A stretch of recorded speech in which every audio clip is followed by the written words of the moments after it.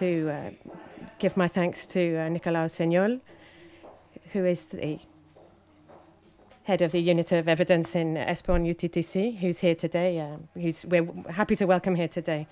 After 2 years of work, we're very proud that the ESPON group, the ESPON project has reached its objectives. Thank you to the hard work and the collaboration, the teamwork from this great team made up of different organizations, academic institutions, organizations, and from more than 70 regions.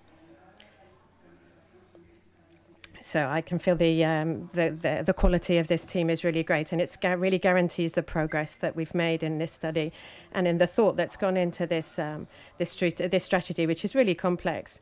This success comes from teamwork, and so I'd really like to refer to the coordinator for this group, Xavier Velasco, who's in charge of the Navrosina project coordinator. Thank you, Javier, for your work and your commitment. The people who are going to take over from me at this microphone know far more about this project than I do. So I'm going to leave it in their hands to explain all the details to you. But now let me speak to you briefly and a few ideas and a few comments that I'd like to make about it. The ESPON program. It's very important for our territorial knowledge. It helps us to help the regions like Navarre to design better policy for their territory.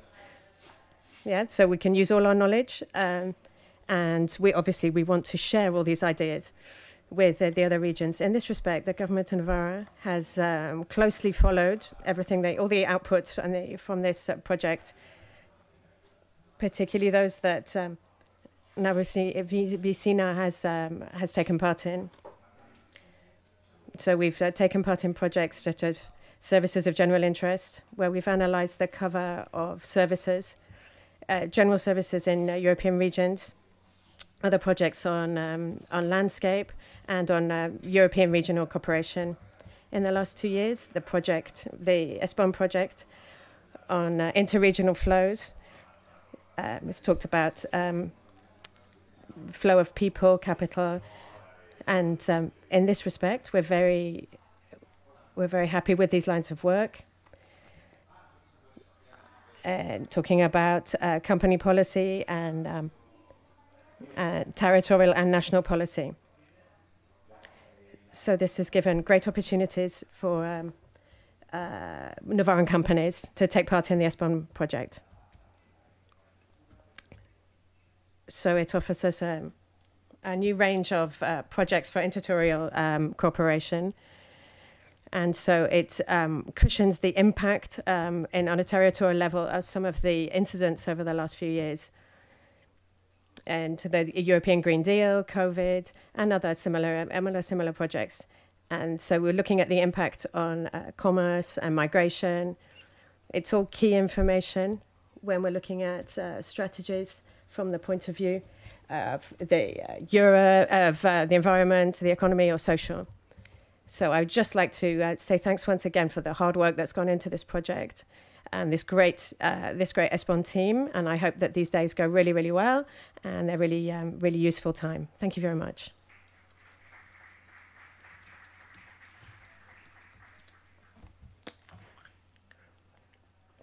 Now we'd like to hear from the project manager, who is Nicolas Rossignol.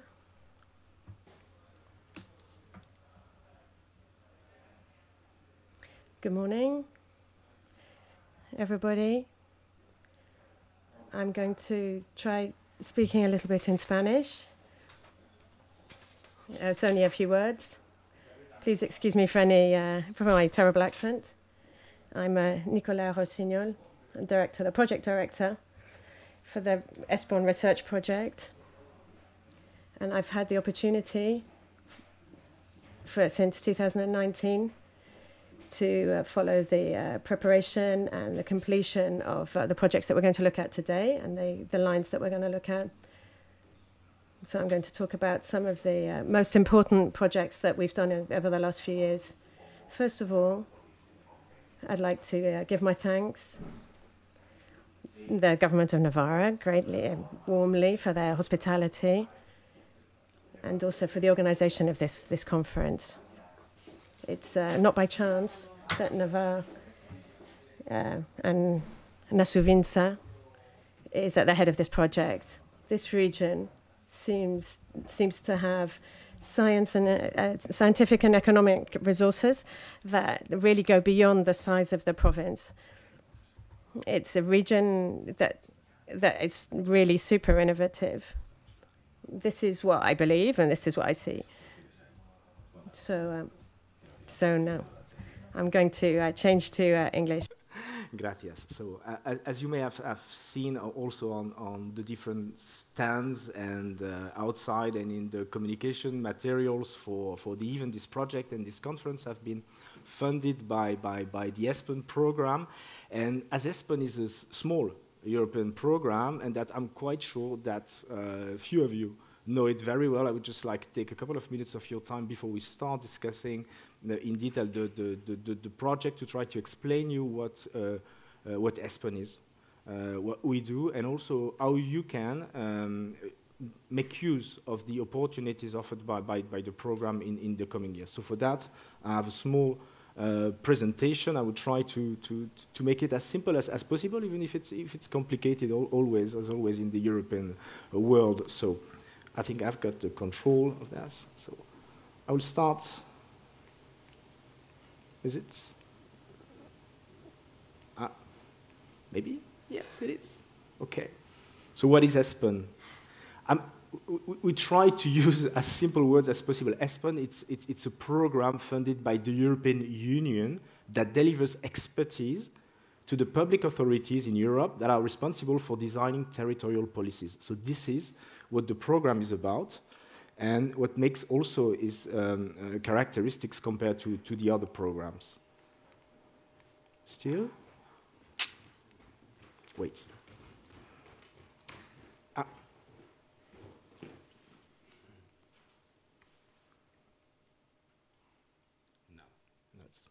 Aquí suena. Okay, maja. Bueno, gracias. So, who is ESPEN? ESPEN, just a couple of words about that. So, I say it's a program funded by the European Union. I mean that we are funded by what we call the ERDF, the European Regional Development Fund, which is our main source of funding, which is provided by the European Commission. But there is a board, and all 27 countries, plus the EFTA, the 4 EFTA countries, are represented at ESPEN. So it means that Spain has an official representative at the board of ESPEN. And we're talking, when I say it's a small program, we're talking about 60 million. I don't know if you know Urbact, for instance, which is another program like us. They are managing a much bigger, something like 100 million euros, etc. So 60 million, it's quite small, but we think that with that, we still manage to provide some added value. And what IRIE did is also a way to demonstrate what the program is capable of delivering.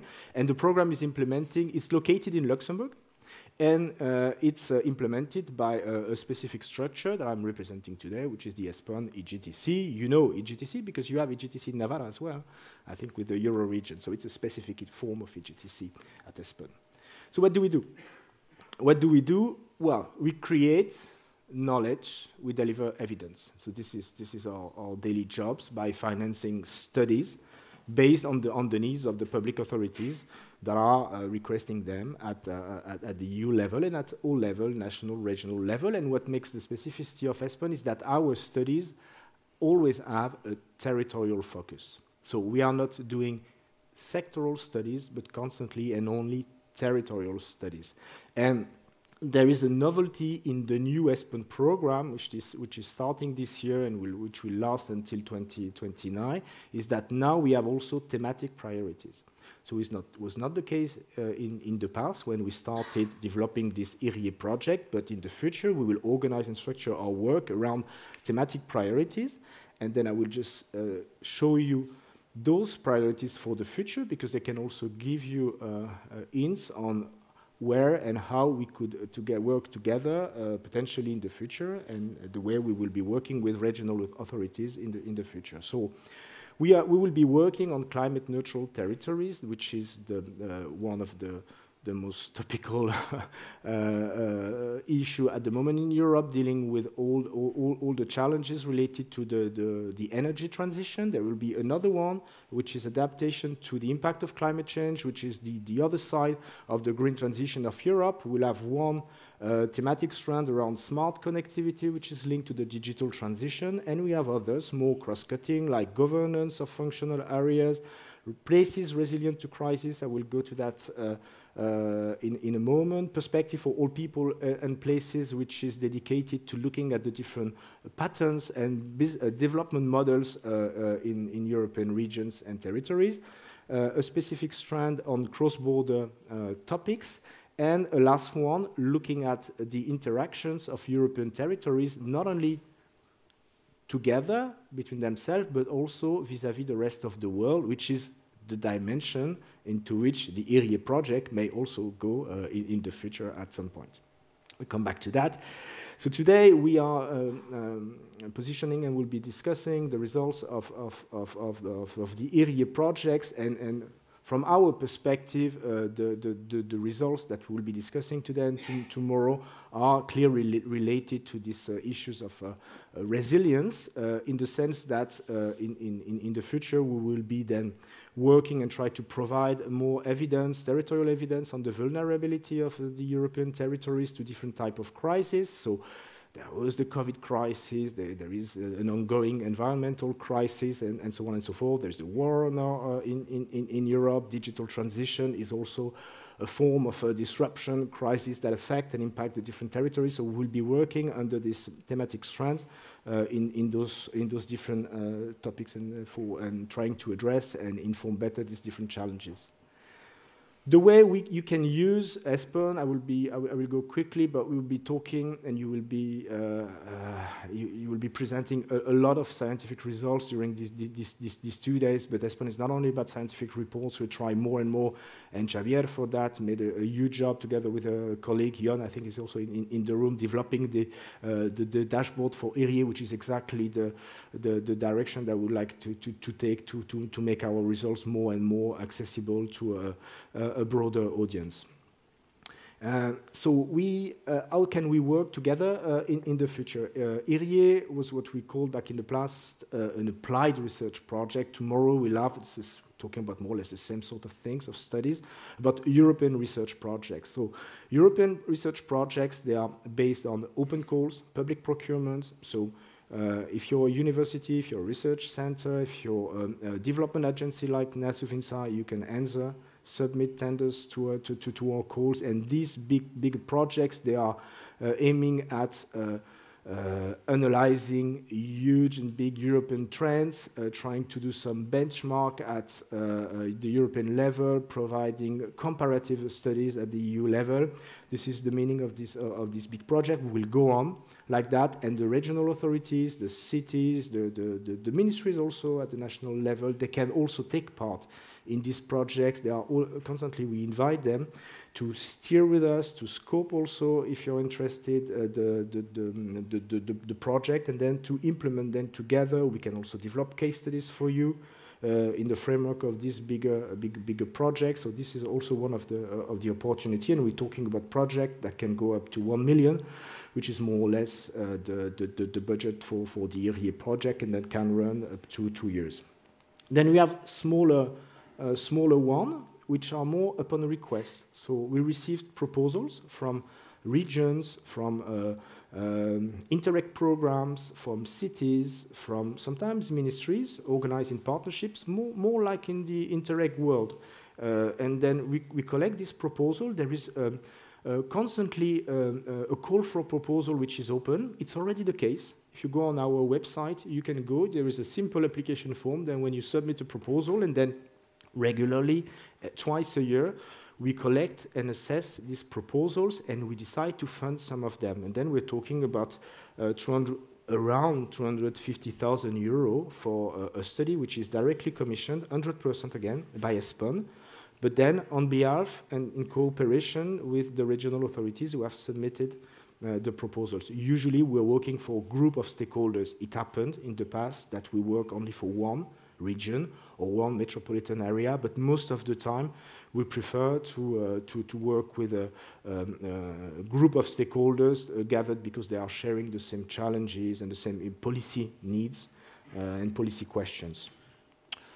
We are working a lot with the, so we are doing studies, but we are doing also more studies, events like today, sort of networking, policy events, trying to present and disseminate our projects. Also, we are working a lot with the presidencies, the rotating presidencies of the EU Council. And next year, it will be the Spanish presidency.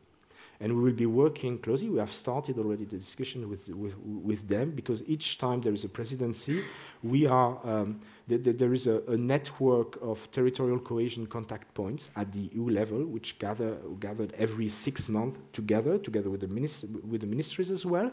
And ESPON is supporting this intergovernmental processes by delivering small studies, policy briefs, support, etc. So we are at the moment identifying together with the future Spanish presidency what could be their priorities and what could be our support to this. Apparently this will be around something dealing with energy, most probably, but you can imagine the topics at the moment.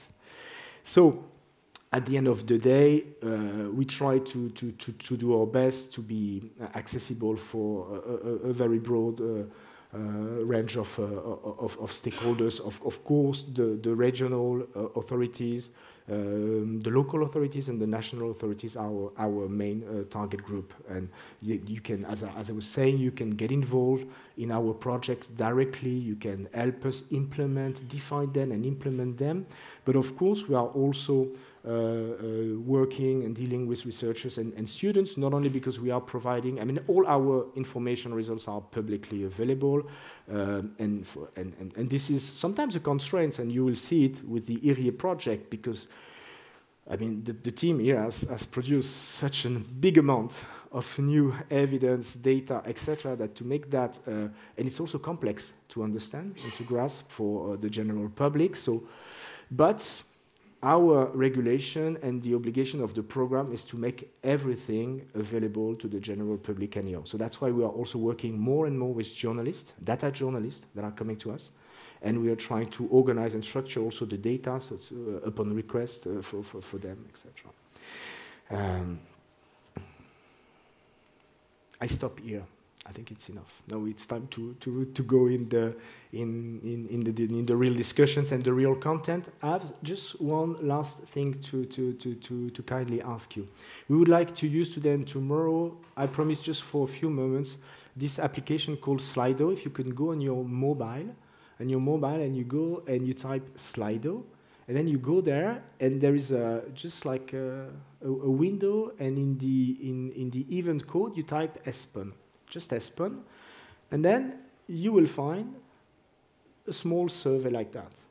And I would like you to try to go and answer this first question, and maybe later today, and most probably tomorrow morning also, I come back with a couple of other questions, and we'll see the results of this. This is also important for us. Okay. Thank you very much. Muchas gracias para todos, and then I give you back the floor, Amalia.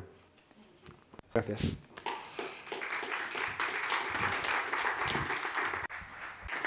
Thank you. We are going to start now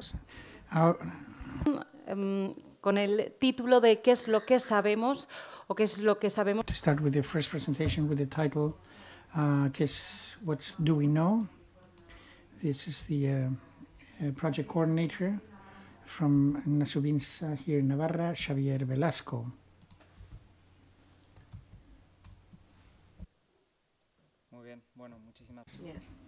Thank you very much. Izaskun and Esponiri, represented by Nicolas. Thank you all who are accompanying us either here or by online. This project has been a major challenge from a technical point of view because of the complexity of the materials being analyzed, because of the lack of data, and this consortium with very strong teams that have worked like a single team, I think we have achieved some very interesting results. And my presentation is a little bit, see if I can manage this.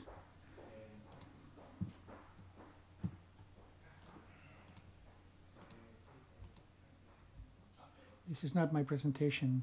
They're numbered. Mine is number 2.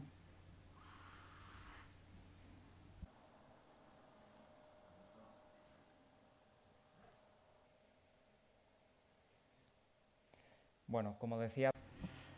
As I was saying, I'm going to summarize, and later I want to focus on some key events.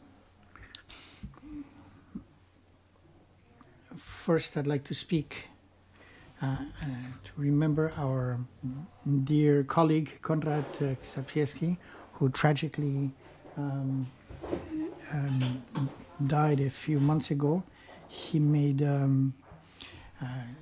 major contribution to the project, and I wanted just to remember him and also express my condolences to our Polish colleagues here today.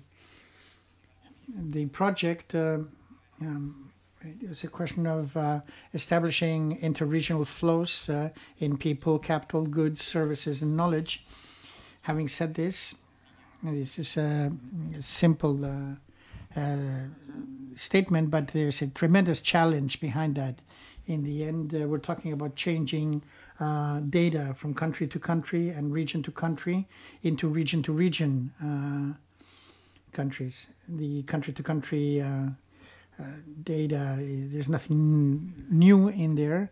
Region to region, we have this tremendous novelty that we have achieved with the project, because we have filled the gaps that we were missing.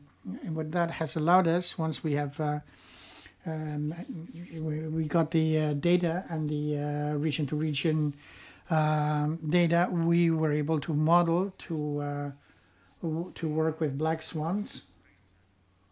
One ends, and we get through Brexit, we get accustomed to it, and then we have the next one, which is COVID, and now we have Ukraine, and unfortunately, and we have the feeling that this isn't going to stop. We're going to have these kind of events, and the territorial knowledge achieved in this project and other ESPON projects are helping us to prepare for these challenges. Outside, there are a couple of computers for demos, and in the hall of the virtualization tools. Everything that you're going to see today and tomorrow is deployed in the project website, in the ESPON portal, and you're going to see that visualization tools can transfer this whole data complexity we have been talking about. Having said this, I wanted to give you 7 key learnings or messages. There's seven ideas where I have, which I think are important. We have in this project where we've had over 2,000 pages of scientific knowledge, really motivating. But I chose the ones that for me were most impactful. The first is that the analysis of ESPON regions gives us the result. 65% of the value added in each region stays inside the region, 16% stays within the country, and the remaining 20% is what is tied to what regions do among them. Now this, if you in the map you can see the distribution when we talk about macro and aggregate data, but when we talk about one thing, but in the map on the right, you can see, for me, that's the first message. The second message is that interregional flows are growing solidly and consistently between regions from 2010 to 2018, 22.5% on average. This is a considerable increase It is true that some are staying and that some are not. This, because of the ties with trade flows, has a tremendous impact. Also because of energy transition, which is key for Navarre, and we're going to be speaking of later on during the day. In addition to that, there's something else, and that is that migratory flows within European region, or among European regions, are actually decreasing. These dynamics of going east to west or south to north is just not, that is not a trend that prevails. The third idea is that there's a network of metropolis. You can see it in the top part of the on the map at the top on the right, which is focused on Northern and Western Europe. But when we weigh by population, we have some additional stories. We see Navarre and the Basque Country in Spain, Scotland in the UK, and Iceland. You have small regions or countries that are relatively small in the European in size, in the European context, but which are very important in terms of flows. And we thought that this was an interesting story to share. Fourth, we can talk about the vulnerability of regions. In the results, project results, we have been able to identify those regions that have are exposed to a single flow instead of having a balance of various flows. Some regions are extremely dependent on the flow of goods. Other ones are exceedingly dependent on migratory flows, and other ones are balanced. We think this is very interesting because particularly because there's a rule that peripheral areas are like single crop areas. It's not the case of Navarre. In spatial concentration, there are certain regions that have relations with very few regions, and there's some others that have relations with many different regions. The more partners you have, the more resilient you are. And that is what's reflected in those maps we can see in on screen. The fifth idea, we have worked with scenarios that give us the idea of a potential future that allows to see the this has been thanks to the input of the Euregio 2017 input update tables. For the example, the war in Ukraine, we have this estimation that the drop in this scenario might be 2%, with a loss of about 4 million jobs, and that inflation would rise about 3% compared to pre-war rates. And this has been overcome, but because of the new trends, all of this changes at a speed, an incredible speed. Here, in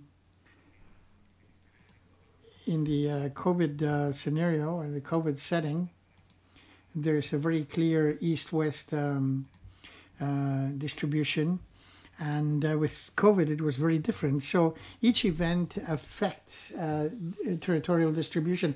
That is why it's important to work with these aggregate figures, because even within countries, you can see that it's not the same case. In France, it's quite clear. The Paris region has been the most impacted by the war in Ukraine. And this could have been hidden working at a country level. And the last idea, and this is the end of my presentation, I hope I didn't take up too much of your time. When it comes to policies, these ESPON projects do not just seek to amass knowledge, but they want to be useful for public policies and territorial cohesion policies. And here we have messages that come out of the project, which we'll be talking about tomorrow. I see these conclusions, and I think that Navarre can truly identify with them. Our strategy should be considered what the funds are going to be used for. It's something that requires thinking, planning, the importance of neighboring regions.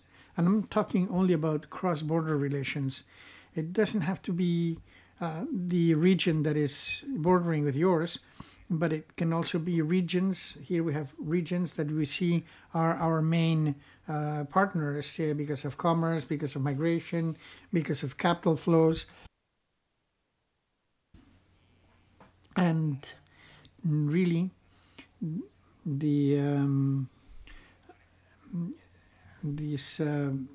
have the sessions we're going to be talking about today and tomorrow. We can clearly see peripheries, even within countries that are more vulnerable and have to be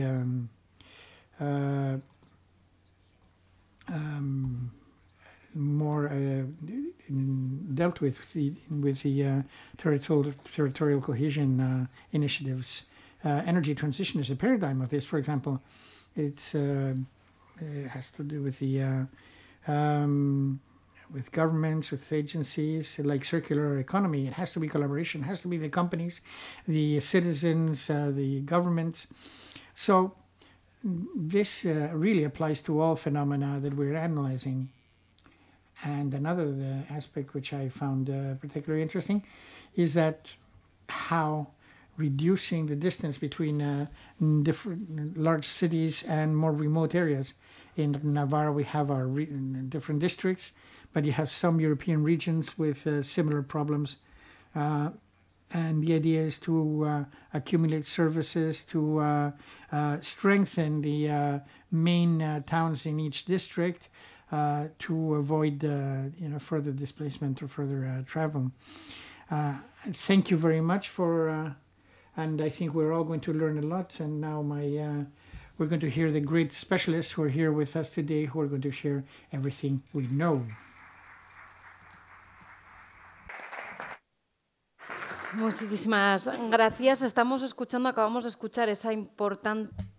So we're going to listen to how important it is to relate between the different regions. So like Xavier said, we're not just thinking about specifically about Navarre, but it applies to us perfectly. So he's talked about the case of Navarre, the Basque Country, as examples of these regions which are standing out to a certain extent in this relation. And that's exactly what we're going to talk about next. Yeah, Egaki Ato, who is going to talk about, who's from the Basque Center for Climate Change. So,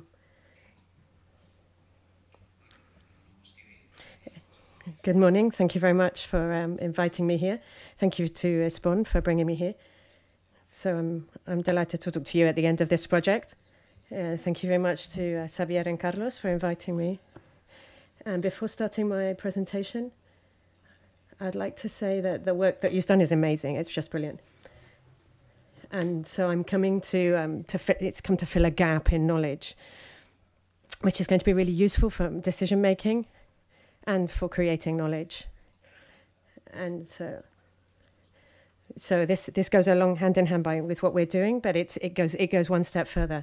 What I'm going to present today is a job that we've been doing for the last couple of years for the Basque Statistic Institute, in which we have been looking at how the Basque economy, in terms of supply of goods, and the role that it plays internationally in the Basque economy. So this is a little bit how we're going. I'm going to give you some context for this work. So I'm going to present the methodology and the data and the results and the conclusions. Look at and link it with the work that you've been doing that we're talking about here. What's the context of this work? Well, we all know that in the last few decades, the last 50 years, the world economy has changed a great deal. There's been So there's been a great increase in, vertical economy, and there's been lots of changes. So there's been an increase in value change. It's become much more important. So there's more interest in knowing the indicators for these phenomena, to analysing the effects of these trends, particularly value change. So usually, historically, there's the international trade statistics gave good information. They talked about to what extent the increases in exports indicated greater profit, greater economic development for the exporting countries or regions. But over the last few decades, it's not such a great indicator anymore, because we've got a lot of increase in intermediate goods. So a high level of exportation doesn't necessarily mean that the international trade has a high impact on international trade. So in the Basque Country, the ratio is 65%, of GDP, but it doesn't necessarily mean that the exports are actually 65% of GDP. They're the value of what these products were beforehand, but then we lose that value through intermediate exports. So we lose it in petrol prices, for example. So the exported by the Basque Country to the United States is the value of crude oil. So part of that value is the value of the crude oil of their Basque Country, imports from Saudi Arabia.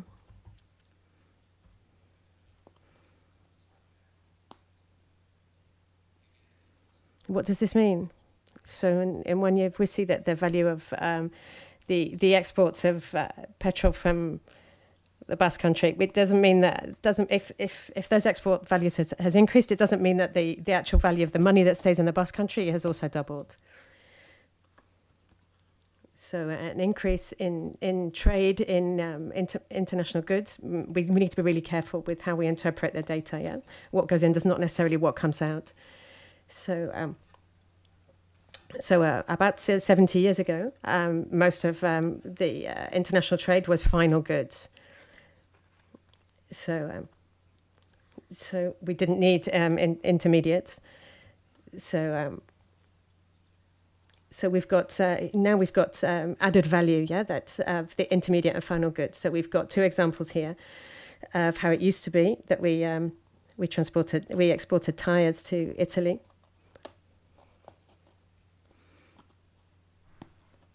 So before we were looking at vehicles and tires and vehicle parts. So that's why the international trade statistics now need to be interpreted differently in terms of value chains. So they need to reflect the real impact of international trade in different regions, and the role that is played by these chains of value. Not only in regions but also in sectors. So in the last few decades, and with the proliferation of international intermediates, so we've got the fundamental concept of trade, value-added trade, value-added exports.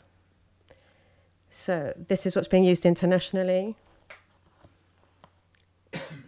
And so we're going to look at how this affects the different chains of value. So how are wealth and employment supported by international trade in the Basque Country? So in Vitoria, we've got a Mercedes factory. So we export this final product.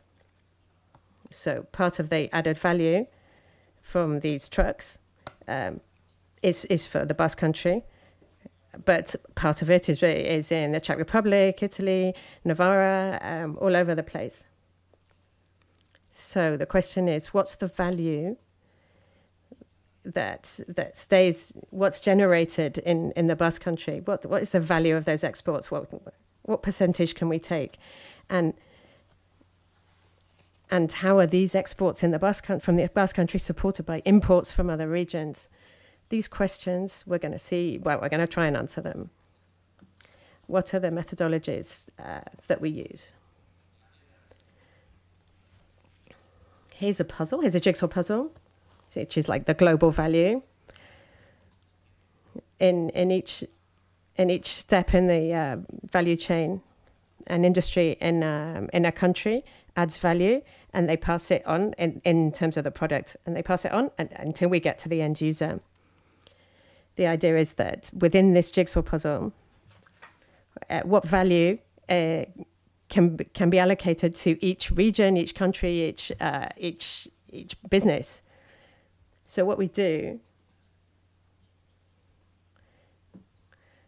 so we break it down.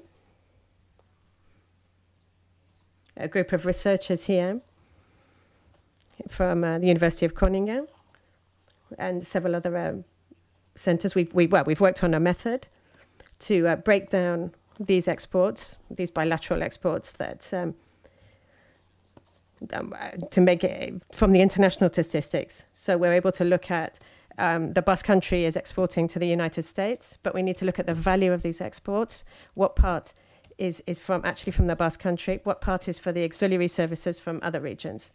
What part is the crude oil that is imported from Saudi Arabia, et cetera, et cetera. So this method that we've developed is to break down the value of these exports into little pieces. So there's three big sections: the part that's domestic, the part that's imported. So there's the petrol, and there's another point that's normally much smaller with double counting. It's the value that crosses the border twice. So Basque Country exports to Navarra, and Navarra produces part of the supplies and then sends it off to Germany. So it crosses two borders. So there's going to be part of the value that goes back to the Basque Country and part of it to Navarra. When we export this final vehicle, part of it needs to be allocated to Navarra. So this is what our method does. So this is how we explain our methodology. We also have some software, a tool that allows users to break these figures down. And in this breakdown, we do it by country and by sector. So the exports we can do in lots of different pieces. And we distinguish between the domestic added value in exports and the added value from Basque engineering industry, which is allocated to the metalware industry, other industries. The final demand for France to export vehicles to Germany. So we can look at all the different aspects of the value chain. So we can look at the added value of the plastic market in Germany. So then it ties back to France and the Basque Country and so on and so forth. I'm not going to go into fine detail here, but for specific questions which might interest you, to look at somewhere like Ukraine, which uses a specific product, like electronic products, for example. So this is more or less what we do. We create a series of indicators, 8 indicators here. And from there, so this is a little bit the information that we have, the input-output table from 2015. It's multi-regional, 65 countries and regions, and 36 industries. So this is a starting point. And what we want to do is put the data from the Basque Country into this table. And so we use the input tables for the Basque Country and international trade, export, and import figures. So we put that into the output table. So we look at the origin and destination countries. And what we did was take the rows and the columns that represent the industry in Spain, and we looked at and we divided it into the Basque Country and the rest of the country, and then we could apply our method and calculate the figures for us for our value chain. So a few results. So this is the breakdown of the value of exports for 2015 in the Basque Country. Yeah, 42,000 euros. Yeah, so it's 65% of the GDP in the Basque Country. But really, what is the real value that's staying in the Basque Country, as we explained earlier? So we can break it down into 3 components. So more or less half of it, 21,000, is added value in the Basque Country, and 20,000, the rest of it is imports. So the oil from Saudi Arabia, for example. So basically, for each euro that we export, 51 cents is added value for the Basque Country, 48 is for the regions, and what's left is non-content, double counting. This matches the results that Xavier was talking about. This 21,000 euros is the 31% of the GDP. Yeah, so this is the rest of what you were talking about. Yeah, 32% is the added value that is coming back to us. These indicators we can. So we can look at these exports in terms of added value, and also in terms of the factor content, in terms of jobs. How many jobs are being generated in terms of this money? So 30. So we can look here. It's 34% employment in the Basque Country. So to withstand these exports, yeah, we're also generating jobs abroad. So our imports are more intensive in jobs than what we're contributing to the value chain. So there's 1.6 jobs generated abroad for every 1 job in the Basque Country. So if we can talk about this also in terms of countries. So before there was the IDIM database it didn't exist before, and we couldn't look at things in terms of countries. But we're hoping to be able to break it down by regions, thanks to this IDI project. So in the case of Spain, we've got 44% of Basque Country exports are to the rest of Spain, but we don't really know where that goes. It goes to the rest of Spain, but we don't really know what's happening to that. We can also see the ratio. So we can see the part that's domestic, where it says rest of Spain, and the rest of it is imported from other regions in Spain. And so more or less, depending on the type of country and the type of product, these ratios are different.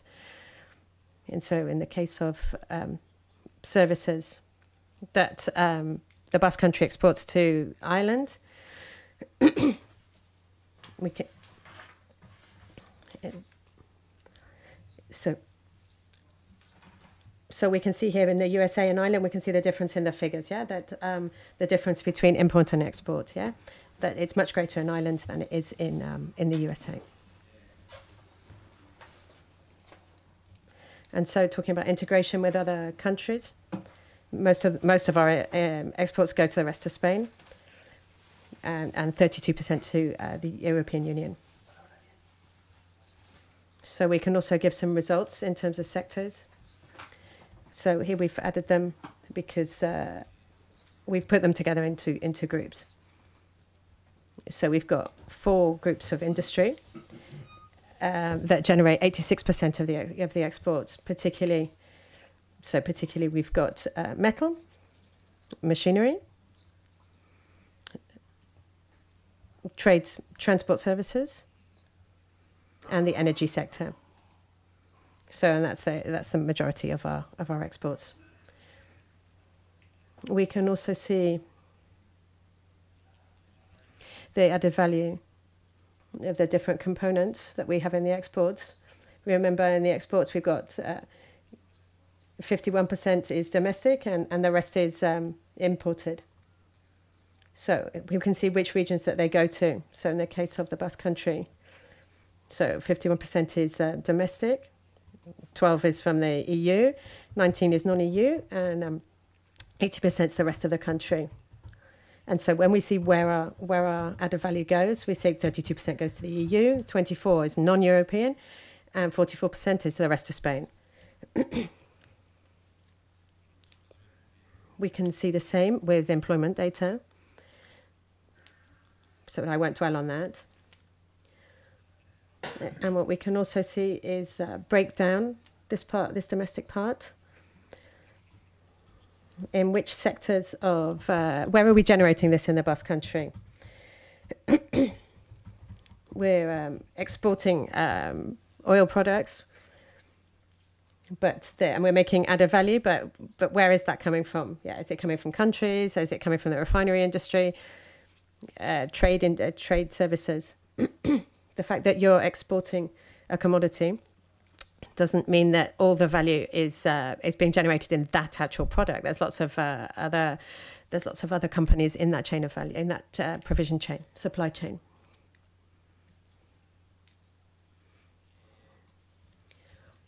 This is the destination of the added value in the Basque Country and the employment, which are more or less the same by destination of exports.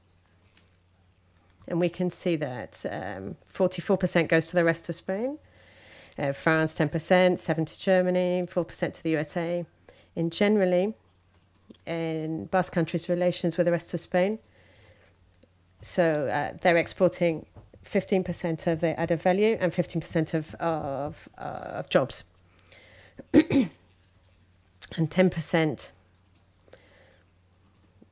we're talking about the GDP and the Basque Country.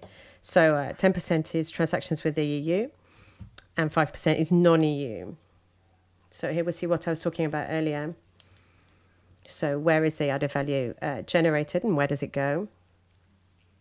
So 21% of the added value generated by Basque exports is basic metal and non-metallic other products, the metal industry.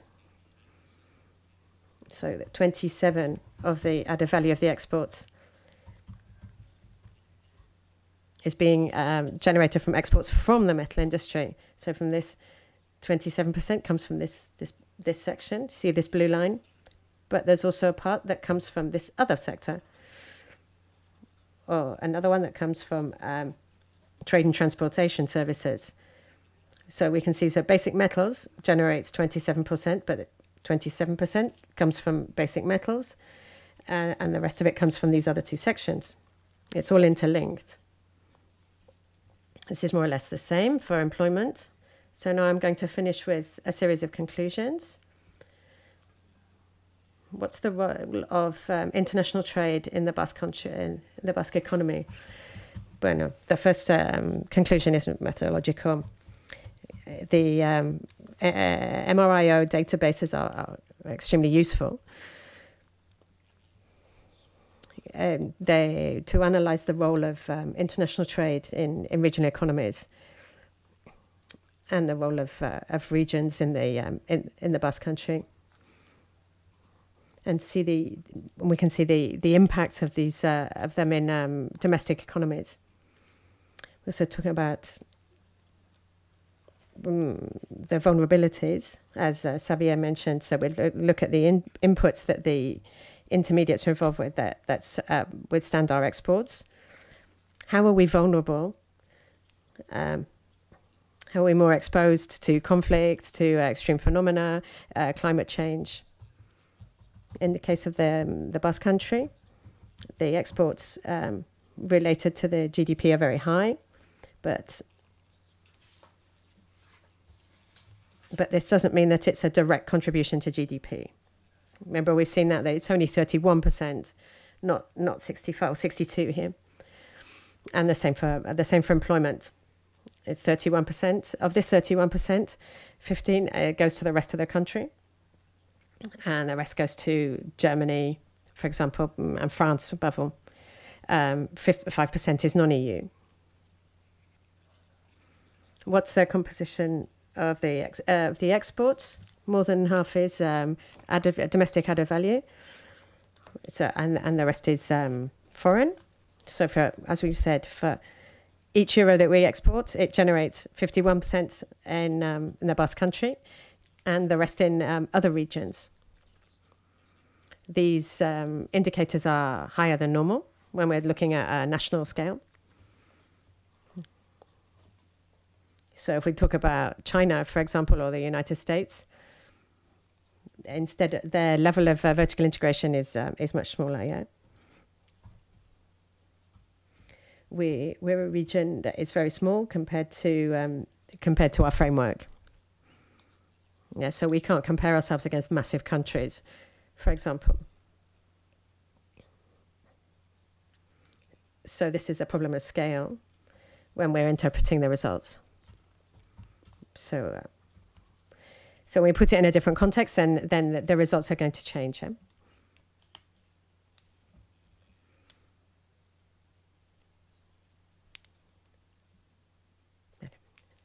So I'm going to go to the last slide, which is probably the most interesting for us to talk about.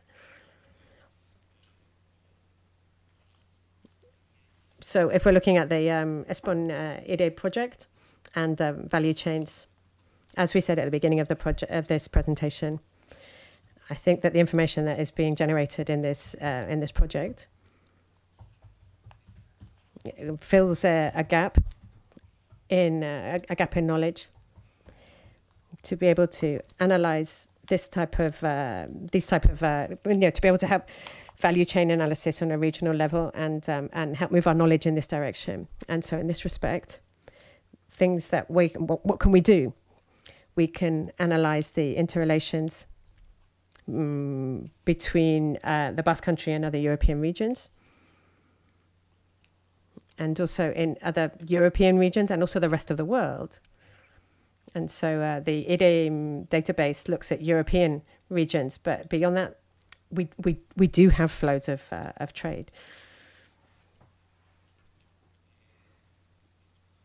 So this is one of the things. So another thing is to look at niche areas to capture more added value. So we need to identify the value chain and see where we can generate more value. How can we work as a region to capture more added value? And another interesting aspect, to look at synergies between different regions and how the regions around us need the products that we're making. And finally, identify the vulnerabilities we have to disruptive events. Yeah, how vulnerable are we to these events, to climate change, etc. So I think I've stayed within my time. So that's all from me. I'm not sure if you've got any questions. I've done it so fast that it seems really short.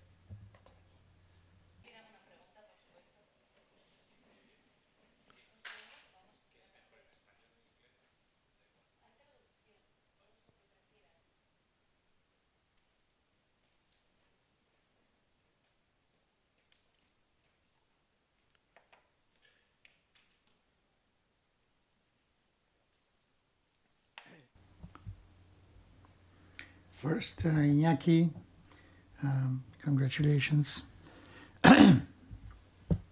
Those of us who have been in the IRE project realize that your presentation fits perfectly with what we've been discussing for the last 3 years, and we hadn't really prepared it, so it just fits in perfectly. It's a perfect description.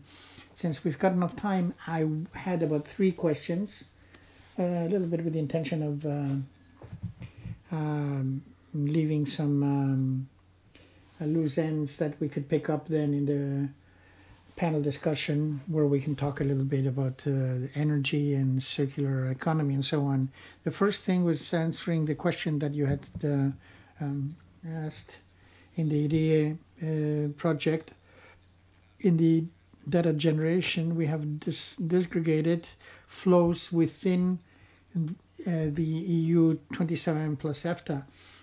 And when it was possible, what we tried to do was close with the data of region, country, or region world, where those figures existed. Sometimes you don't have the figures for example, in railway transportation, you don't have that. But for EU Regios, you do have it, because since we have worked on EU Regio 2013, that's the framework we have used, and we have adapted it to Figaro. Each flow region or region is afterwards is fed with by other region and country. We have Russia, we have China. So in the end, we add up to Figaro. I don't know if I answered your question with regard to that. Now the questions I had. This is really interesting on region to region level. Now we have the interregional tables. One of the things that we could produce, the scenarios that have had time, but there are questions that we still have to answer. For example, when we're talking about global value chains, and we started the project, everybody talks about global value chains, and then at the end of the project, everybody's talking about shortening global value chains, so we have to shift the project a little bit. So we talk about shortening, and I'm asking you as an expert in global chains. We saw two different discussions. One of them was the shortening in the sense that you're reducing intermediate steps traveling through the world until you generate the final flow, and then a dimension, if you wish, of a climatic context. I want to bring my suppliers closer to the final market. If there's a compatibility between reducing investments and reducing emissions, if this is compatible with not losing too much efficiency, that's the question. So since we have a more detailed origin and destination, we can have the kilometer in each component, so that you can also deduce the footprint of the global chain. The other question or reflection. Now, for example, we're in this debate about energy, the energy shock, and the issue of inflation, and we can see, and we don't know that if well-found or not, electricity as a final product is rising tremendously, but that's because the main input is going up, which is gas and oil. Now, to what extent, with the tools of those tables, can we also say in the field of inflation on how the shock that we're transmitting to your imports is then being transmitted to your final product, and how that has an influence on the added value? And that's all I wanted to say for now. Thank you. Thank you, Carlos. With respect to the database, you said that you used FIBA when we, Figaro. We didn't have Figaro, but now we would do it with Figaro. And in fact, in FC3, we have in contract with a new research center. We're taking extending the Figaro tables to more sectors. I think Figaro has 65 sectors. We're going to up to almost 200 sectors, and that could be interesting. I don't know in what measure that's going to fit in with the international trade data you have, but it could be interesting, particularly thinking in the idea of the circular economy panel discussion this afternoon. To talk about circular economy, you have to get into much more details than those 65 sectors. Well, here there were actually 35, and it's to reduce to when you want to identify circular economy strategies and symbiosis between among industries. Figaro is going to be there. It's going to be published in January, and it's the JRC. It's going to be open access, and the JRC is going to be managing it. So it's an input-output multi-region table at the country level. You're going to see employment, emissions, energy consumption, which for certain types of analysis can be really useful. With respect to the shortening of value chains, well, that trade-off between efficiency and fighting against climate change and also reducing vulnerability to external events we've seen after the pandemic. And we had no controls on microchips where the production was concentrated in 2 countries in the world. So we're highly vulnerable to that, to disruptions disruptions in the supply chains. And maybe the optimal thing might be to delocate and concentrate, but in the medium term might not be the best strategy. So you always have that trade-off between vulnerability and efficiency, and then also you have climate change. Obviously, if we want to achieve the 2050 goals, what we have to do is reduce the emissions in the transport section. And the electrical sector is going to be relatively easy. And our Achilles heel is going to be the decarbonization of transport, and particularly transporting goods. It's not a question of shortening distances, but also transporting in a different way and doing another kind of logistics. And this is where we have to think about in the future. How can we how can we move goods in a different way? You were talking about the prices. Well, here we have two parts, particularly in the energy prices and electricity prices. I think that the models, the multi-regional models are useful. How changes in input prices can be transferred into the final outputs. But here, in the case you were mentioning before, you need a prior step and see how those prices, electricity prices, are fixed. Because if you go into an input-output model, it's going to go to the medium cost, not the marginal cost. So we have to calculate outside an input-output model, and then from there we'll see how the price moves through the supply chain to the end. And another aspect is the pass-through.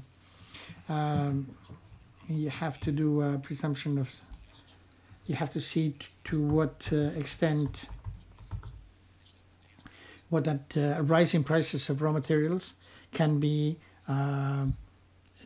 translated to along the value chain, or if they're going to reduce profits. If they reduce profits or salaries, there's no inflation. Other problems might happen, but what we're seeing is there's a lot of pass-through. And it's not the pass of electricity in Spain. So there's a lot more but I do think more static models of input-output are more useful when it comes to analyzing the changes in prices. I don't know if this is what you were referring to. I don't know if there are any other questions. Hello, good morning. Andrea Conte.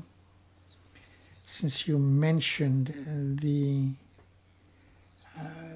RTC data, I wanted to speak about the regional and national aspects. Both informations that you're providing are correct. even the databases were different. The basis Carlos is talking about of integrated input-output at the NAT2 level for all European regions, which was developed in the context of the city. And it was developed in connection with the PBL, which was not linked to official Figaro statistics. The work you have done, Carlos, is very important when it comes to contacting the regional and associating regional and national. The work of José Manuel and the colleagues is starting from the nation, and what we're trying to do in the framework of a new organization, which we have had, particularly in the data from 2017, and also at Figaro, which is the official statistics, is to integrate the regional and national dimensions. Then we have the possibility of giving the research community figures that are coherent. The experience that you have had in this project, in this fundamental aspect, for us too. So when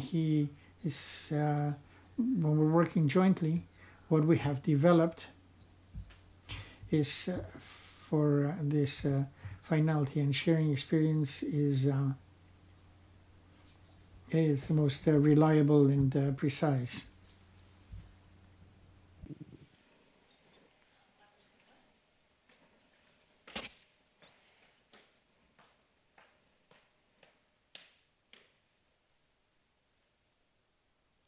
Buenos días. Morning. Thank you for your presentation. I'm not an expert in these areas, but I wanted to ask you, Navarre, you gave the example of Mercedes, of Vito. Navarra has the Volkswagen Polo.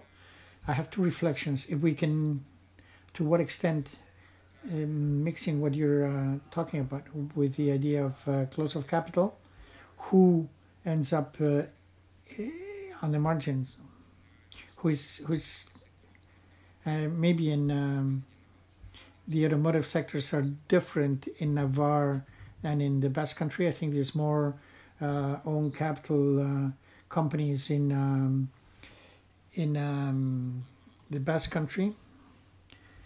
And the second thing,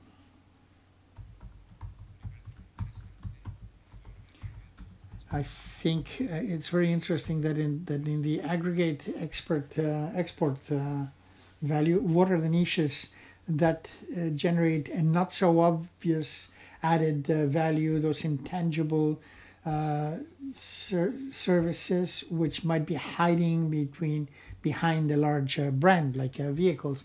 Maybe you have points where we could find regional strengths which are cross-cutting and can supply or can support other sectors, and a region that wants to improve its diversification against risk in different sectors. It could be a good basis for diversifying the economy in high added value.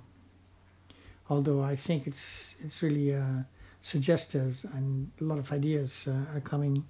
But thank you.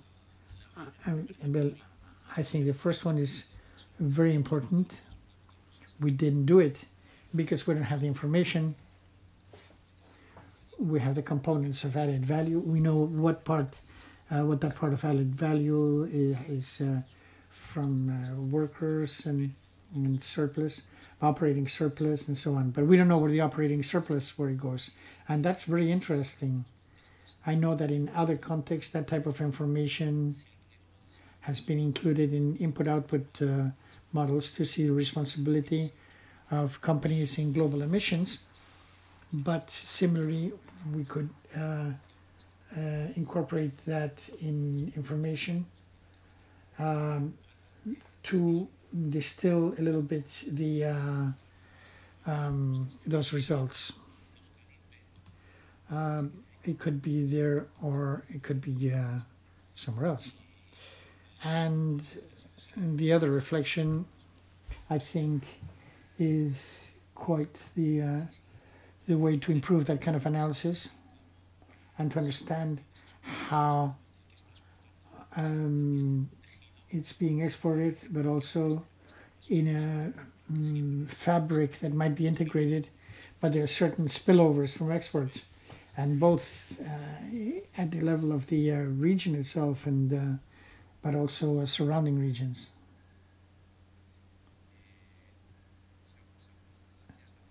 As you were asking that question, I was thinking in this project, many of us are wearing like two jackets because we have the project and also the academic, two hats, the academic hat and the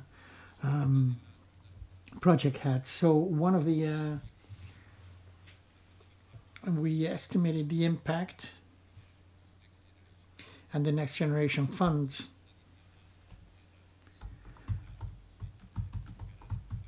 to when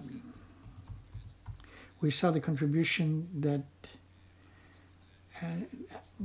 Gassenbacher and Barlow in the Journal of International Economics in 2022, they calculated, once they had calculated direct and indirect effects, they arrived at the income level, and with the country-country model, they used the matrices, the FDI matrices of direct investments and remittance, which is to,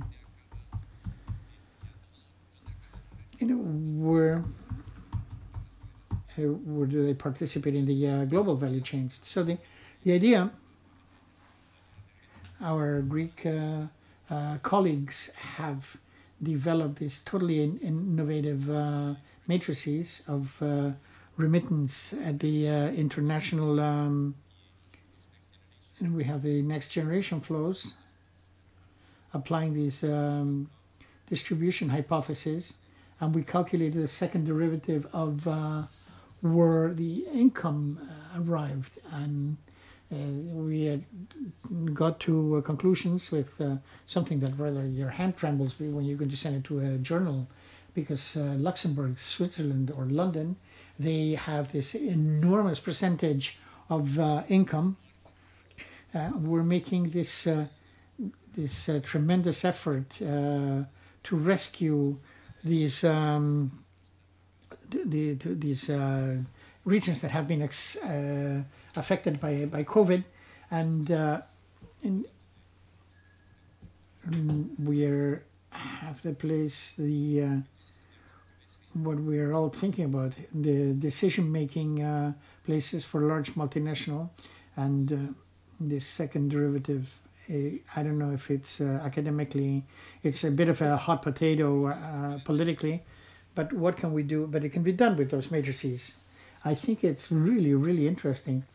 And we're reflecting where I work and on the idea of the taxes that are being applied on electricity companies, the extraordinary profits of electricity companies. But where are those profits going?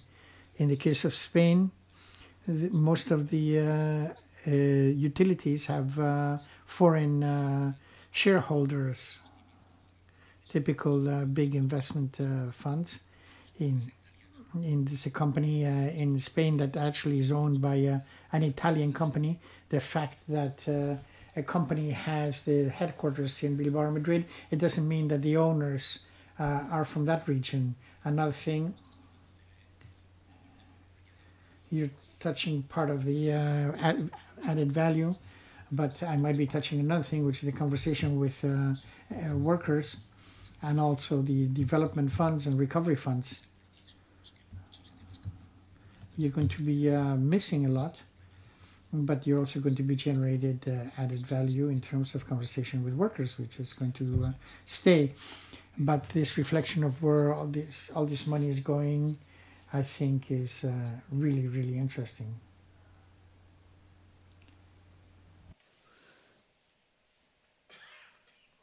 Ninguna cuestión más, Iñaki. Well, if there's no more Quinty, Iñaki Artur, researcher at the Basque Center for Climate Change, let's have a hand. Now we're going to have a coffee break. We'll have time to settle, to see all these debates and cross reflections. We will come back at about 11 o'clock for the next talks. So I'd like to invite you to go outside and have a coffee, and I'll be here if you need anything.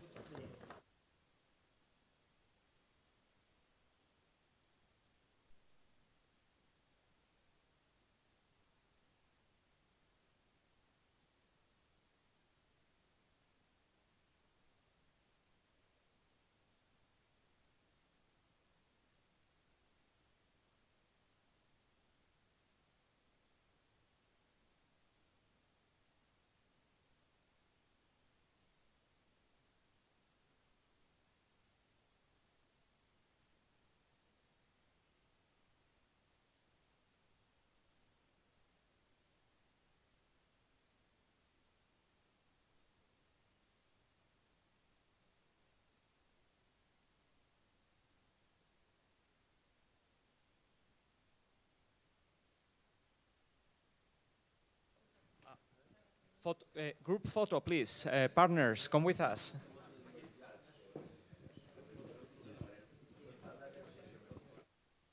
Excuse me, the speakers come to the stage because we are doing a photo of group.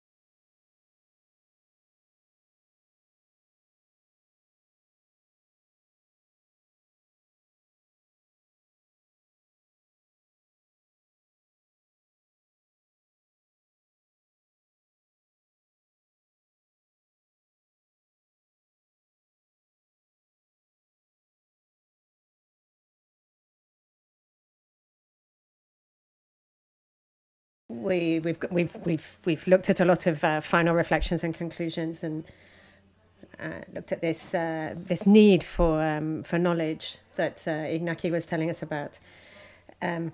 But what the project provides us, which is knowledge. So now we're going to look at it step by step. Yeah, we're going to analyze the flow of goods and services and passengers, capital. So we're going to go in parts and look at and find detail at these conclusions that we've been trying to capture. And so for what we've been able to see. So now we're going to talk to Carlos Llano, who's the director of the Interreg project. Here we go, Carlos. For giving me the possibility to share with you part of the knowledge that we have generated in these amazing 3 years with COVID, with so many things going on. I'm really proud of sharing with you this material. Voy a continuar en español simplemente por... I'm going to continue in English to make it easier for most of the people who are here who speak Spanish. So now we're going to look in fine detail at each of the flows. So we're going to start with goods and services, mainly because this is where there's most knowledge. But where it's been necessary to make an extra effort to construct a base to generate models or update models to be able to make simulations. So here, the work that I'm going to present here has been put together by a wide-ranging team in Madrid and in CEPREVE. And basically, I'm going to focus on goods and services. Each of these 2 areas has been a specific exercise, a particular product and particular progress. So as Xavier was talking about beforehand, we need to know where we were before this project started and where we are now. So if we're talking about goods and services, the flows that we've had, if you look at the Eurostat website as the official information from the EU, so if we look at trade goods, it's the only thing that we know that crosses borders and that thing we know the most about. So we talk about the flows of goods, and we talk about national borders. So country to country, France to Spain, Spain to Portugal. So we've got regular stats, annual, monthly, but we know almost nothing about territorial breakdown. So there's been specific information from specific projects, but there's not been like a really exhaustive database that can give us this other dimension, such as Navarra. Yeah, like Navarra's trade with Aquitaine in France. So this was the main objective of the project. So if we're talking about goods, this is what institutions have done, and services, nobody's gone there. Yeah, we've got no information about it at all. So we're going to talk about the method, which is much more complex. So if we're talking about goods, so we can resume what we want to call this. It's like a Swiss knife. Yeah, that it's got lots of facets to it. It's not just one information on flow of services or goods, but several alternative tools which are complementary. First of all, we're generating a pan-European database, which with 197 regions, which is the EU 27 plus Norway, Switzerland, and Iceland, and Liechtenstein. Yeah, so it's a huge number of regions. These countries are not normally considered for international analysis. The idea is that all the databases were uniform for a particular period of time, and that they all covered the same geographic level. So we're going to talk about LUTS II, NUTS 2. So the big new aspect of this methodology is we're talking about a frame. Yeah, we're talking about the distribution of all the modes of transport, not only road, as we saw in previous works, but all modes of transport. So we're not only going to look at aggregated data, but we're going to have the maximum data possibly. So it's a good survey database. So there's no hypothesis beforehand. So we're taking all the surveys that there are, pan-European, and we're going to work with all of that. So it's a massive amount of data. And that's really important. So this is the configuration of what we're looking for. Additionally, we want to show that this is what right now is possible, the maximum that's possible in Europe.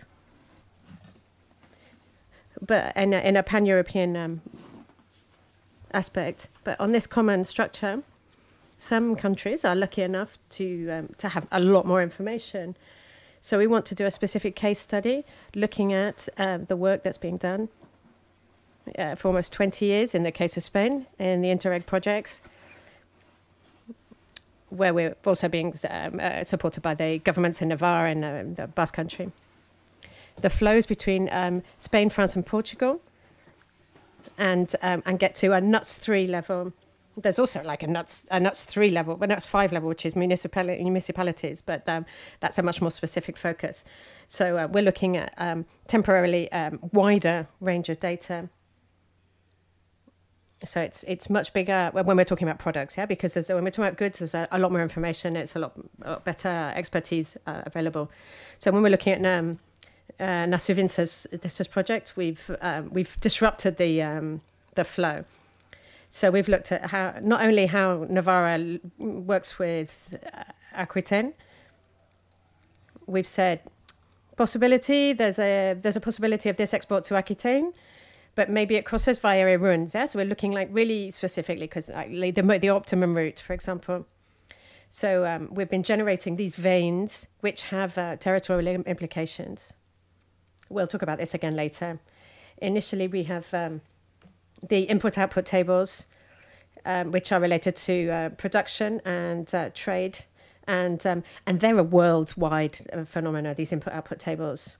So it gives us a vision of the world where one of the parts, the 297 European regions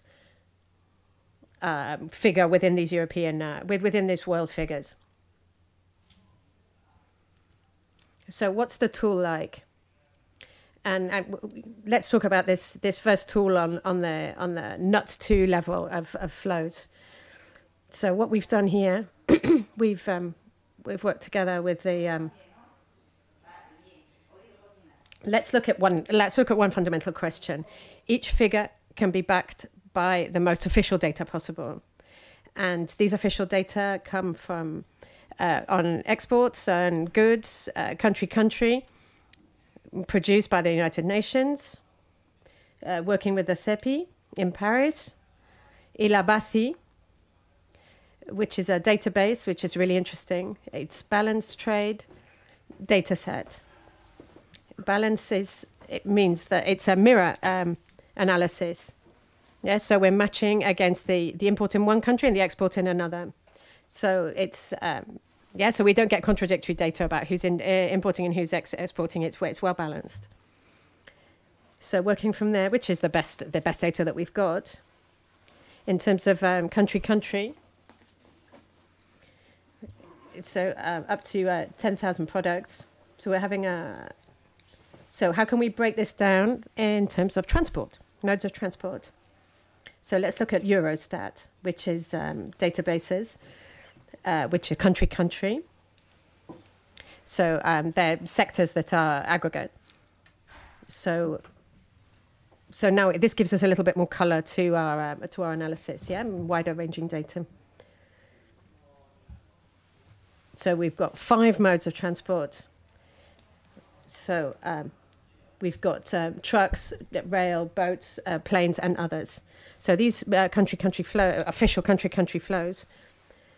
So now we're going to distribute them territorially between regions by the transport-based tools from Eurostat. So the biggest one is by road, because we've got 14 products here that it's been categorized. So we break that down for each year in the European space. The trend flows don't have the details per product. The ship ones neither.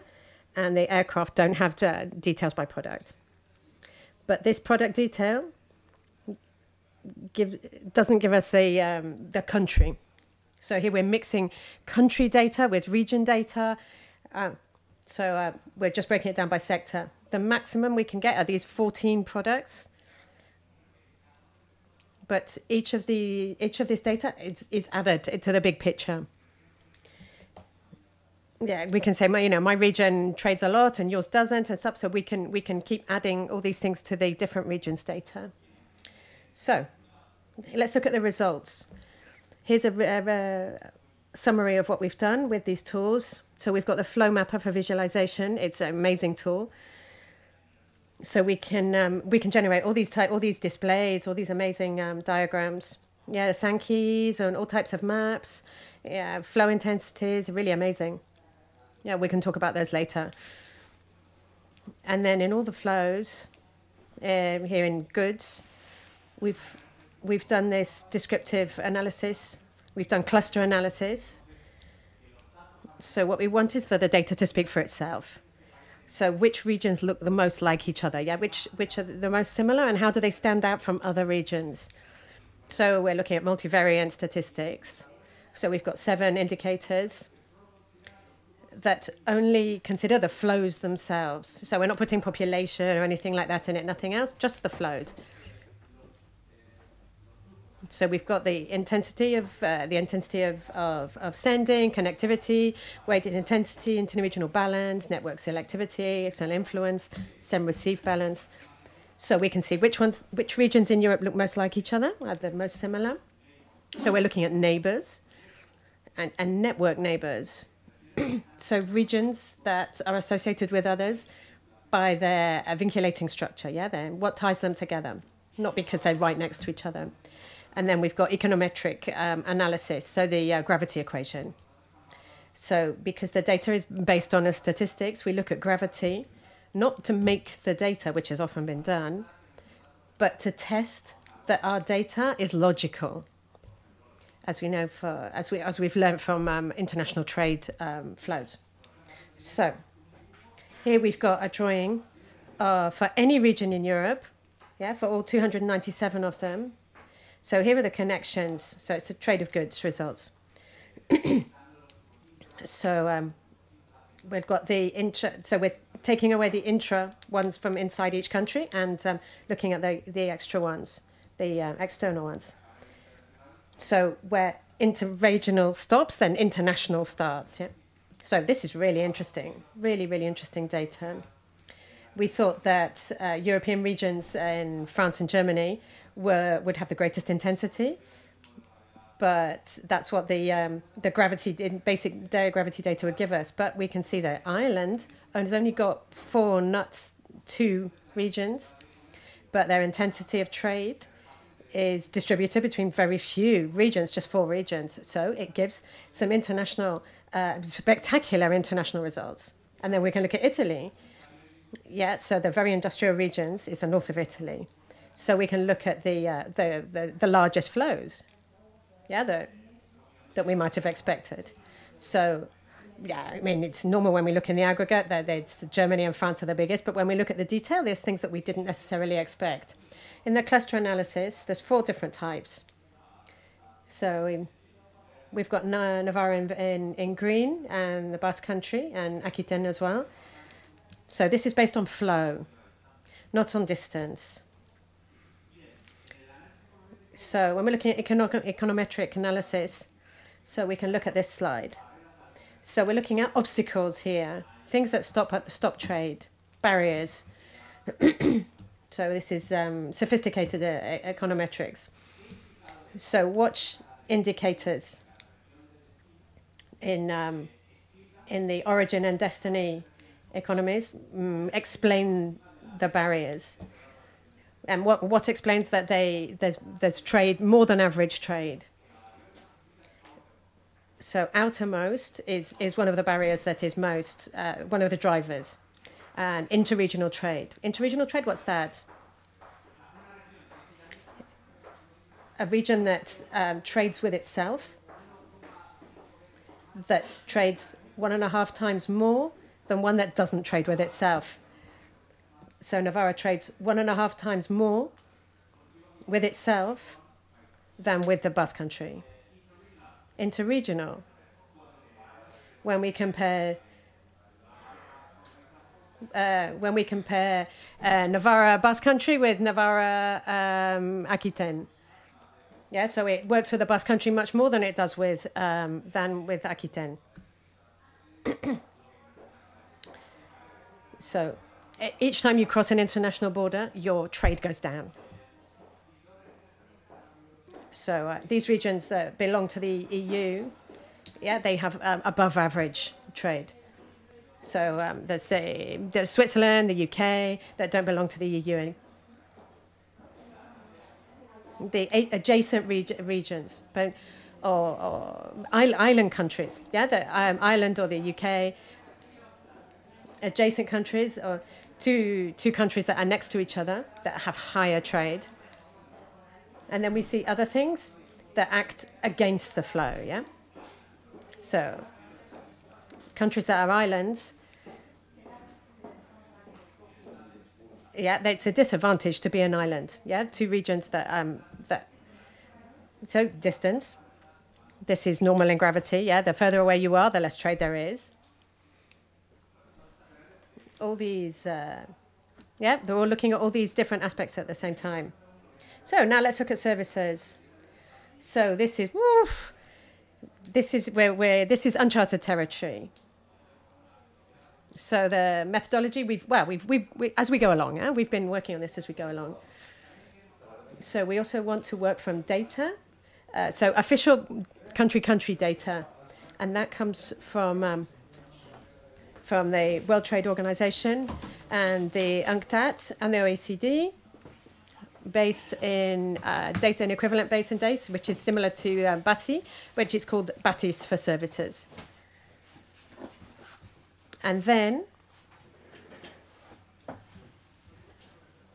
so we're looking at a reference point for how much one country trades with another, but we've got no idea about how this works within a country in terms of service sectors. Yeah, and if you don't get it right, you're going to make big mistakes here. So we need to look at macro data to have this broken down data within a particular country. So this is the official frame of flow, country flow. And now we need to regionalize it, yeah. So in the same way that we've done with goods. So we're looking at how regions move goods from region to region, and now we need to do that with services. What conceptual category can we use that's similar to mode of transport to give some to enhance this data? So the world of services is really interesting. It's not the same as a product that we sell a car. It's a lot easier to work with that data. A service isn't that easy to quantify. So there's 4 different ways of giving a service. 3 of them are based on a balance of payments, and 1 is on trade. So we're going to look at 1, 2, and 3. Mode 1, Mode 2, and Mode 4. What are we talking about here? Mode 1 is cross-border provision. So this is associated with online or phone, internet, those kind of services that are provided. So I use a travel agency that's in London, for example. Yeah, if I want to travel to London. So this is a service provider is British, and they're giving a service to me, and I live in Navarra, and I'm going on holiday. Mode 2 is consumption abroad. We identify this with tourism. It's more than that, but so when you cross a border, yeah, you see it as a goods. But that's only mode 2. So mode 4, producer presence, yeah? This is, for example, an architect or Shakira or a singer, sportsman, an actor who goes abroad to put on a show, and then they return. So they've given a service, yeah, because it's the service provider who moves temporarily. And then the ugly duckling here that doesn't come into the statistics, the official statistics, because we should really be giving it more emphasis, is mode 3, which is commercial presence. And we're talking about transnational firms here.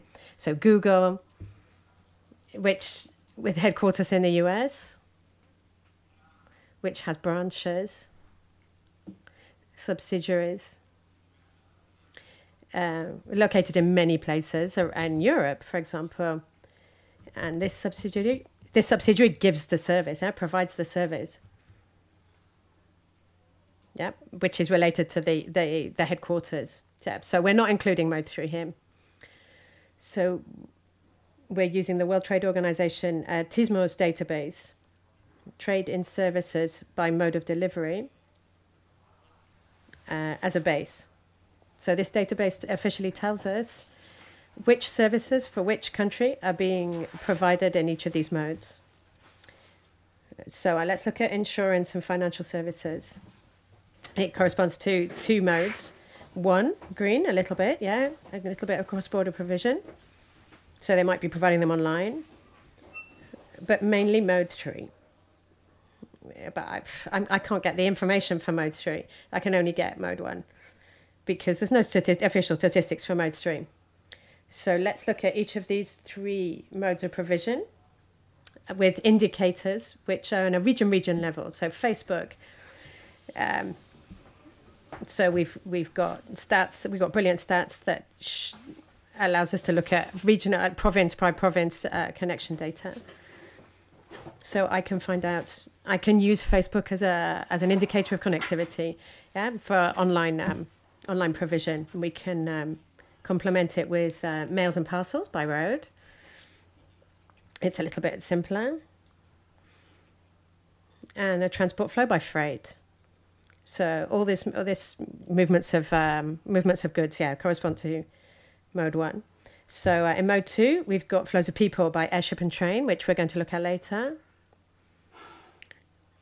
And then in mode 4, producer presence. So we're looking at work flows, yeah, labor flows, interregional labor flows, employed in service sectors. Yeah, so who's moved from one region to another to work. Yeah. So with these indicators, these service flows, you're going to see the flows are normally within countries. So home buyers, yeah. Yeah, for services, it's logical that it should be domestic. Yeah, it's going to be within a country. But if we take away the intra-regional data, which is huge, then it's mainly within regional, interregional, between regions within a country. Then we've got. Let's look at the ones that, so Dusseldorf with Ansberg, they've got really high levels, yeah, and Ireland goes up a lot. So let's look at Aquitaine in France and work with these tools, and let's look at their main outgoing flows. Yeah, they're all going to be French. There's no really. Does it mean that there's not any strong ties with the Basque Country? But yes, there are, but not as massive. Yeah, you have to go to the top 50 to find the Basque Country. It's mainly French links. So there's terrain here. Yeah, it's a fertile ground to make improvements here. Yeah, because we've got international historical ties between these regions, and we're not making good use of them. So we can use this data to improve our trade. Yeah, it's really just inertia that we're not trading more with these regions because we're right next to them. So let's look at the cluster analysis. It's very interesting. So we've got them by service flow, and we've got the gravity model here. So interregional flows are intra-regional is much stronger than interregional, and interregional is more than between nations.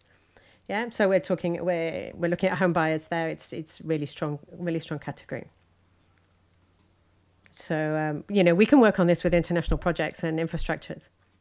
So my conclusions. So we've got a really interesting little toy here to work with country flows. And it's not just aggregated data. We've got data that's been broken down. Yeah, it's not been contaminated. This data, it's pure data. It's pure raw data. We've not used distance to generate data in any model. It's a way of looking at the rationality of it, and this is what we've got. And the behavior between country and region is logical. Yeah, it makes sense. The home bias is very known, and it's very strong. It's very logical. So we're looking at it in terms of goods and services, in terms of countries, at country level and at regional level. And the home bias is much larger in services than in goods. Yeah, so there's a greater level of integration, and it's more international for goods than it is for services. Services are very much a very strong home bias there. Muchísimas. Thank you, Carlos. You're going to have to come back pretty soon to talk about knowledge flows. But before we arrive at that conference, we're also going to talk about passenger flow. I would like to invite Björn Schwartz. The managing directors of Speakerman and Voyager, and with an expertise in urban and regional research. This is for you. The topic is interregional freight and passenger transport flows in Europe. And first of all, I like to mention my colleague Klaus Spiekermann, who is originally intended speaker today, but he couldn't attend. And I like to mention him because he did most of the work I'm able to present today. So one of our tasks within the ESPEN-IRI project was the establishment of the homogeneous database of transport flows between countries and regions at the different NUTS level, NUTS 0 and NUTS 2, for the years 2010 to 2018. And Carlos already gave an overview of the input data used for this. And the character of our analysis, let's say, is more descriptive or transport geographical. So our presentation contains a lot of maps and visualizations created from the data. So the presentation is divided into 3 parts, and I like to start with the freight transport flows, as most economic activities require goods, and the flow of goods essentially reflect the relationships between countries and regions. And here you can see 4 flow maps of international freight flows at the country level, as with the unit as volumes and tons. And what is clearly noticeable are the different patterns by the modes: road freight, rail freight, maritime freight, and air freight we analyzed. So most intense relationships exist at the core area in the larger countries of Europe and their neighbor countries. But it's also visible that different patterns exist between the modes. So at maritime transport, the highest volumes are across the North Sea, for example, or at air transport, a more widespread pattern of flows is visible, while the flows, the volumes of the flows by road and rail freight transport is even more concentrated at the core area. If we look at the chord diagrams of national and international freight flows, this gives you a closer understanding of the relationships. Most of the road freight and of the rail freight transport are domestic. That's obvious, I think. And there's a clear difference in comparison to the other two modes, the maritime and air freight transport modes. These are more international orientated. There exist, of course, relevant domestic flows also in the bigger countries such as France or Germany, but they are more international orientated. And this is a quite difference between the modes.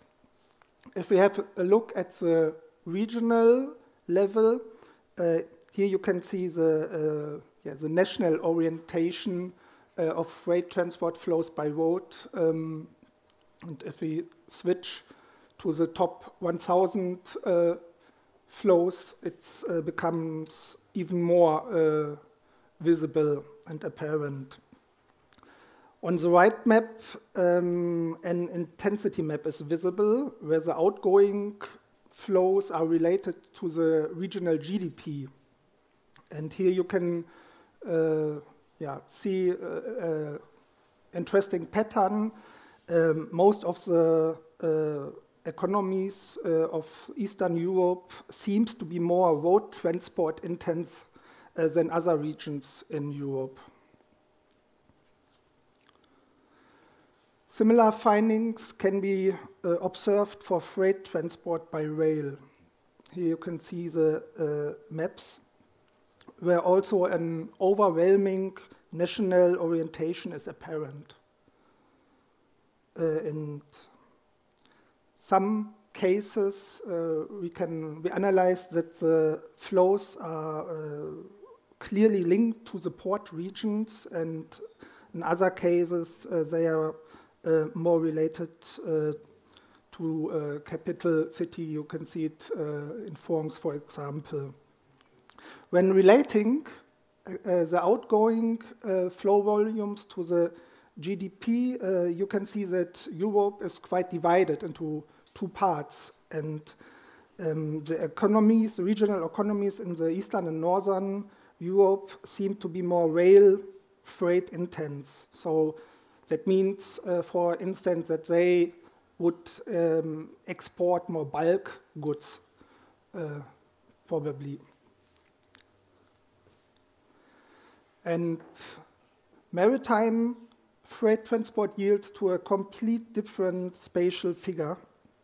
And here we can also go into the top 1,000 flows, and we can see some areas in Europe where the flows and the interrelationship is very intense. For instance, in the North Sea and Baltic Sea, there's a dense network of interrelation. And at the Mediterranean Sea, you can see also a lot of flows, but these flows in the Mediterranean Sea are more international, linking the islands, for instance, with the mainlands.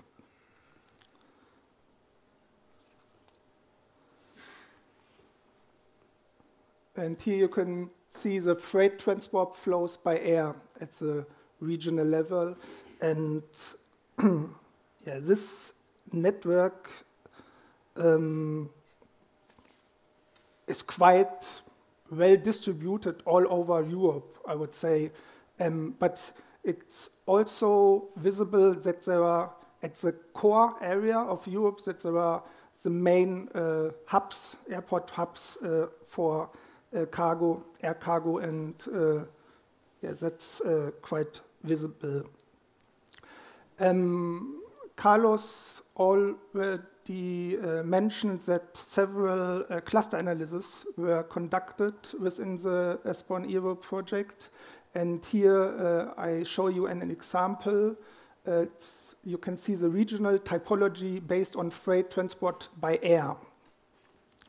So based on the 7 indicators, you can see also in the table, taking into account the connectivity, intensity, balance, and so on, 3 different distinct clusters became visible and were identified in this case. The first cluster is named air freight linked regions. The regions are colored blue in the map you see, and these regions belong to the network of air freight transport, of this high-value network, but they play a minor role with a less connectivity, for example, compared to the regions of Cluster B, the air freight integrated regions, which are colored blue, colored green here. And the champions are the red-colored region, the major air freight hub regions. Some of these regions host the most important airports, such as London, Paris, Amsterdam, Frankfurt, Madrid, and so on. And some other regions are very specialized in air cargo. So, for example, the regions of Leipzig or Cologne in Germany, or Leicestershire in the UK, and so on.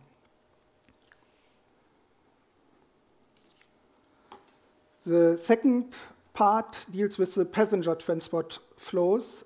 As you can imagine, there will be a lot of similarities comparison to the freight transport flows, but there are also differences.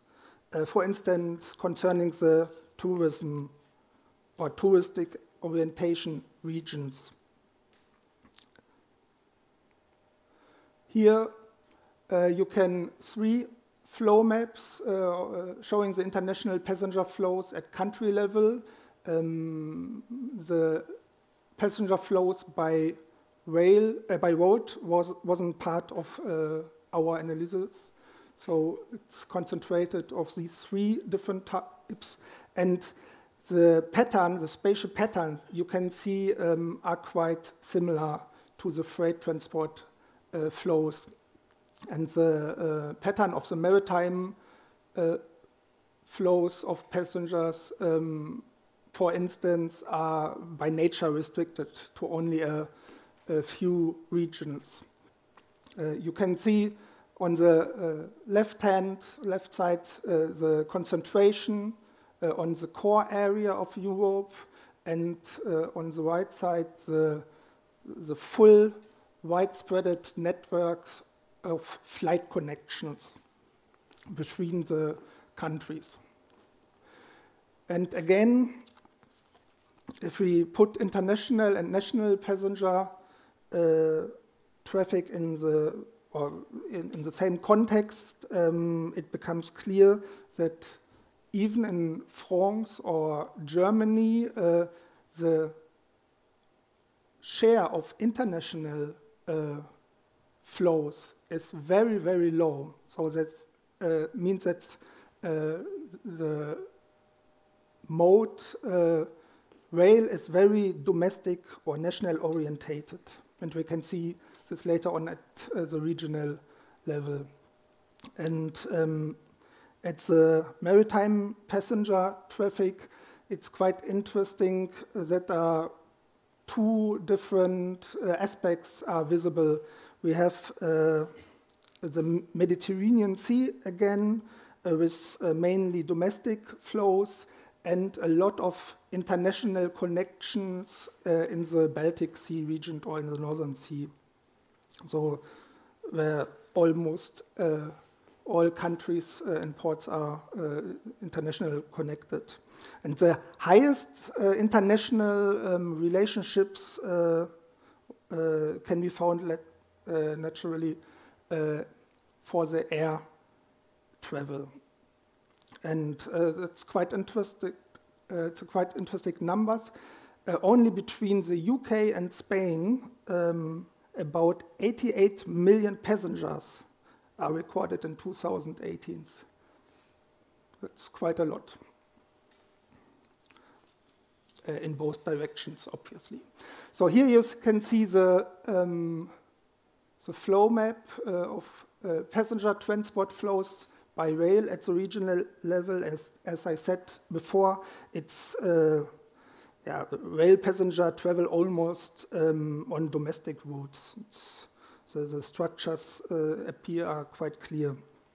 But you can also see differences between the countries. You can see, for instance, more polycentric settlement structures in Germany, or the more capital-oriented, for instance, in France, and so on. And what also can be observed is that especially the larger urban areas, you can see it on the right map, have the highest intensity of rail passenger flows. They are probably well developed with commuter rail services as well, I would say. And you can see Switzerland with a very well developed rail system. Here were the maritime passenger transport flows between the two NUTS 2 regions, and the flow intensity is highest in the areas of the Baltic Sea between Germany, South Sweden, and Denmark, or in the triangle between Stockholm, Helsinki, and Tallinn, and as well as in the Mediterranean Sea in some places, for instance, in Sardinia, Croatia, Greece, Kos, and so on. So here are the passenger transport flows, and it's obvious. It's a very dense pattern of air passenger flows all over Europe. And this is, of course, the outcome of different travel purposes, such as business, tourism, or even private one. And you can, if you go deeper into the data, you can identify that airport regions play different roles, so each trying to serve different market segments at the air passenger market. And yes, the highest passenger volumes, of course, can found in the core area of Europe, in the regions with the main airport hubs, but not only, also high volumes can be observed at the touristic regions, for instance, in Spain or Southern Europe, Canary Island, for example. So I'm coming to the third part, to the impacts of the COVID-19 pandemic on air passenger flows. And this is a case study we applied as an example of how vulnerable traffic flows can be due to the crisis. And today in the morning we heard a lot about crisis. It's a new trend, we have to say. Okay. So, and here these single diagrams show with the blue line the development of the national air passenger volumes over the 2 years of the pandemic, always in comparison to the same months in the year 2019. And the colored background shows the development of the COVID infection rates at the same time. So, and what we see for all these countries is that all curves show a comparable path, indeed. So we can see the complete breakdown in spring of 2020, and then this is followed by waves of recovery and decline. So, but the numbers remain below the numbers of the pre-pandemic level. Here, this is a quite impressive figure, I think, that shows the impact of the COVID-19 pandemic on air passenger flows in July 2019, before the pandemic, and in July 2020. And there's a great loss, a great reduction in numbers that never have been experienced before, since flying became a mass transport mode. And you have to keep in mind that the July 2020 is in the summer, where the recovery already could be also observed, and when the first tourists came back to Southern Europe. So that's very dramatic. And the last figure shows the time series that of the regional air passenger flows from 2019 to 2021 for different months, and this is the same figure that as the poster having in the foyer outside. So all in all, I think the COVID-19 pandemic is quite remarkable. It has a huge impact on the interrelationships and let's say also on the way there were great transformations in the way people are living, working, spending leisure times, communicating also, and of course traveling. So that's quite remarkable. There was a great transformation. And as we already discussed this tomorrow, this morning, there are a lot of crises. So this COVID-19 crisis is only or could have been only the first crisis arises and this is affected. So you can imagine there are a lot of more major crises in Europe, and these will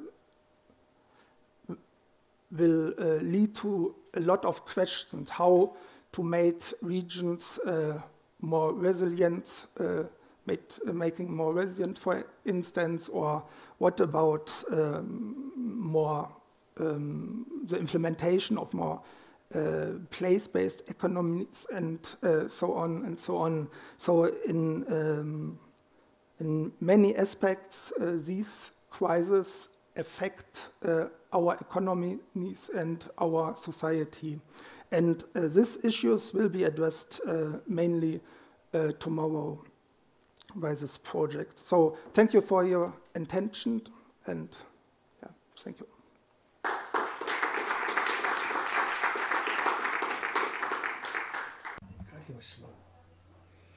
So we've still got a few 5-10 minutes. If anybody's got a question, let's hear them.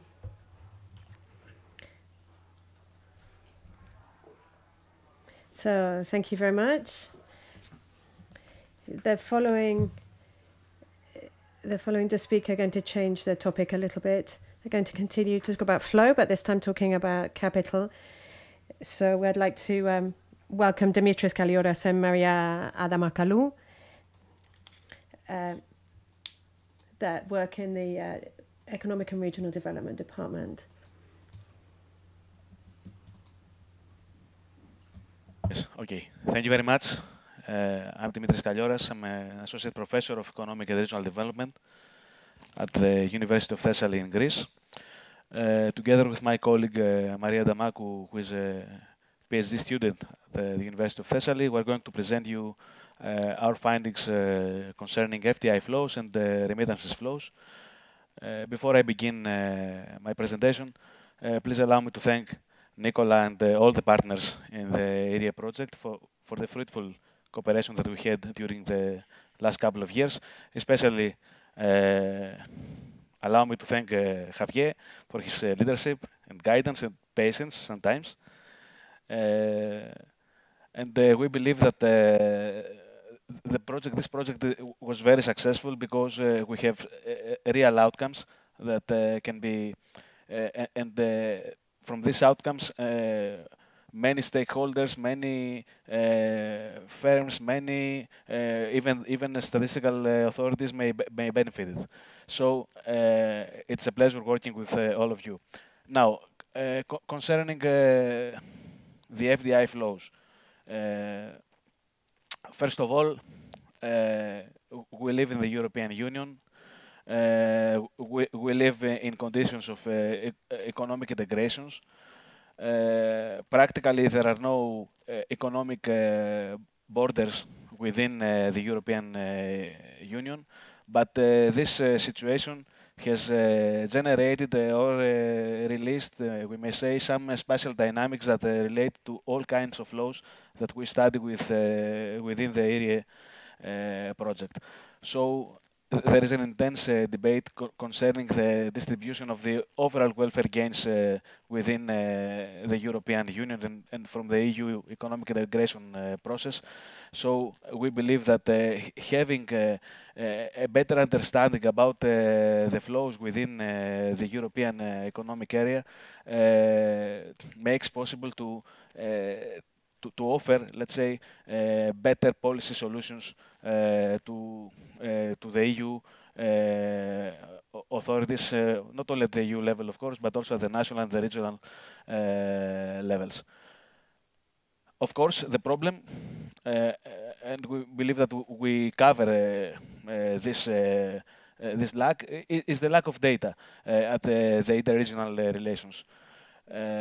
So the objectives of the area project, and particularly from concerning the FDI flows, is first of all to record the inter-regional FDI flows across the EU space. So we constructed origin destination matrices from 2010 to 2018. This allows us to identify clusters among the EU regions in terms of some common characteristics that they share. And also, this helps us to detect the explanatory factors, drivers and barriers of the inter-regional FDI flows across the EU space. And at the end of the day, we can feed the discussion on future territorial and sectoral policies at the EU, national and regional levels. So I'm going to give the floor to my colleague Maria to present you briefly our findings about FDI, and then I'm going to continue with the remittances flows. So, the definition given by major world organizations on FDI is that FDI is an investment involving a long-term relationship and reflecting a lasting interest and controlled by a foreign direct investor in a foreign direct enterprise. Our main unit of measurement of international FDI flows is shareholders' funds. Shareholders' funds represent the values of the foreign shareholders, showing at least 10% of the equity funds in a company. Within the ESPON-IRIE project, the term FDI acquires an expansive interpretation as the within-country and within-region direct investment flows are also considered. This interpretation allows us to study of the border effect with respect to investment flows.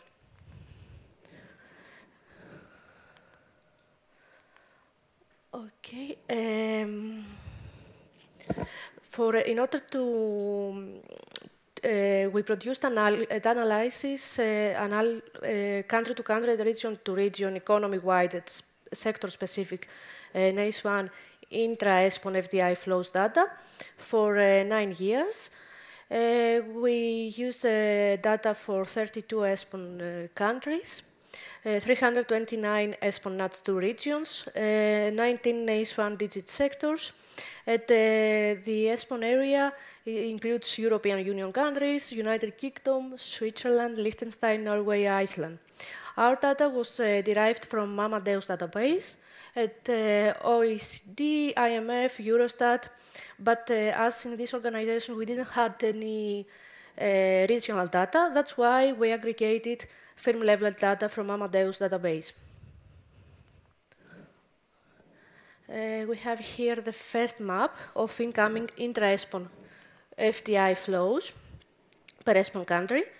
The top 10 countries in terms of total volume incoming intra-ESPON FDI flows for the year 2018 are mostly countries that are belong to Western and Northern Europe. The top sectors in terms of total volume are manufacturing, first of all, with 40%, wholesale and retail with about 30%, and professional, scientific and technical activities with 5%. The next map is about the outgoing intra-ESPON FDI flows within the ESPON area.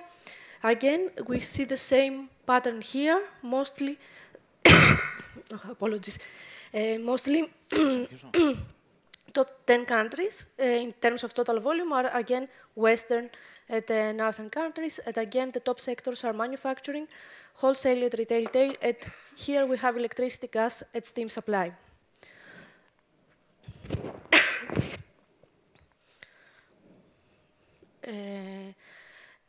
Country pairs now, top 10 ESPON country pairs. Here we see the top 10 ESPON country pairs in terms of the total volume of intra-ESPON FDI flows. And in the next map, we have regional level data. We have incoming intra-ESPON FDI flows per ESPON region. Mostly they are the capital regions, both for incoming and outgoing intra-ESPON FDI flows. These are the top regions in terms of total volume. Apologies because I suffer from a cough.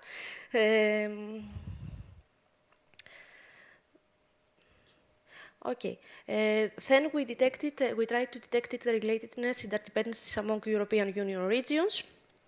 We classified European unions on the basis,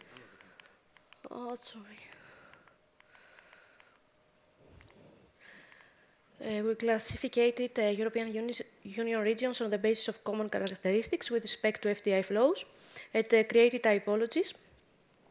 Our methodology was K-means, and we constructed regional typologies on the basis of interregional FDI flows that with the indicators already stated, intensity, connectivity. Dimitris, please. Okay. Thank you. Apologies. Okay, I can continue. Okay, we created typologies on the basis of the indicators that Carlos already presented. So we use the K-means methodology in order to do this. So in terms of incoming intra-ESPON FDI flows, we detected 5 clusters. Let's say the most important one is cluster A, which involves the incoming FDI ESPON-wide hubs. It contains 13 regions. It is depicted with this, let's say, purple color. In terms of outgoing FDI flows, again, we have detected 5 clusters. Again, cluster A is the most important one. It includes the outgoing FDI ESPON-wide hubs with 14 regions and the purple color in the map. In order to detect the drivers and barriers of inter-regional FDI flows, we employed an econometric analysis we have a lot of observations, as you can see. So by and large, we found that there are many many parameters, many variables that may act as drivers of FDIs. For example, we have the population of the destination regions, the level of per capita GDP of the destination regions, the exports from the FDI destination to the FDI origin regions, the presence of labor force with tertiary education in the destination regions are drivers for the attraction of FDI flows. Of course, in contrast, we have found, and this was rather expected, that the distance between the origin and the destination regions is a barrier regarding the attraction of FDI flows. So with these findings, and we have, of course, the report that we explain all this in full detail. We have also the ESPON-IRIE web page that everyone can see analytically the results and the visualizations. We feel that we can provide, first of all, we can obtain a better understanding of the linkages among the EU regions, so as to provide specific and tailor-made policy recommendations. We feel an important gap in the current European statistical system because Eurostat provides no data with respect to flows, not only with respect to FDI flows, but to flows in general. So we feel that this project, that particularly this report on FDI, fills this gap to a major degree. Such an understanding, as I said before, eases the provision of policy recommendations. And this, of course, is especially more important in the light of the mega trends and the events that they are currently taking place. That's all for the FDI flows. I'm on time. Yeah. Okay. I don't know, Javier, if you want to give the floor for questions, or I should continue with the remittances.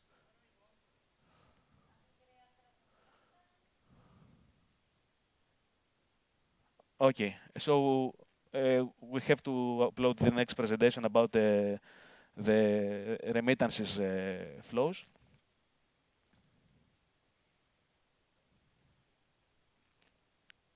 Okay.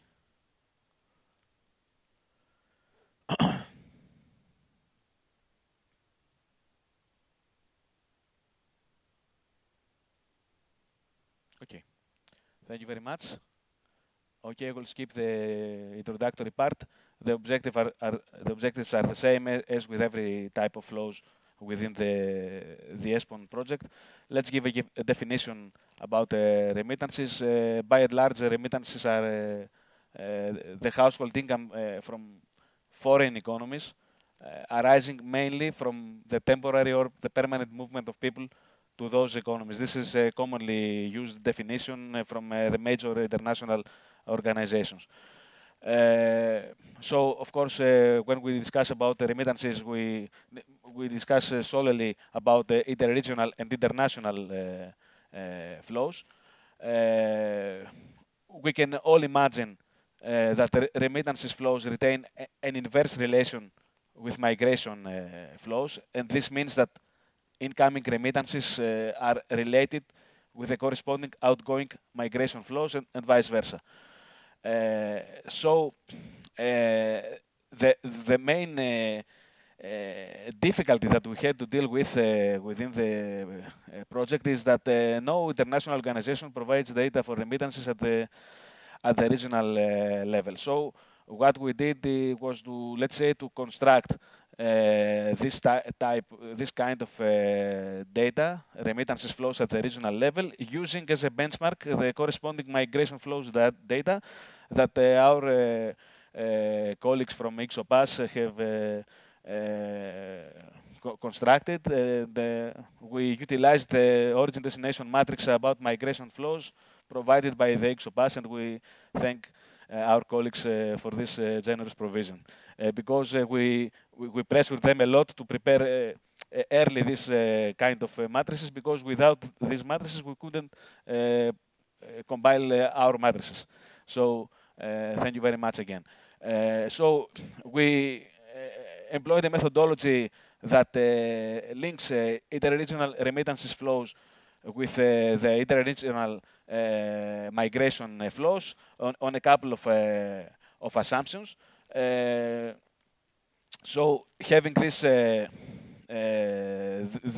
having the information about migration flows allowed us to construct the country-to-country matrices about the remittances flows as well. So we have constructed country-to-country and region-to-region intra-ESPON remittances flows for each year between 2000 and 2018.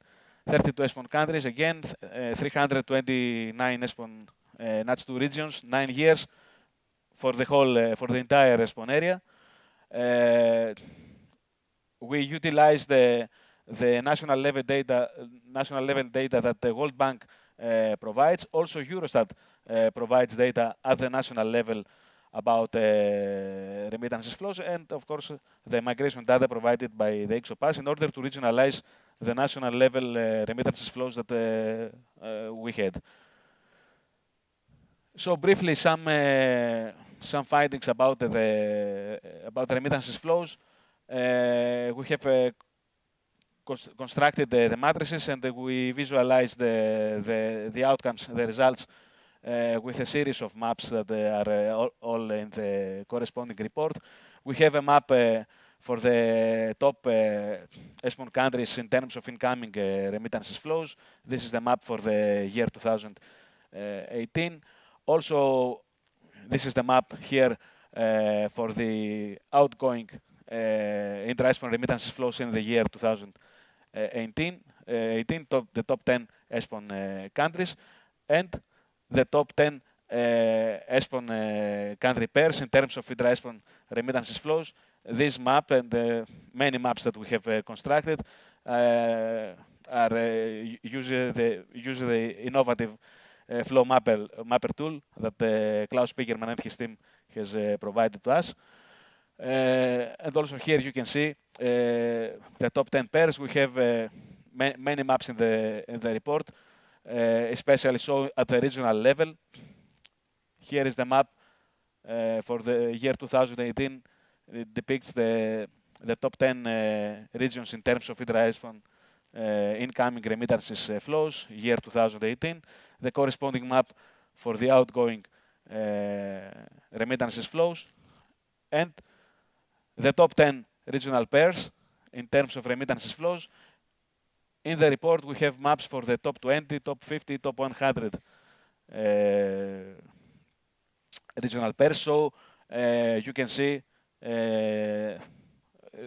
the flows of remittances within the ESPON area. Cluster analysis, we tried to detect common characteristics between the ESPON regions on the basis of the remittances flows. We create typologies and we identified clusters again with K-means methodology and with the indicators that we used throughout the project. We didn't use some already existing, let's say, predefined regional typologies.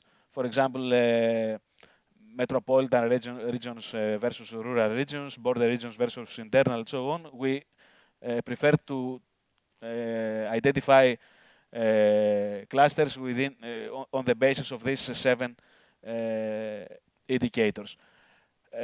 Again, we found that 5 clusters exist among the EU regions in terms of remittances flows.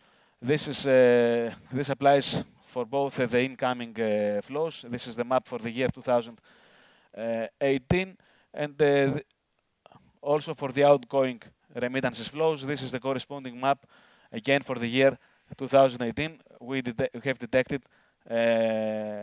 5 clusters. Of course, each cluster contains a different number of regions, and we have also some outliers that they have been excluded from the analysis. econometric analysis again. We have many observations. We constructed a panel data econometric model.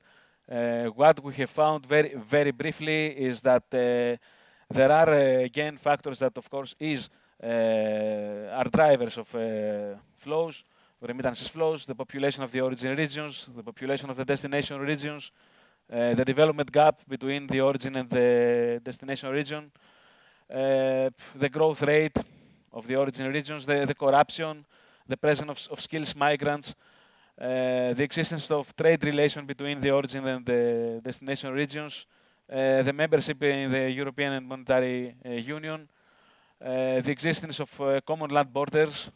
These, by and large, are the drivers for the attraction of intra-ESPON remittances flows.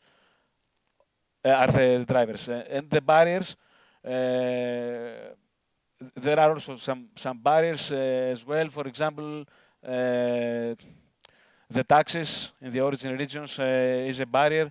The distance between the origin and the destination region, the credit availability in the destination regions are, by and large, the barriers are barriers to the attraction of remittances flows. And again, we feel that with the findings of in terms of remittances flows, and especially at the regional level, we have a better understanding, and we are able to provide some specific tailor-made policy recommendations. Thank you very much for your time, for your patience, and I'm open to questions if there is any.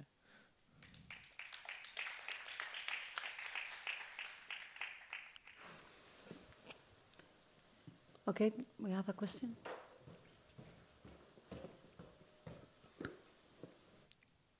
Thank you. You show us many maps, and I was wondering if you could maybe sum up a few of the most surprising findings that you have found out in your part of the project. Okay, surprising facts. One fact, I don't know if it is surprising or not, is that for the FDI flows, we detected that a significant part of flows are actually not non-FDI flows, but are intranational or even intra-regional flows. And this means that even though economic integration in the EU is at the highest possible level, still there are some barriers, I may say. I don't know, I cannot find an exact word, that the investors seem to prefer to invest in their countries or even in their regions rather than invest in another country. So in many regions, the ratio between the intra-regional or intranational investment comparing to the purely foreign direct investment was even higher than the 50%. So still, we can detect, let's say, a border effect in the European Union, even though actually the economic borders, with a technical sense, they are not exist. So this is a finding that, okay, it was rather surprising. I don't know if it's surprising to you or not. I believe it's rather surprising.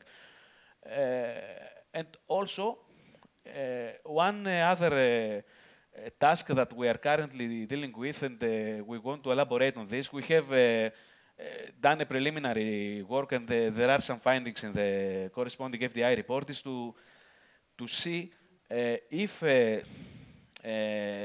to what extent, what is the influence of tax havens in the European Union, because there are tax havens in the European Union. You all know the tax havens in the European Union, so probably if there was no tax havens in the European Union, perhaps the flows, the FDI flows especially, would be different. So we try to, let's say, to isolate the impact of tax havens. Of course, this is probably a completely different project, because the issue is not an easy to deal with.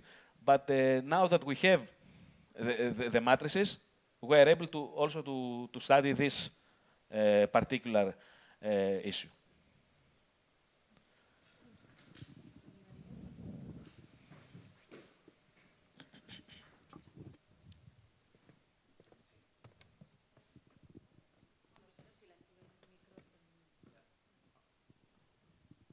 just to create some debates and making an interested question. Okay. Now, Dimitris, if let's imagine that Nicola calls you just tomorrow and say, how can you extend this? Do we have here all the capital flows that are of interest? Is there any dimension that we can explore with the data that is available? Of course, concerning FDI flows, we have also, besides the economy-wide flows, we have also the flows at the sectoral level. We have flows for 19 sectors, so we can make comparisons between sectors as well in particular regions, diachronically. Of course, we cannot, and we discussed this throughout the project, we cannot make, let's say, a linear estimation about the next for the next years, 2019, 20, and of course, and until now, because of the COVID, because of the many other things. That's why we have also, for the FDI flows, we have also had a particular case study between Greece and Bulgaria. We have the poster outside the room, because this pair of countries have a lot of, have many intense FDI flows, especially after the collapse of the Eastern Bloc. And so one interesting thing is to see how, for example, COVID has affected the FDI flows, and not only the FDI flows, of course, and also Brexit. We have the information about Brexit and from the other partners, so we can see, especially for the capital flows, how Brexit, which is the impact of Brexit. There are many open issues, and I feel that we have, let's say, the proper base to expand our analysis and our research on these topics. And of course, we can cooperate to do things together, Carlos. To combine our flows, trade, FDI, because these flows are interrelated. Yes. Maybe, thank you very much, Dimitris. Maybe as a follow-up to this question, you mentioned the case study that you implemented between Greece and Bulgaria. Do you have specific lessons learned out of your analysis for cross-border regions? I know that this can be also of interest for here in Navarra, because you were saying that there is a strong preference for intra-regional and intra-country investments, but is there a specific, or are there specific features for border regions, contiguous countries? For the particular case study between Greece and Bulgaria, we observed, let's say, a tunnel effect. The pair with the highest flows is Athens-Sofia, the two capital regions. So the border regions have, let's say, the activity, the FDI activity between the border regions cannot be compared to what is happening between the capital regions. So practically there is a tunnel effect. The two metropolitan centers of the two countries have the vast majority of flows. This is a finding, and this was a rather surprising finding, because those of us who live in Greece, we know that many firms from Greece, for many reasons, high taxation and the economic crisis and so on, were relocated to Bulgaria. But it seems that the relocation was most of the cases was to the capital city, and not to the border areas like Blagoevgrad and so on. And this was a finding. Also, one important finding is that the level of investment continues to be more or less the same. COVID has no impact on the level, but according to the responses that we received from some experts in the Bulgarian economy, it seems that we observe a change in the sectors of investment. Not on the level, but on the sectors. For example, investors seem to prefer to invest, let's say, in high technology regions, sectors. This was not the case in the early years, 2000, let's say. In the early years of the relations between Greece and Bulgaria, for example, after the collapse of the Eastern Bloc, the main motive for the Greeks was to go to Bulgaria because the labor force is cheap. Now this is not the main motive. They want to make, let's say, real investments in sectors that are growing, like sectors that have innovation, knowledge, and so on. So the motives and the nature, let's say, of flows seems to change, but the level more or less is the same. This was a finding. Again, we can call it this a surprising finding.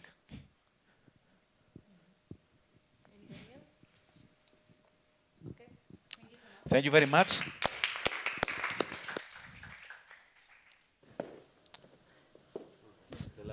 Okay, thank you so much, both of you. Hope you're feeling better. Bueno, pues vamos a seguir avanzando. Now we're going to continue with another questions. We have talked about goods and services, capital. We should talk about another subject. And this, I don't know if it's, you can explain it a little more. So Carlos, the floor is yours again. Hello.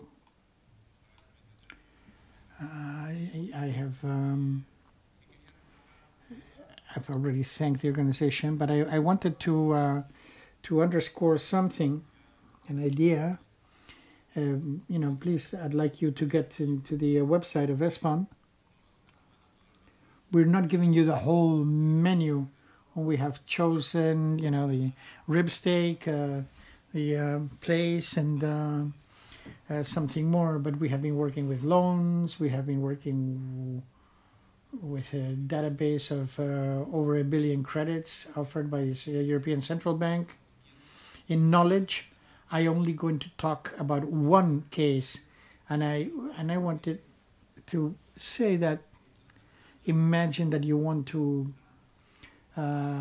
tender for a European project, to get into a European project, and the project director calls you and says, how do we measure the flow of knowledge in Europe among regions? Tick tack, and gives you 1 or 2 days to define what knowledge is, how you measure it, and how you deal with it. And having done that with any flows would have been a project. This is a joke. They can't ask us at a regional level when we don't even know it at the national level. So I want to thank the effort of thinking of something which was like air. How do I measure services? How do I measure the knowledge, the flow of knowledge? Since we weren't able to tell you all, okay, I'm going to be 3 times up here. This is an economy of scale. We have done it together. I am going to talk only about patents.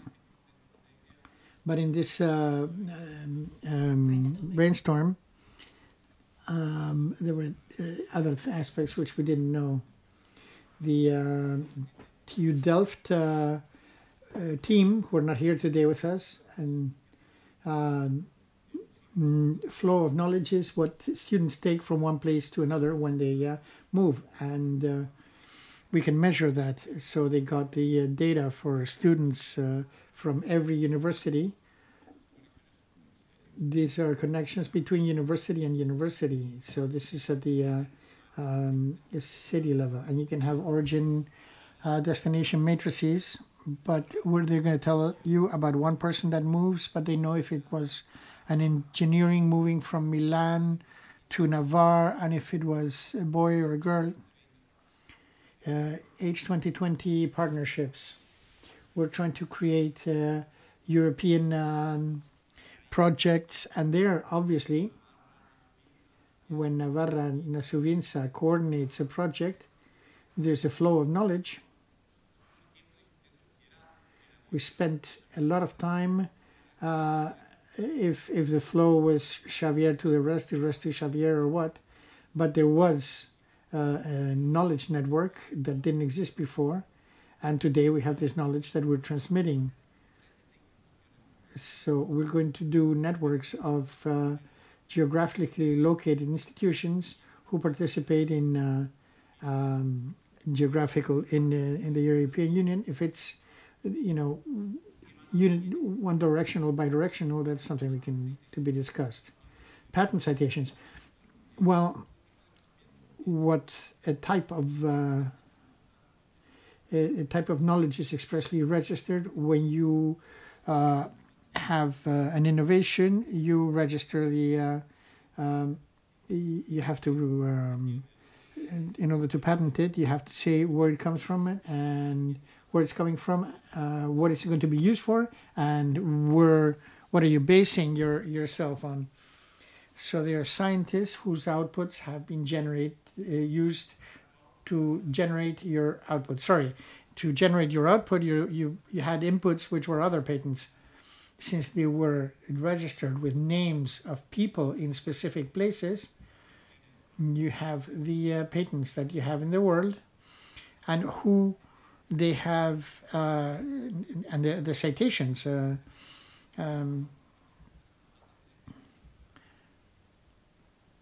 In order to materialize your patent. So you have somebody who's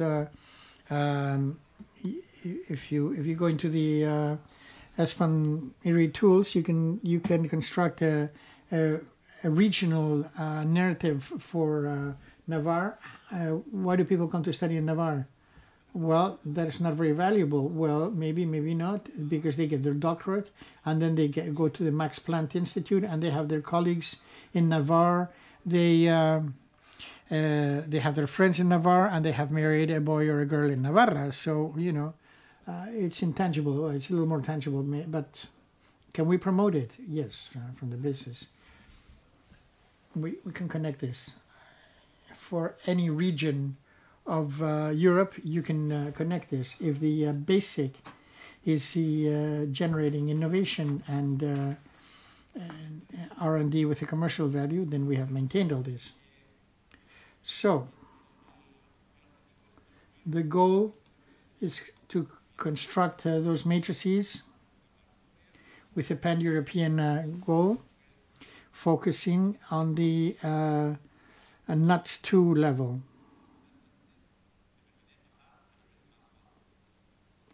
It allows you, we could have the whole world, but we've got it down to provinces if we want to include even names. I'll give you an example later. But here, the idea was to cover NUTS2, the UE27 and the countries we've already mentioned, and not to produce data, but as a check. And this would be the vision of the end of the story, which materializes in accounts. The point of origin, well, it's publicly available. These are OECD databases, and they're giving us almost 10 million observations between 2000 and 2020, which regionalizes patent data. And then you have the citations database, which has over 14 million observations. So what we have done is combine these two. So we have the patents generated in a particular region, how they cite the patents generated in other regions. So we set up a database on regional relations. Here you have an example between 2010 and 2018. What are the top regions in terms of patents citing other patents? Surprise. And Düsseldorf generates patents originating from patents also from Düsseldorf. So 1101. Same thing we find in Cologne. Same in Upper Baviera, higher and Ile-de-France. And here we would have Cologne citing Düsseldorf. But you have to go all the way down here to cross a regional barrier. This is the visualization. When you go see stars, you have to close your eyes a little bit to see the thick part. Germany has links with everyone, and the main what every country cites from the patents created in each country is what matters. Then you have international citations, yes, but they're not the core. Here we have this this pink belly you see over here, and also Switzerland, because it's connected with fiscal heavens, where the R&D is carried out. Yes, Nestlé is everywhere, but where are they located? Where do they have their R&D? In Switzerland. So you find that the strongest point is in Germany, but there you have regions that generate patents, and they always cite patents from other regions. In Spain, you see some regions that do patents, other regions have no patents and don't quote or are not quoted. In this restrictive flow of knowledge, there might be another flow. We can see the outgoing and incoming. You can create this whole graphical story because it's based on data. And that's what's important here. For example,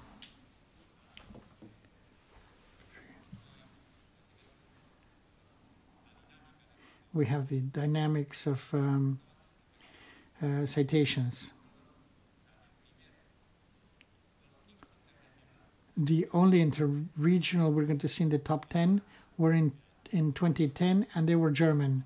Cologne with Düsseldorf, Düsseldorf, Cologne. But in 2018, they disappeared. There isn't a single interregional flow in the top 10. We're going to see Germany and France, and it's all intra-regional. I have a hypothesis for this, I will explain later. And we see changes in dynamics. This can be extrapolated to 2021.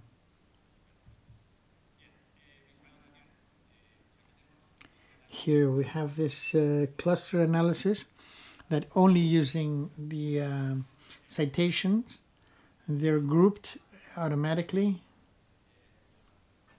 the regions. We don't do anything. The cluster separates the more different ones and groups the most similar ones. And it's grouping a little bit the same story.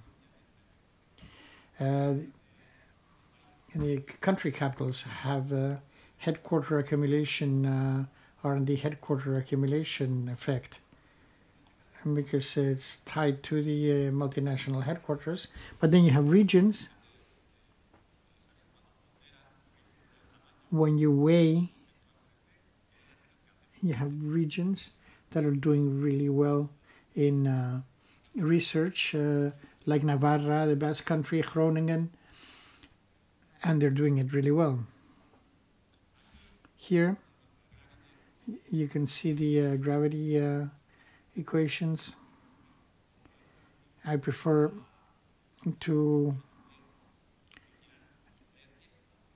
lay people, quote unquote, and people want to see a website. We find that outermost is the big driver.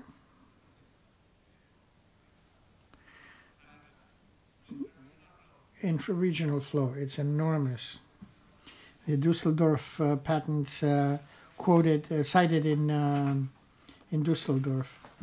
You have, it's much more likely that if you're in Düsseldorf, you will be citing a Düsseldorf patent much more than Bavaria, and definitely more than the Basque Country, for example. it depends if it's an island or not. Does being an island country, two regions that are in island, or one of them is in an island country, do they favor knowledge? Why? Because of the United Kingdom. If you look at Germany, Switzerland, and the United Kingdom, they have 75% of innovation activity. And that's going to come out in the explanation. It's anomalous, yes. It wouldn't make sense that somebody's in an island and more isolated and they can all be talk on the phone or travel by plane and would have greater knowledge. There's a peculiarity, there's something particular in that island because an accumulation of headquarters or Oxford, Cambridge. But the distance is obviously negative. Apart from that, being an island region is negative. It's good for tourism, but not for patenting. Common language. That's weird. It's always positive in everywhere. Why not here? Because France, Germany, France, Switzerland, and the United Kingdom don't speak the same language. If the large centers are there, it doesn't have to do anything with language. That variable is not going to be positive. And if Switzerland and Germany are close, then that's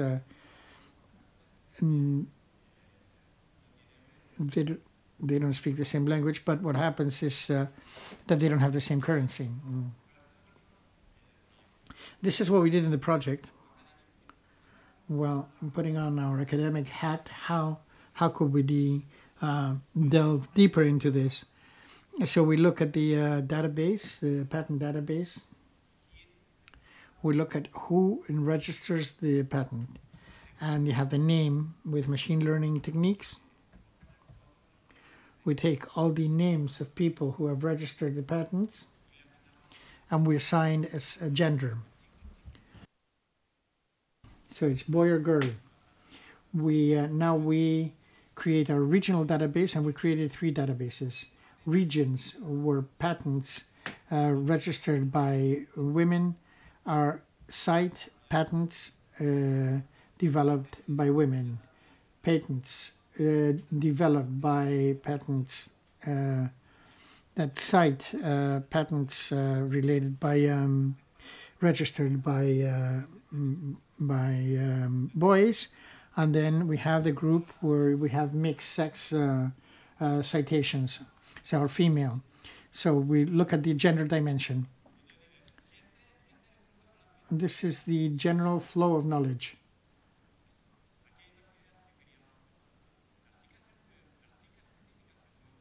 Do female scientists move more than male scientists? Do they drag their ties, their origins, and cite their places of origin more? Do they have more problems to cores and hubs? And this reduces their probability of citing. So we wanted to get into this. So you find that here the fabric is not as dense, and here I want to finish with this. This is like a cluster analysis with maps.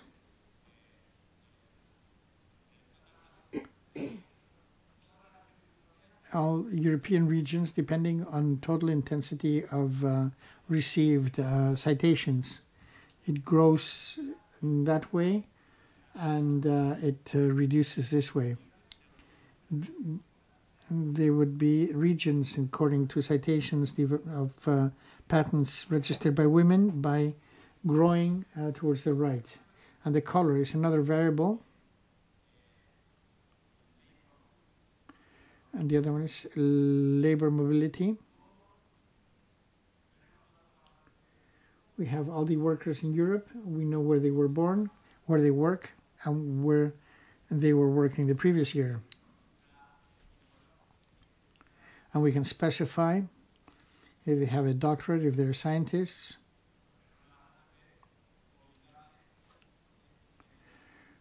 We have modalities of technicians. men and women who have moved, and gives you the color intensity.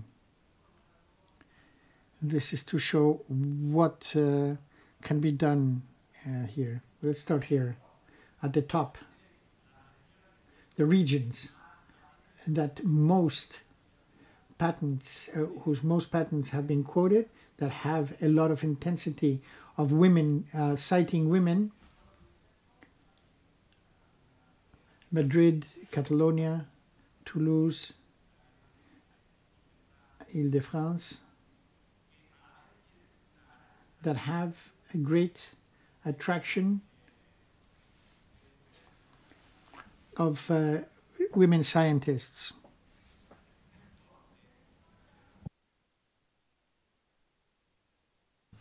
This is the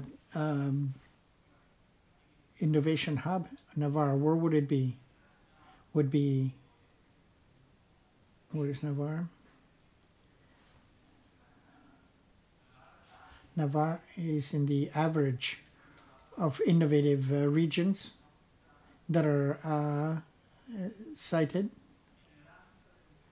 in the area of women in the high percentile. There are more women than average that are registering patents, and the color is low because although it attracts female scientists, it is not one of the regions that attracts the most female scientists. These are my conclusions. This is interesting. What's the most mobile area? Phone calls, letters, commerce, capital, immigration, ideas. If I had did a poll here, the easiest ways to call somebody and tell them a story, they read a book written by something or patenting something that was invented by in Hong Kong. And here we have a dimension that you're setting up a patent, you're registering a patent on citing other patents from other places. Then they will cite you, so you're a hub. So there's a dimension, sector dimension, which I didn't get into, which is that most patents are tied to automotion and defense, food industry and pharmacy and pharma. You have very, very jealous multinationals. Instead of sex, you say Chinese or Russian origin and PhDs. But in my institution, I'm going to share all my knowledge. You know, first I want them to come here, and they're going to do the research here. There's a very interesting idea of the person who, on the mobility of those who want to study and of knowledge. And this is the end of my talk. Thank you very much. Would anybody like to ask a question? Yes, I think we've got one here. Yeah, so you're talking to people who know about innovation, so go easy on me. Hello, thank you very much. I'm Rafael Martinez from Aragon. I don't know if when we're presenting projects, it might be possible to show these results with the database for citations between universities that are not patents. I'm saying it because there's a study from 2015 that were presented at an IT conference in Zaragoza that showed a very similar map to what you're showing here, or very similar related maps to what you've mentioned, where we could see, or we showed this was a global pan-European map. It showed whether there was, it showed the connectivity between universities. And so, because I'm saying, look, maybe further along the line, there's links and ties, and this what you've shown here of improving this patent, if it's linked to strengths for each university. Papers, for example, are published. Doesn't have to be a patent. We can see examples in Germany, UK, USA as hubs for this knowledge of quality and backing knowledge as the basis for their development. And so I don't know if you want to continue to research this, and you can maybe look in this aspect, because it would improve the quality of this research. Thank you very much. The problem that we've had, well, it's not really a problem. Yeah, the reality. It's in this project. Let's look in the situation of we need to develop it in 2 years.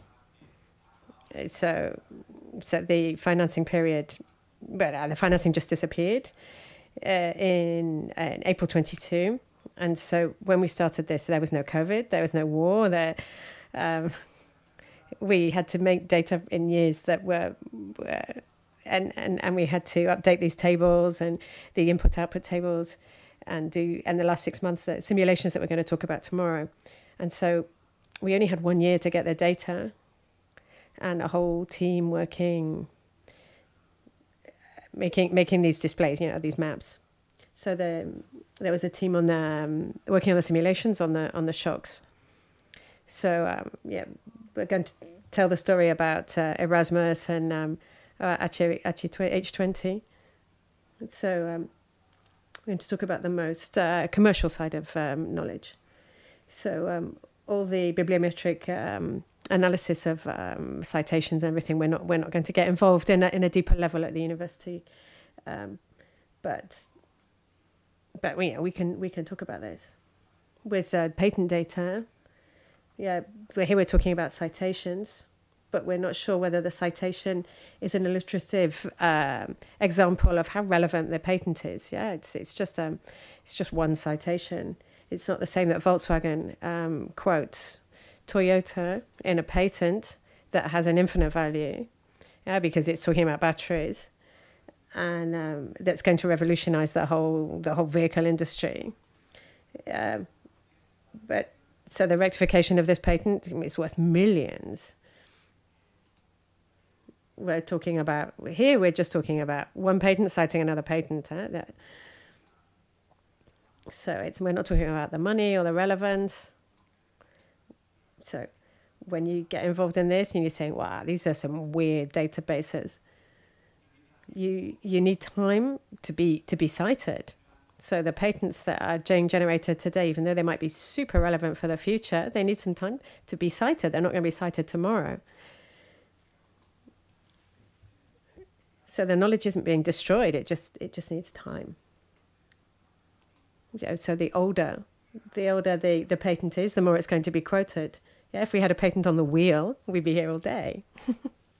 But I'm not sure if you've understood me. Thank you very much, though, for your question. Thank you very much. I've got a lot of ideas. My head's buzzing. The first one is a little bit of a review about what we've listened today, talking about other topics like the FDI. I think one of the outputs of the project that I understand is the idea of place space in innovation has been demonstrated in one way or another. The citations of patents in the same territory, the investments, there's flows of investment within the same territory. More than half of the investment stays in the same territory. That on one side, that's interesting for me. In terms of sector, it could be amazing. Yeah, but the European Commission is driving inter-region cooperation because the markets are very fragmented in the EU, and we have to fight like huge blocks. Yeah. So it's promoting collaboration between regions, a huge number of projects, European projects, to strengthen ties of value chains within Europe. this is an interesting direction for the project. Yeah, well, it'd be interesting to explore it. Yeah, we'd have to look a little bit further at the data, wouldn't we? But because it's got some instruments that are specifically looking at the interregional investment, the I3, interregional innovation investments, that looks for investments that between regions that need to have a similar industrial basis. So this could be useful. So this is kind of an open question. So how can we use this data from this project to promote other relations between regions, but that might be sensible or related to an industrial basis? And secondly, value chains could get shorter. There's a hypothesis. So we're all thinking we're going to capture the links in the change that I can for my region, but there's always the risk that whatever you're manufacturing could leave your region. So there's always a risk of delocation. So based only in climate impact, yeah, the footprint of each good or of all goods that's being exported, we could make a compound risk index or the resilience of a territory. Yeah, the possibility of maintaining its industry, and in terms of substitutional products, yeah, if I analyze this data, can I see that this region has got a similar capacity to other regions, and yeah, is it similar to other hubs? We need a way of comparing this data. So here's an open, complex question. I'll leave it there. I'd say that the problem with these sessions and this project is that if you love this, then your brain's imploding right now. So people who like going to an electronics store, it's a bit like that. It's a bit like it's a kid in a candy store. Yeah, so we've got infinite possibilities with this project. And so, what shares do I have to invest in? But diversify, yeah, that's the only way to go. So here, if I had to design a territorial policy and cushion the shocks from the outside, then I would say just diversify. It's the only way to go. So it's all about Spain. No, not just Spain.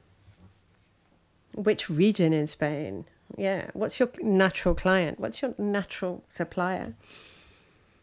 Maybe it's the Basque Country. Iñaki gave us some amazing figures before about the Basque Country.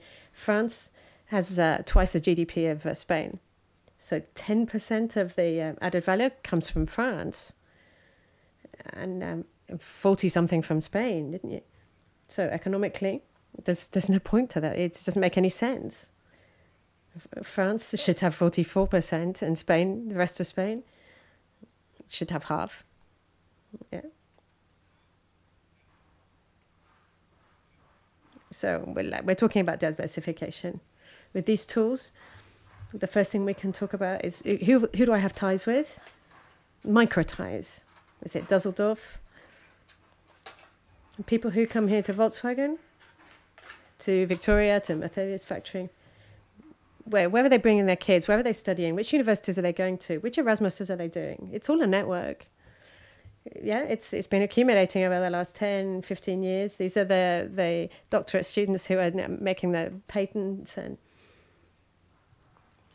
so we're talking about the intensive margin here that we're working on now. The intensive. And yeah, how many people can I reach?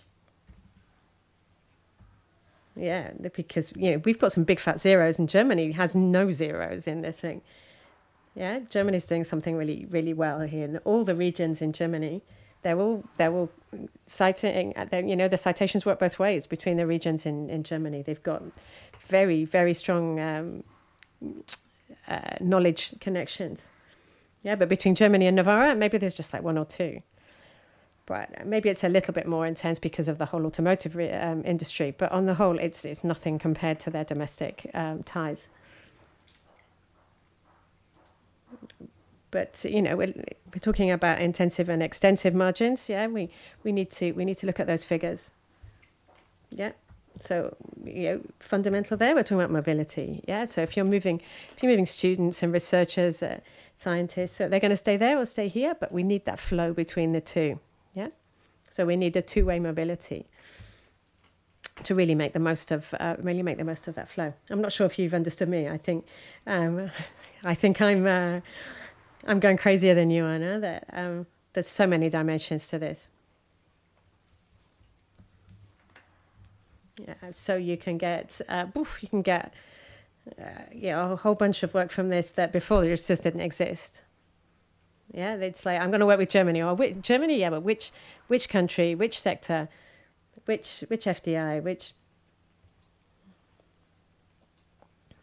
So this is where it starts, and so if you take a chance, maybe it works, maybe it doesn't, but you've got a whole list of jobs to do there. Yeah, it's I'm working with chambers of commerce. There's at this micro level, you've got so many opportunities open to you. Thank you very much.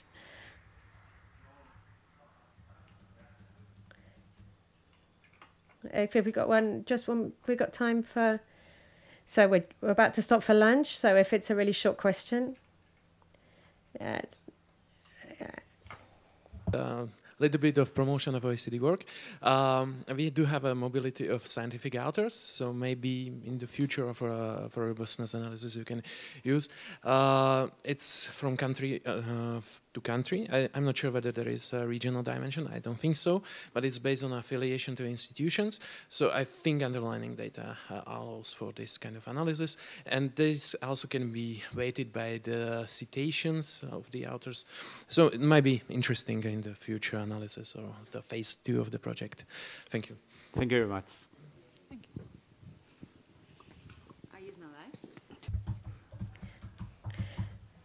So thank you very much. We're going to have a quick stop for lunch. So we're going to start here again at 2 o'clock. So you can pop out. And I'll just ask you to come back on time at 2 o'clock so that we don't waste any time. Thank you very much.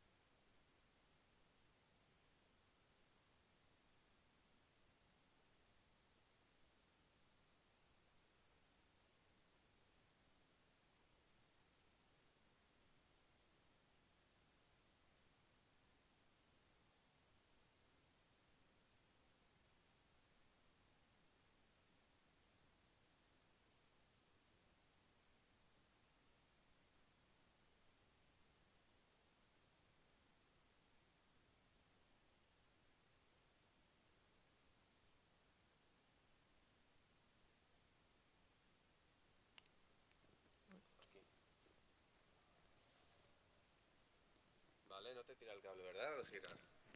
No. Vale, habla un poco o cuenta hasta 10. 1, 2, 3, 4.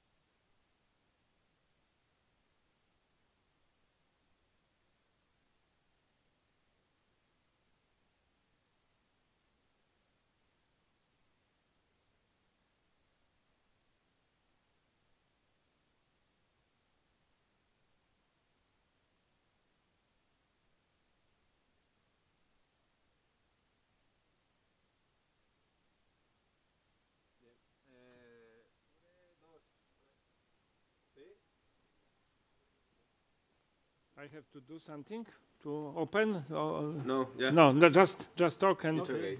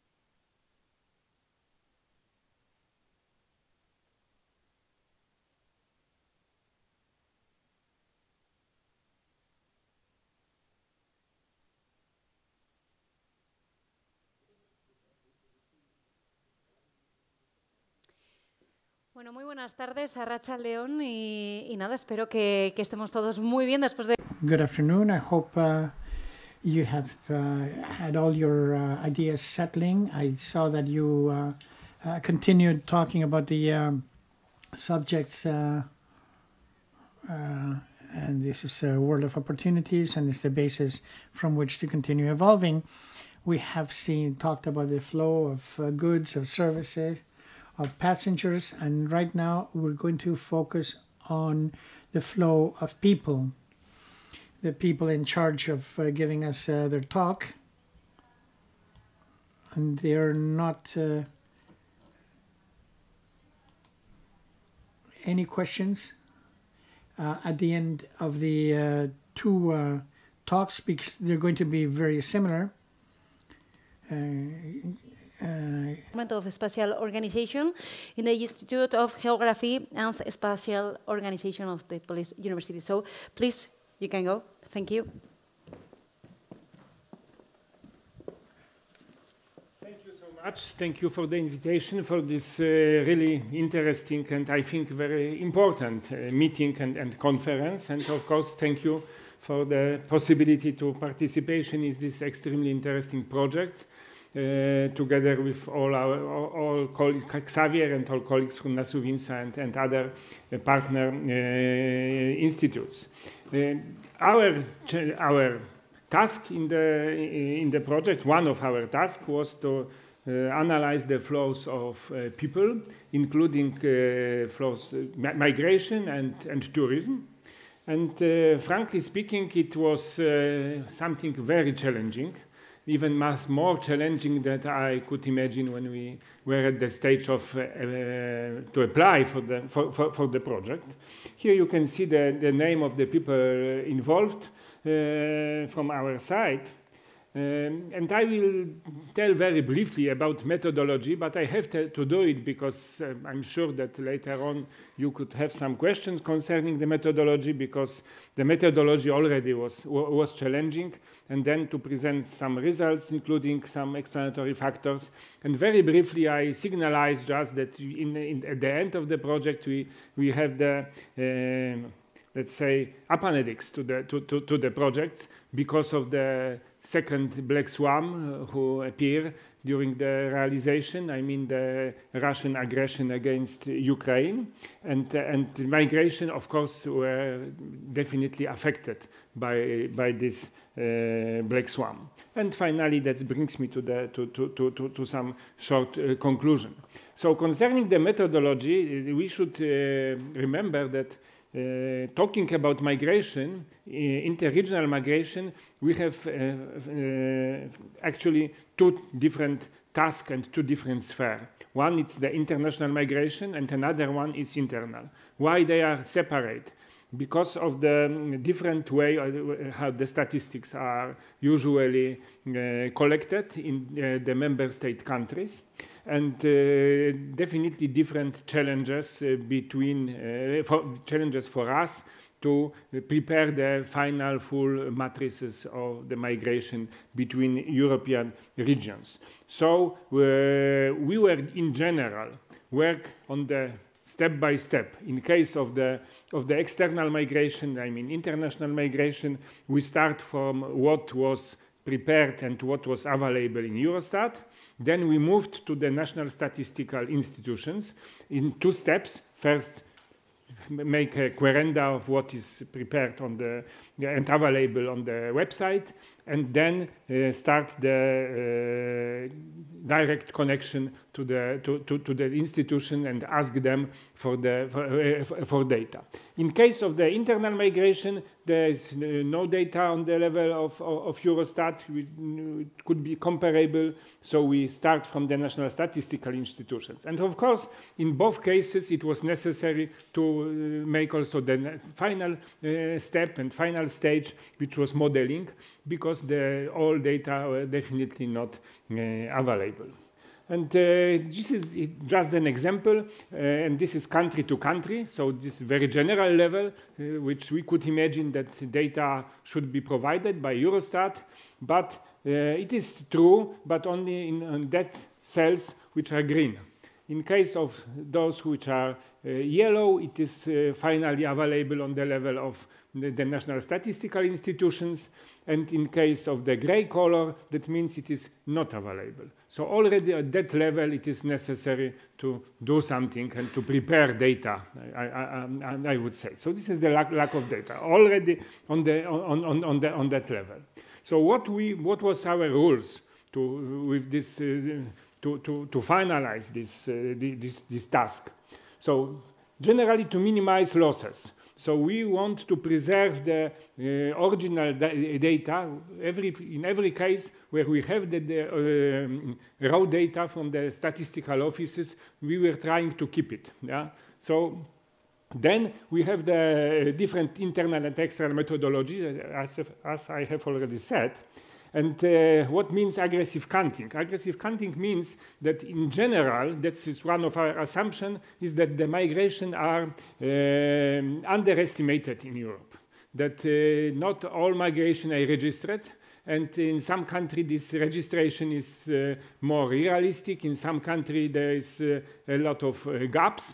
And this is why we decide that if we have the PAR, and in some cases, the most extreme was the migration between Romania and Germany. Yeah? So the data were totally different. I mean, the immigration from Romania to Germany was much, much higher than the emigration to Germany from Romania. So we decide that we are always trying to use the higher number. Yeah? So if there is a difference, so the higher number is more real. Yeah, so we have to accept this heterogeneity, and we have to accept that we use different kind of modeling, sometimes based, because this is also the question of the time series, and sometimes the lack of data was for particular years, and this was easier because this was possible to estimate on that basis. But in some cases, it was necessary to use some external, let's say, other variables to produce the final data, and then we use this analysis on the exit gates and entry gates, and then especially to move from the level of country to country to region level, and this is an example how it was done. In the case, of course, where the data were not available. Yeah. So then finally, we use mainly the three variables. And the origin country, it was in general the population. In the destination country, it was GDP as push and pull factors, main push and pull factors. But in addition, we use also the previous migration. I mean that the previous migration, according to the migration network theory, this is something which could explain why, for instance, in some part of Germany, the Eastern European migrants are concentrated. Yeah. Also in some other places. So this was an additional factor. So generally based in that case on the Eurostat data about the foreign-born population in particular countries.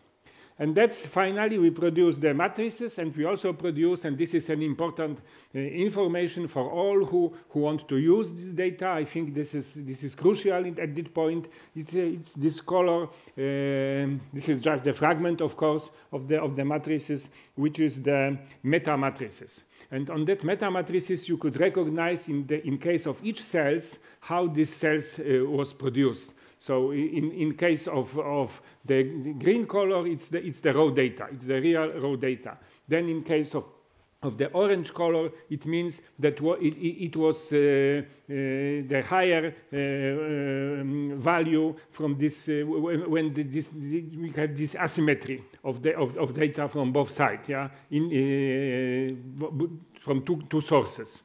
And then there are different kind of modeling based of time series or based of the pull and push factor. Depends on that. There are different colors. So of course this is very brief explanation. You can find it in our report how it was it was done. Our colleague Wojciech Pomianowski, he was the let's say, father of this methodology. Unfortunately, he's not with us today, but I think we were finally successful. As I have already said, it was extremely challenging.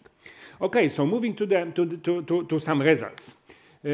Strongest relation. This is not maybe not so surprising, but same as before when we were talking about the FDI or even trade, the strongest relation are relation inside internal migration, domestic migration. You could see this. One important point, in addition, methodological point, which was very difficult to solve, and just we have to keep it in mind when we are going to interpretation, it is that the size of units matter. This is it is matter especially in case of the internal migration, because since the NUTS2 regions are smaller in Germany than in Poland or France, that means that the more internal local migration are included in such a country, and there is no way to solve this. The only way could be to aggregate the units and to change the general methodological assumption. So this is one of the reasons, but not the only one, why the migration in Germany, and the same is partly in the UK, are these domestic migration are, let's say, strong. I would say stronger. But on the other hand, also in the other countries, this is quite clear picture as the migration between southern and northern Italy, or some also in Spain or in Greece. That's the migration usually to the main metropolitan areas of the particular countries. On the right-hand side, you can see the relation of the highest flow volume, which is this is altogether 50% of the total, let's say, migration traffic. Yeah, and in that case, already some international migration are visible, and these are mainly the migration on the east-west direction, especially from Romania. They are, and partly from Poland. But it will be better visible on the other map. Here, we are moving from the relation, from the interaction to the regions already. And on the first map, you can see the intensity in the absolute value. And on the right-hand side, this is weighted intensity, weighted by population, of course. And you can again recognize this core area. But it is also important when we are talking about some peripheries that this already this picture is much more differentiated, especially if you compare such a country as Romania and Bulgaria on one hand side and Poland, Slovakia and Czech Republic on the other, because the migration, please remember that we are talking about the period 2010-2018. So this is partly including the huge migration flow from East Central Europe after the accession. Still, the labor market for Eastern European was open in Germany in 2011, if I'm correct. So already during the time. Yeah, it's same in Austria and some other countries. So this is still, but the differences are visible since Poland or Slovakia, this value are much small. It is not so big because of the total number of population. In relation to population, the Romanian immigration was much higher. Total intensity, okay, it was growing. It was almost linear, but as you remember, as Xavier showed us today morning, this is the special period. We are after the 2008 crisis, and we are after the enlargement of the EU already, and on the other hand, we are before the present problems, present black swamps, present crises. So this is. But if we look at the regional dimension of the dynamics, that's already seems we could see some differences, because this this is the general outflow of migration and the changes between 2010 and 2018. And in the peripheries, in many places, and this is especially visible in Spain, but also in Poland and Baltic states, the total volume of the outflow decrease. But on the other hand, in the central part, it is still increasing, and also in case of the inflow, it is increasing again, even in Central Eastern Europe. One of the very important points is the concentration indicators. So on the left-hand side, it is the generally concentration per population, but maybe even more illustrative is the second map, where is the kind of typology, I mean intensity versus concentration. So the red color, intensive red color, means that we have the very intensive migration and also very concentrated. So that means that they are the connection, let's say the people flows, or even we could say social connection, they are with very particular regions. Yeah, very often it is the internal, this is because of the internal migration, as in UK. That means that it is very concentrated towards London. Yeah, and the strongest connections are towards London, and they are very intensive. On the other hand, we have also some very huge area where in general this migration is not so intensive, which is the green color, and they are also deconcentrated. And this is again the case of many Eastern European countries, where the green color is dominating, which means that the outflow of migrants was the outflow to many places all over Europe, not to one particular country or one particular place. Balance. Balance is let's say, very basic characteristic on which shows us the attractiveness of the particular places for migrants. And this balance is quite, the results are quite not very surprising. And what is important, it is that we could find the places where we could find the particular cities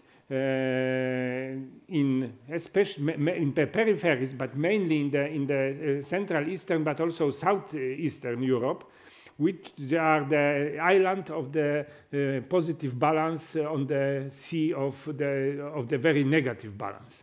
And such an island started already in Eastern Germany, because you can see that on that map still the border between former GDR and Federal Republic is visible. And Berlin is one of such an island, with the totally different situation. Then we have the same in Warsaw, Prague, Bucharest, and Athens.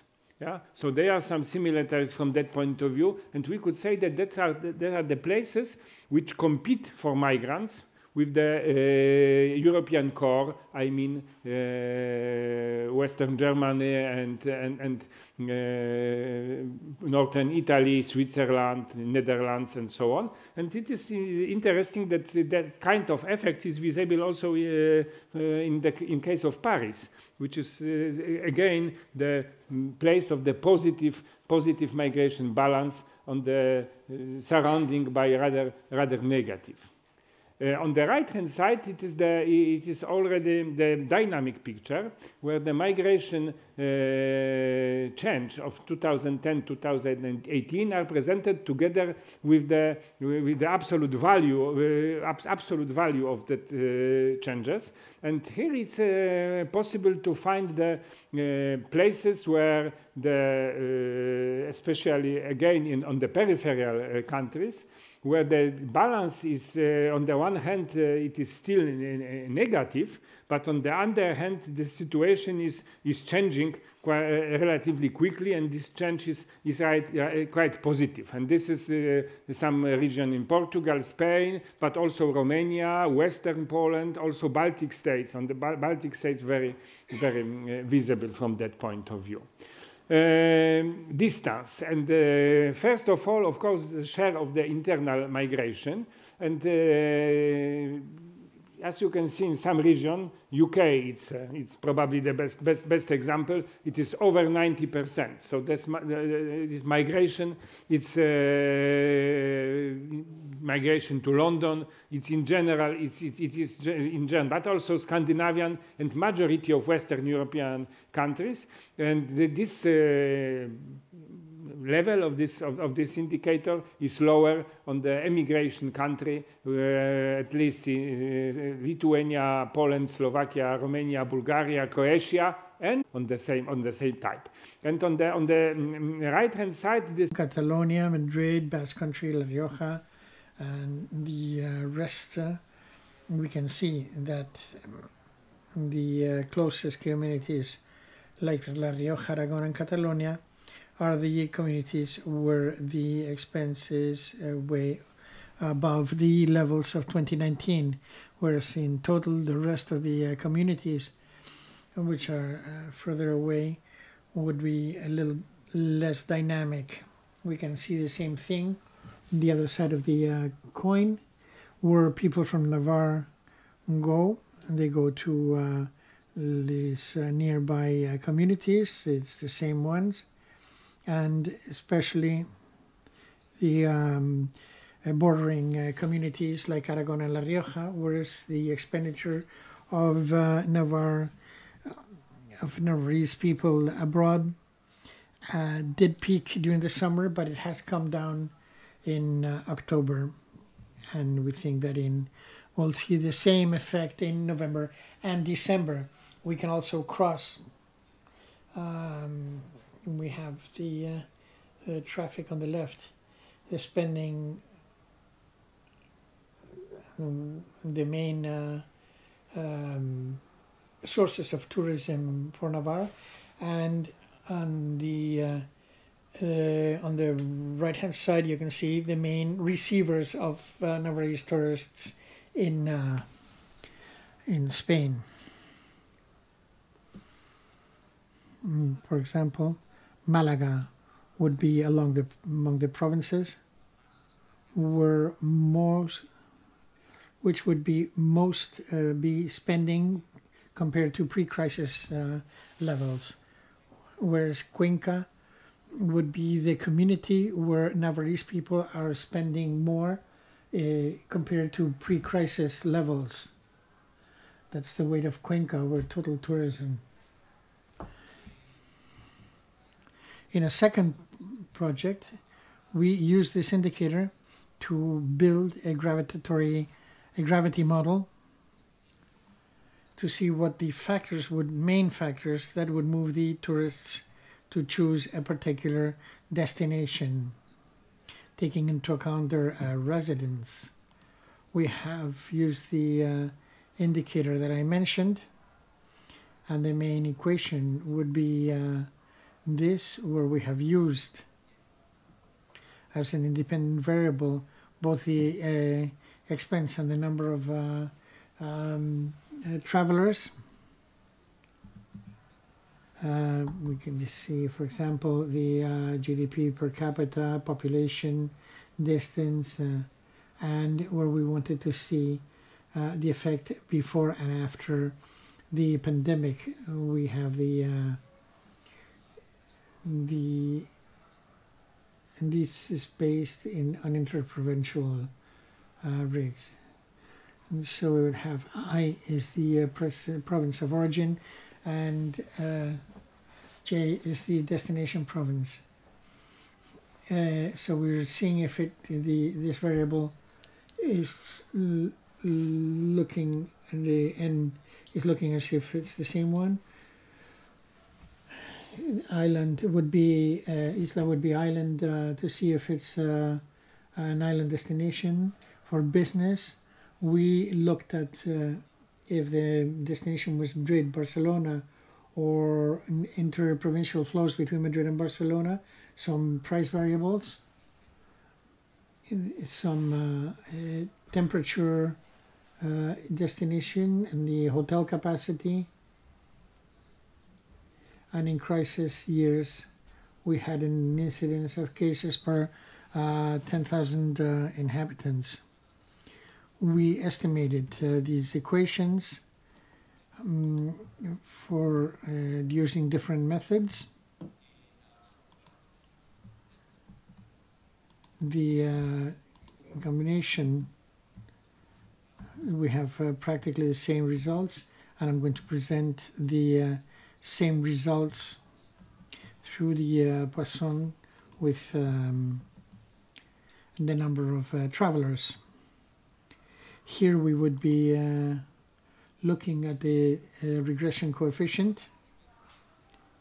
The first thing we can observe is that the effect of GDP per capita is positive throughout the 4 years and greater in the post-pandemic years.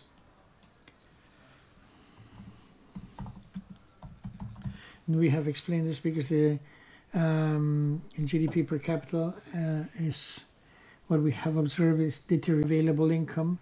They have stopped traveling and they have decided to stay within the same province or near their cities, whereas those households with higher available income, where the effect of the crisis has been lower, they have not replaced the weight of Madrid within the total.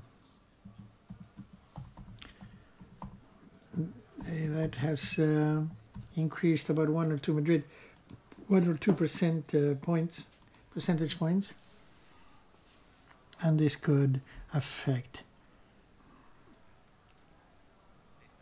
this variable. Finally, the replacement of trips to abroad,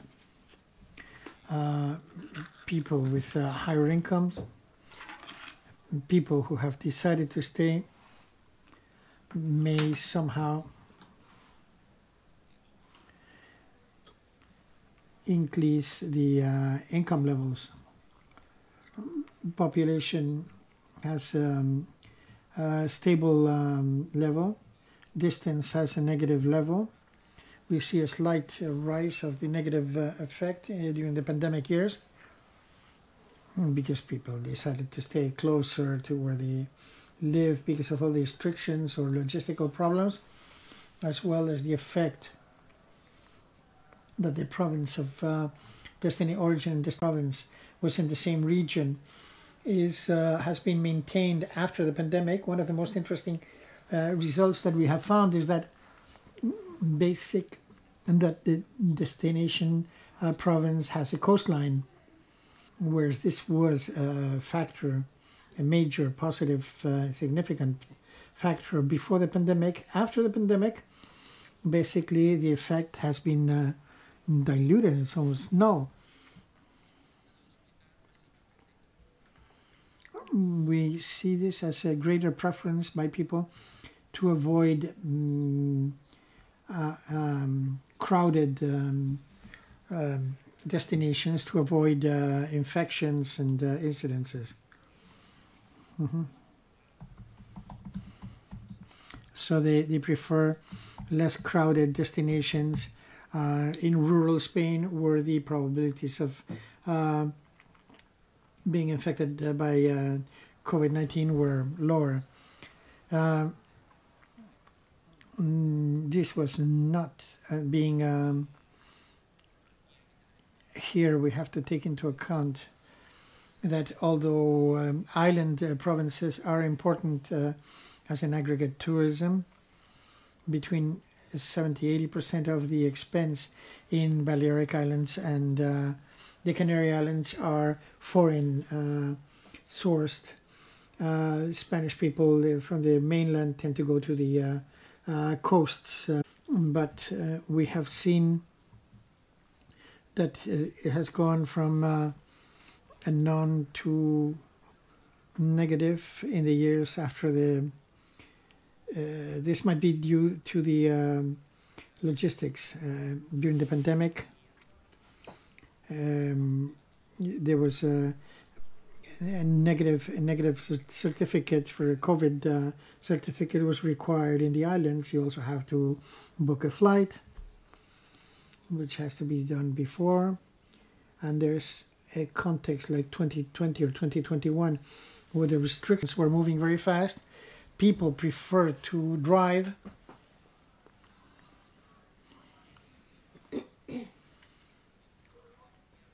If there were no restrictions, the people from Madrid would go to Valencia and drive to Valencia rather than take a flight to an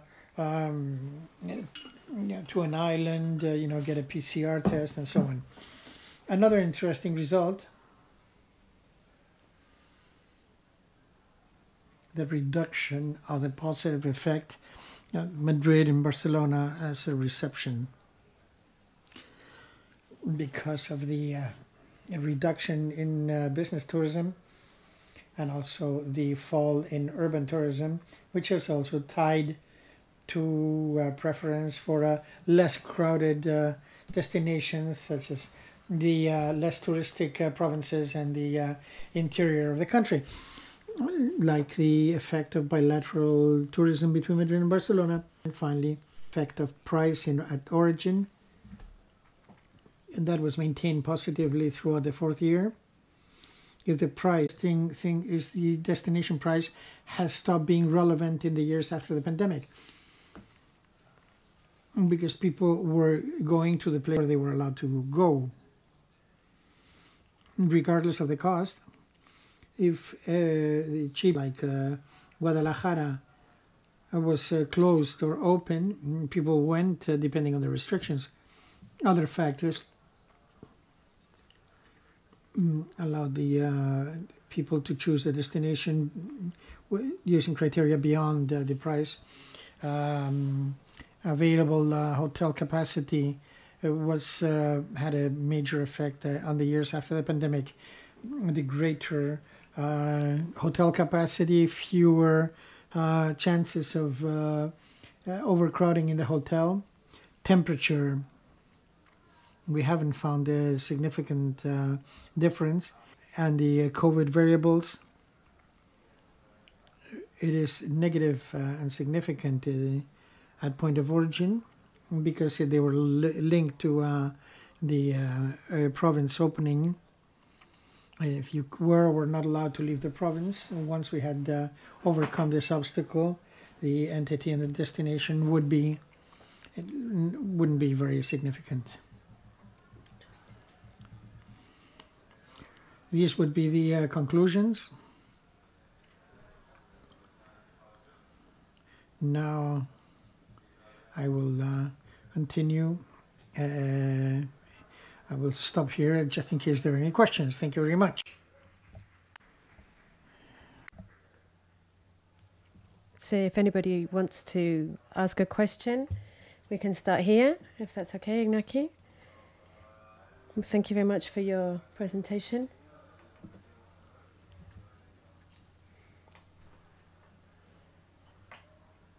Thank you very much for your presentation. It was extremely interesting. These databases that you've got have huge potential. I've got a very specific question and a suggestion. The question is, have you analyzed the evolution of spending in real terms? So we've seen that the last 2 years is above 2019, but from transport, where we should act for tourism marketing in one region over another, or talking about climate change, obviously. We're also encouraging people to, we would go to Honolulu in a heartbeat if it was really cheap, yeah? So maybe nearby tourism is maybe not as well viewed as what is our local consumption, yeah, the kilometer zero. So also thinking about this could you manage to differentiate between family spending, with or without children? You could take the card holder, but you don't know if it's an individual expense or for the whole family. So there's a dimension of questions there. And I'm also wondering, so you've got good information on Spanish people going abroad, and so through the TPVs that the BBVA has, could you get the spending from foreigners who come to Spain? So yes, in this part that I was showing you before, here, the left-hand graph is spending by foreign cards in BBVA sales points. And could this be related to Agatur as well? Like, could we work out the type of spending that they're doing? So the hotels, if they use Airbnb, apartments, hotels. Yeah, can we exploit this data? Yes, we can. When? Because we've got a breakdown by sector. But this sector breakdown depends on the shop, on the trade. So we can know that the tourist goes to the Corte Inglés, so to a department store, but we don't know exactly what they're buying. Yeah, I'm happy to know that you know everything apart from the brand that I'm buying. Yeah, we can't go down to that level of precision. With no specific client, we can know who they are and what they're doing. But if they go to a shopping center, we know that it's a shopping center, but we don't know whether they're buying clothes or food or that. It's more difficult. But we can look at a sector-based detail. But we've done this in a more general way to give us more space for improvement. We've got more room for improvement there. Thank you very much. Hi. Yes, yeah. Okay. It's a basic question. Why did you do this analysis, this research? I can put it differently. How do you use it as a bank? And then the second question is, do you know if the Spanish central bank is collecting and requesting this sort of data, maybe from the different banks in Spain or not, and using it, also monitoring the expenditure by credit card from Spanish people in Spain, and also the expenditures from foreigners in Spain, using and collecting this sort of data. If I'm asking the question because I'm wondering how we could monitor that at the EU level, and I know that in some countries these are sort of data that are collected by the central banks for the sake of properly monitoring tourism, etc. Bueno, contesto en español. Sí. I'm going to answer you in Spanish. Basically, we decided to do this research. We constructed this at the end of 2020, when we started, raising the restrictions, lifting the restrictions, and we could start traveling again. And so we could monitor the recovery of the Spanish economy. And so we've not only got this, we've got consumption indicators, which is based on the spending using cards. And so as the bank, let's say, has invested in these information sources that we have available to us, that we can exploit, and they give us a huge amount of information, the bank decided to use this to complement the official statistics that, as you say, that often come late. So this gives us more real-time information. So as an example, for us at the end of December, we know how tourism's gone, whereas we have to wait for the last quarter figures to be published. So we have to wait till February then. But we know in December. So we can construct the scenarios for the Spanish economy. Puts us one step ahead. On a European level, I wasn't aware that central banks were able to measure this kind of data. I understand that you can extrapolate it as to the extent that you can standardize this data, but these are BBVA clients, and they might be very different from the general population. We might have older clients, for example, or richer clients from different specific economic sectors. So this might infer things about the national population that isn't true. So it's not representative of the Spanish population. It's just like a mini group, which it might correspond to the Spanish populace. But if we look at regional levels, then it's going to be really different. Just related to what you've just been saying, it might be interesting to look at this information by income levels in terms of pensions and salaries. And from there, so once we've got the social economic information, to try and take this up to the level of the Spanish population, to use it at that level. So in this project, we haven't done it yet. But in terms of consumption, we're further ahead, And so we've tried to democratize this sample to bring it up to a national level. And so it can be done, in this project in the future,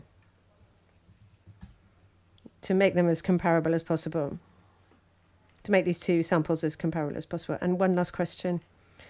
I can see that you're talking about consumption tourism. Does this sample also want to look at GDP predictions? So we're looking at all the different components of GDP. So we're looking at exports, investments, imports, all those different components of GDP. So we can. Have you published it? It's only consumption that we've published so far. But it's another part of the unit, but I can find out and let you know. Thank you.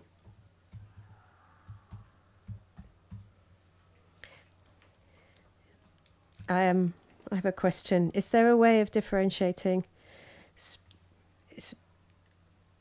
spending between commuting and tourism, particularly when we're talking about Barcelona and Madrid? It's so I don't know if you can do it if you're like playing with the days of the week and look at the day by day and compare it to weekends, and so we can. Whether that's an interesting sample to differentiate their commuting and people going to work or people on holiday. So we can look at leisure tourism and separate it completely from non-leisure tourism. And that's where you're going to center more on the substitutive effect of Skype to see how online methods have overtaken from business travel. And it might be interesting for the future and have a very important impact. So we've looked at that in two different ways. The first one is to analyze days of the week, when the spending was happened, and how many days the card has been moving. If the card had movement in one specific day, it's more likely that it's going to be people going to work or going to study or going just to another province, people who live in Guadalajara who go and work in Madrid. So they just do it one specific day. But it's more complicated in terms of computational calculations to discern these cases, because we can cross cases that can be mixed, or we can't interpret the conclusions directly,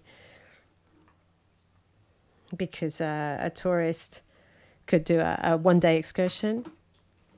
So then we can't differentiate it from a commuting.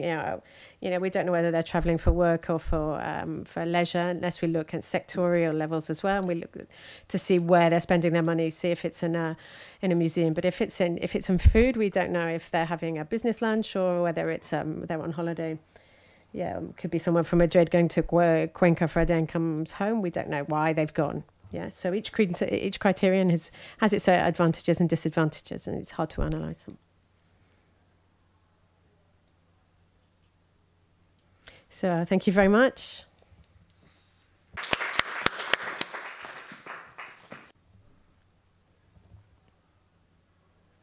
So we're now to start the panel discussion. So please don't even sit down. I'd like you to come and sit there here on the stage. This is a roundtable discussion, which we're going to look at different perspectives. So we've got representatives from the government of Navarre, from the environment and territorial area. So we've got Giancarlo, who's just been speaking to us. So we've got Iñaki Arto. We let him have a little rest since he spoke to us this morning from the Basque Centre for Climate Change. Yeah, he was one of the first people to give his perspective. I don't need to introduce it. And so, well, we're just trying to put microphones on now. On everybody.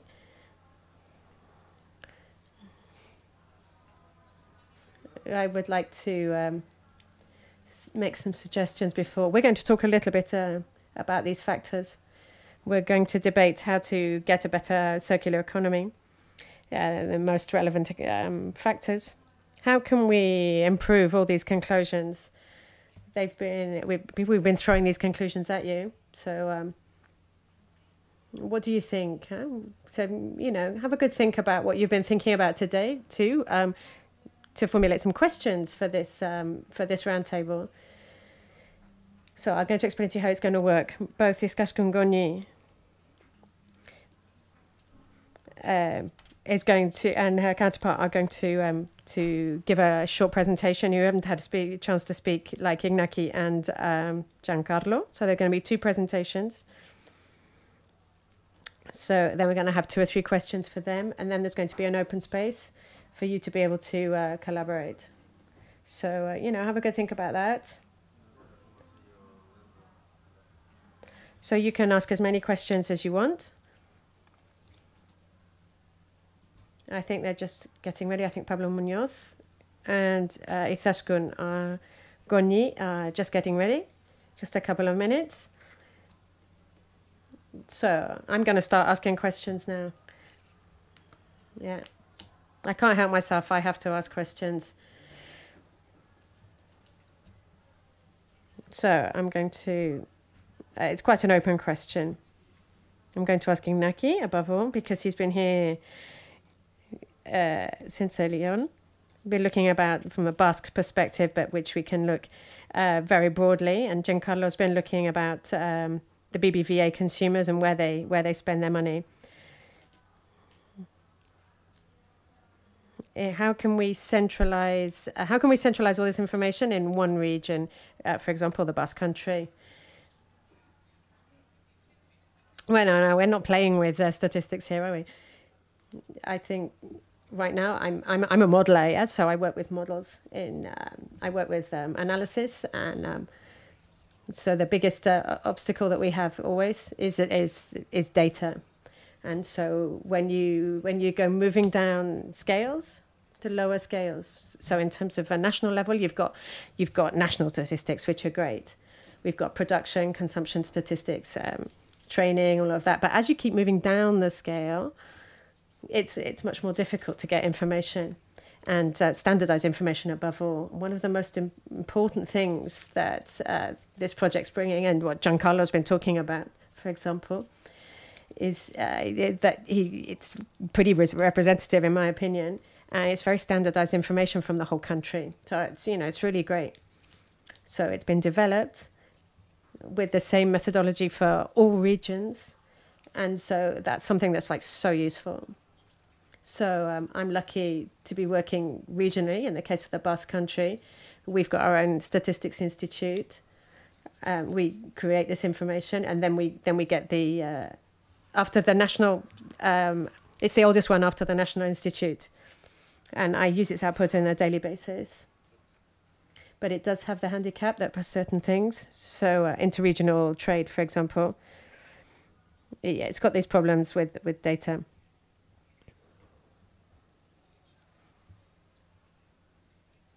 So yeah, we need to be able to fill those gaps. So one of the good things that this project have, it's full open access. So so I'm talking about from an academic aspect, but it's great to have that open access. So we're also talking about databases, as we've seen presented by Giancarlo. I presume it's not open access. It's and so I understand that it's not going to be cheap. This kind of thing doesn't come cheap. Yeah, he's laughing at me, but this kind of information, and I work with information from mobile companies, mobile phone companies, and I think it's very useful. But the BBVA information is it's in a whole new league. Yeah, so and it's really useful. And we talked about tourism, but we can also talk about anticipation, energy transition, all sorts of forecasting that we can use this information for. So we've got forecasting indicators. Giancarlo said that some of the prognostics is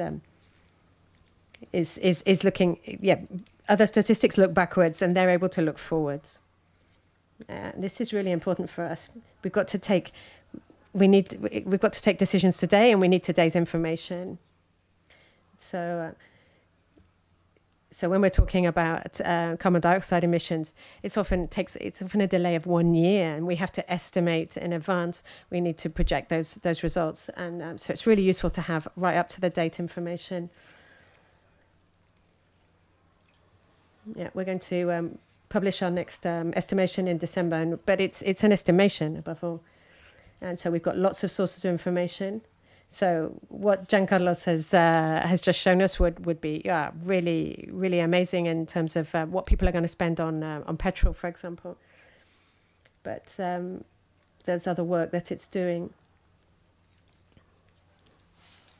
Both the components that we've seen from Expon and what Giancarlo's shown us, looking about this, it's so useful in terms of information, in terms of the research.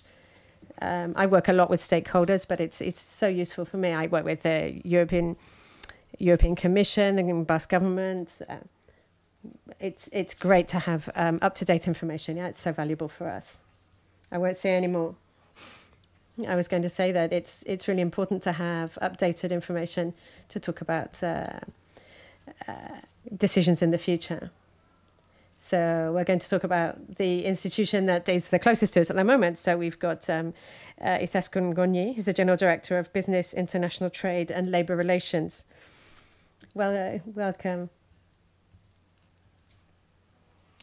Toda la jornada sobre diversos indicadores, We have been talking all day on different indicators, different flows from goods, services, and people from many different perspectives, to try to have set some basis to be able to make decisions in the future.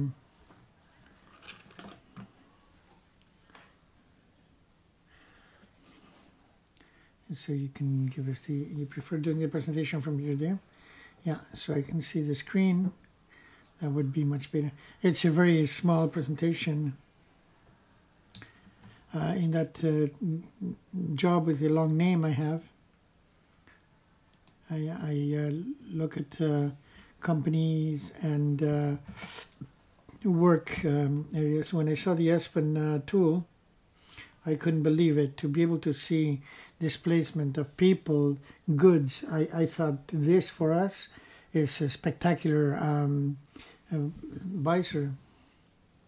How do we work in the Department of Company Development? We work with a perspective, sustainable, which has, we see the C factors in our company. and two cross-cutting sectors in this period, 2021 period, which is in line with the with the European policies. And then at the roots of this tree is we see the competitiveness factors. Of all that we do with S4, we have been doing it through plans and through challenges. But today I wanted to talk about data management, the work we're doing with the industrial plan and with the international plan. Also the entrepreneurial plan is also affected by this question. And the fact is that in the industrial plan, Navarre is a community which is highly industrialized, the most industrialized in the country, with 31% of the GDP coming from industry. And we analyzed 11 value chains of the S4 strategic sectors. And as a challenge, which is also within the framework of the European framework policy development policies, we have to see where these are in the value chain. The challenge posed by the European Commission to the regions is to identify our strengths in those value chains and what we can do as business opportunities to compact those chains. And that was said before the COVID pandemic. After the COVID pandemic, it became even more relevant because it was we had to locate those parts of the chains that had gone very far away from Spain. This is something we were aware of when we designed S4. So in value chain, we carried out this exercise. We got the NOS 2 regions in Europe, and we looked at the 10 regions which were most similar to Navarre in specialization, and which were the top 10 in that specialization in Europe, to see who's our reference and with whom we're competing. We did it in all value chains. And this is a picture, a starting point picture. But with the ESPON tool, we could see what there was. We also worked by S4 factors and by country. In this case, we had 70% of Navarre exports to the European Union, and the 10% the rest of Europe. And 71% of imports are from the UE and from the EU, and another 5% from the rest of Europe. But in the last few years, after COVID, it was for a few years, it seemed like the European weight was lower, but now it's been getting higher. We also have our company observatory, our business observatory. We can analyze year by year and country by country what the balances are.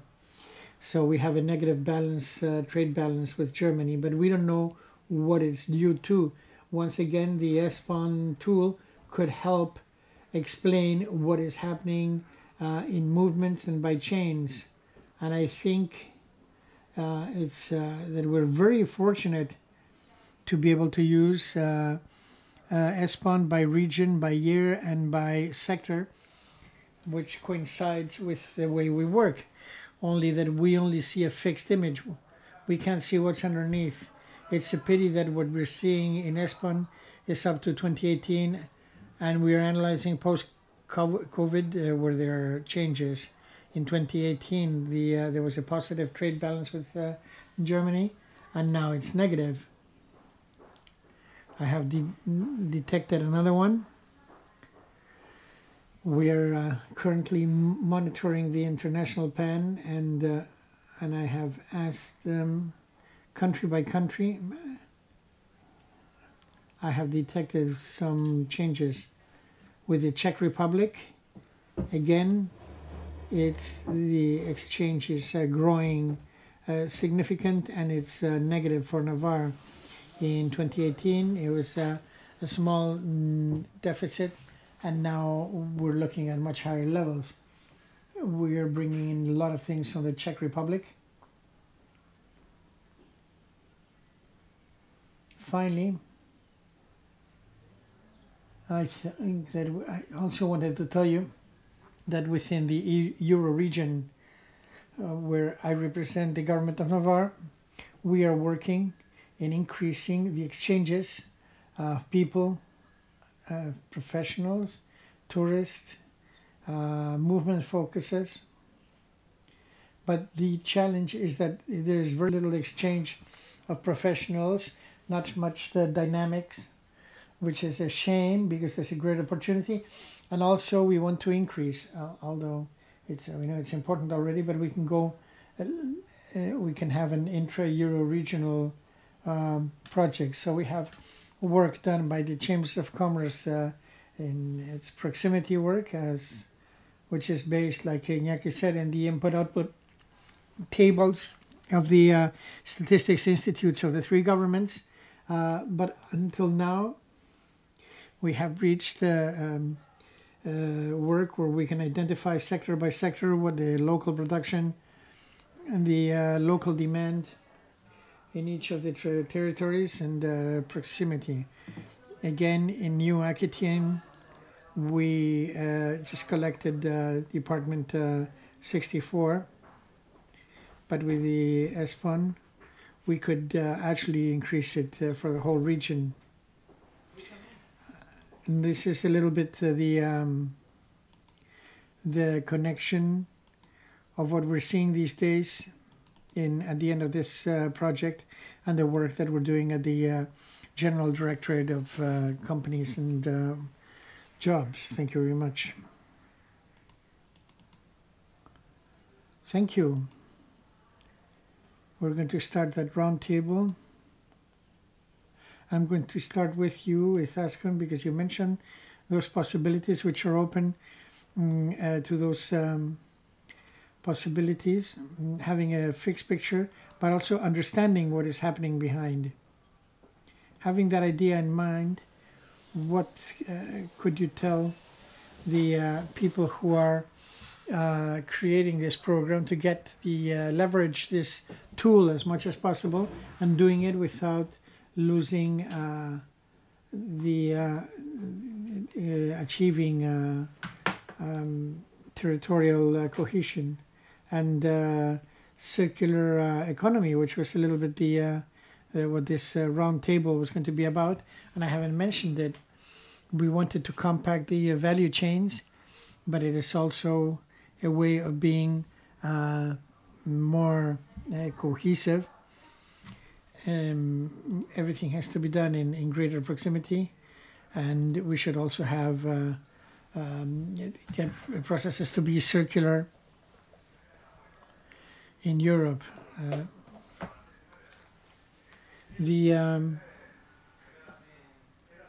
I understand that a tool like this one has to have a tremendous support.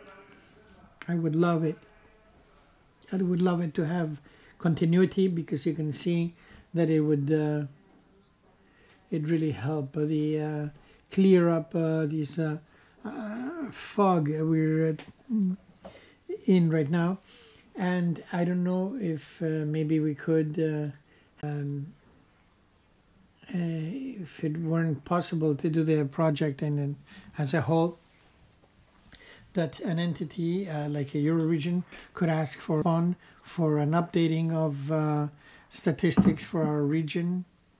Well, it's a suggestion, but the ideal would be for this to have continuity, because truly it's the monitor of how we're producing economic cohesion, social cohesion, and also very important for all transportation movements and for sustainability as well. Yeah, I can see Iñaki saying yes. Yeah, I totally agree with what Izaskun is saying. I think it is essential that this type of initiative should not be something.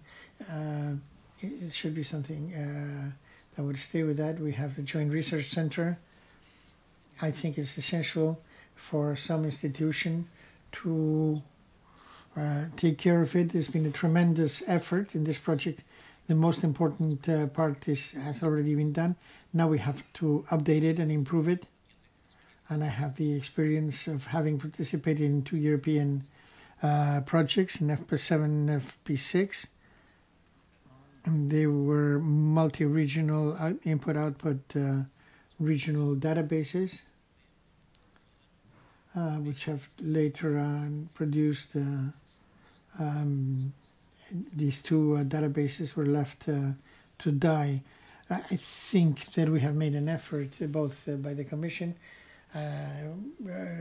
with the funds and the consortium in this methodology. And I think that now we really make it continue to. There's obviously a need on the part of stakeholders, on the decision makers, and governments and the scientific community. And I think we have to give it continuity and improve it. Initiatives related to what Giancarlo was talking about, and other things we could continue. For example, the environmental dimension, which is not represented beyond, apart from physical flows of goods, representation of homes, because we're talking about flows of region, a specific area in a country, such as Spain. The more difficult it is to get these types of data. So when we look in regions, not from country to country, but from region to region, what can we do to help that work, and also to reduce those value chains? Because we have regions like Navarre, they have characteristics which can be exploited, but we shouldn't miss that choice for in the market, which is competing with the other regions. Well, a little bit our focus is that finding the points where we're most competitive and reinforce them. This is a little bit what we do with S4 with regard to other regions, and starting with the Euro regions. What we have is an analysis through these European projects of which are the common strengths of the 3 regions, to be able to try to the production of in the Euro region of these and the value chains should be supplied from closer sources. What we're doing in very simply, somebody who buys in another country something that is being produced close by, it shouldn't be because they don't know that. And there's a problem with conditions that we should be able to negotiate, and we should all have that commitment to manufacture closer and leaving what has to come, putting what really, because for reasons of efficiency, has to come from further away, to minimize those items as much as possible. And then we should try through entrepreneurial initiatives to look at to get the closer provisioning, closer sourcing. We're also working on this in the Euro regions. We have an international reference from the Public University of Navarre where we have, we're very late on database technology because our databases are not sufficiently large. The Asian and North American ones are much higher. The only way we could have this large databases like the ones they have in other parts of Asia is aggregating data. That's why we're insisting on aggregating data. And in the department, we are highly aware of this, and we want to promote the data aggregation in private, in the private areas. The public part we're leaving in the hands of the transformation department, and we want to do this with the companies, first in the clusters of our sectors in Navarre, and then at the level of the Euro region. That's why with the European Digital Innovation Hub, we have agreements with other hubs, so where we can share data. But we're really very, very, I'm not going to expand on this. I'm not going to ask the same thing, but I would like to know your opinion on what you just said. Is it possible to have this reality between companies, leaving that competitiveness aside? Well, I think that we are very far, because there are two factors. First, because the degree of development of data for data management is different at the regional level, but also at the European level. At the country level, in Eastern Europe, the level in Eastern Europe is not like the level in Western Europe. The second is the homogenizing or unifying data. And as Iñaki was saying, where we have in Spain, everyone produces their own data, but the data is not comparable. For example, we have, for example, forecasts, GDP forecasts, because it's not comparable to others, because the Statistics Institute is the Spanish statistics does not do it the same way, because they aggregate things. So there's also this question of data privacy, and also the power that you get from data, of course. Very briefly, that we are aware of this difficulty, and also following the logic of this professor I mentioned, Humberto Bustince. He says, first, you have to have good data. First, everyone has to have quality data so that they can then be used in aggregations. So we have this data science laboratory where we tell companies about the opportunities of, which is data management.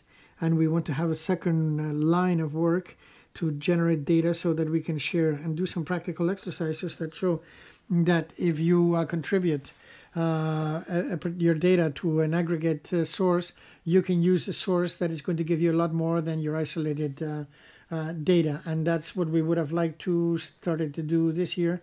Maybe we'll be capable of doing it in 2023. And in parallel, we have to have a lot of sensitization in the private sector so that they can be ready to do this.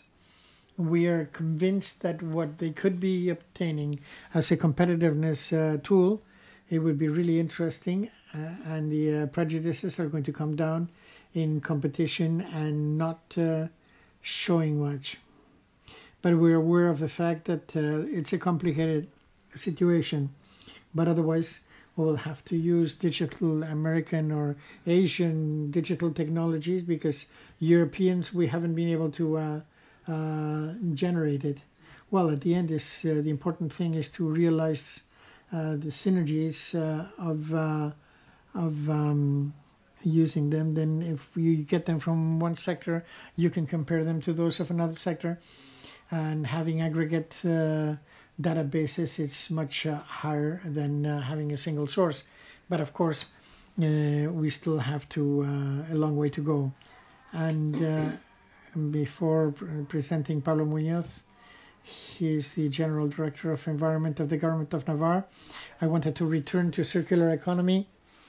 recovering an idea which you have launched on the location on companies in the short term. It could be an interesting economic alternative, but in the midterm, it's not sustainable. From that point of view, comparing to your company, what is the challenge it's facing a region such as the Basque Country, looking to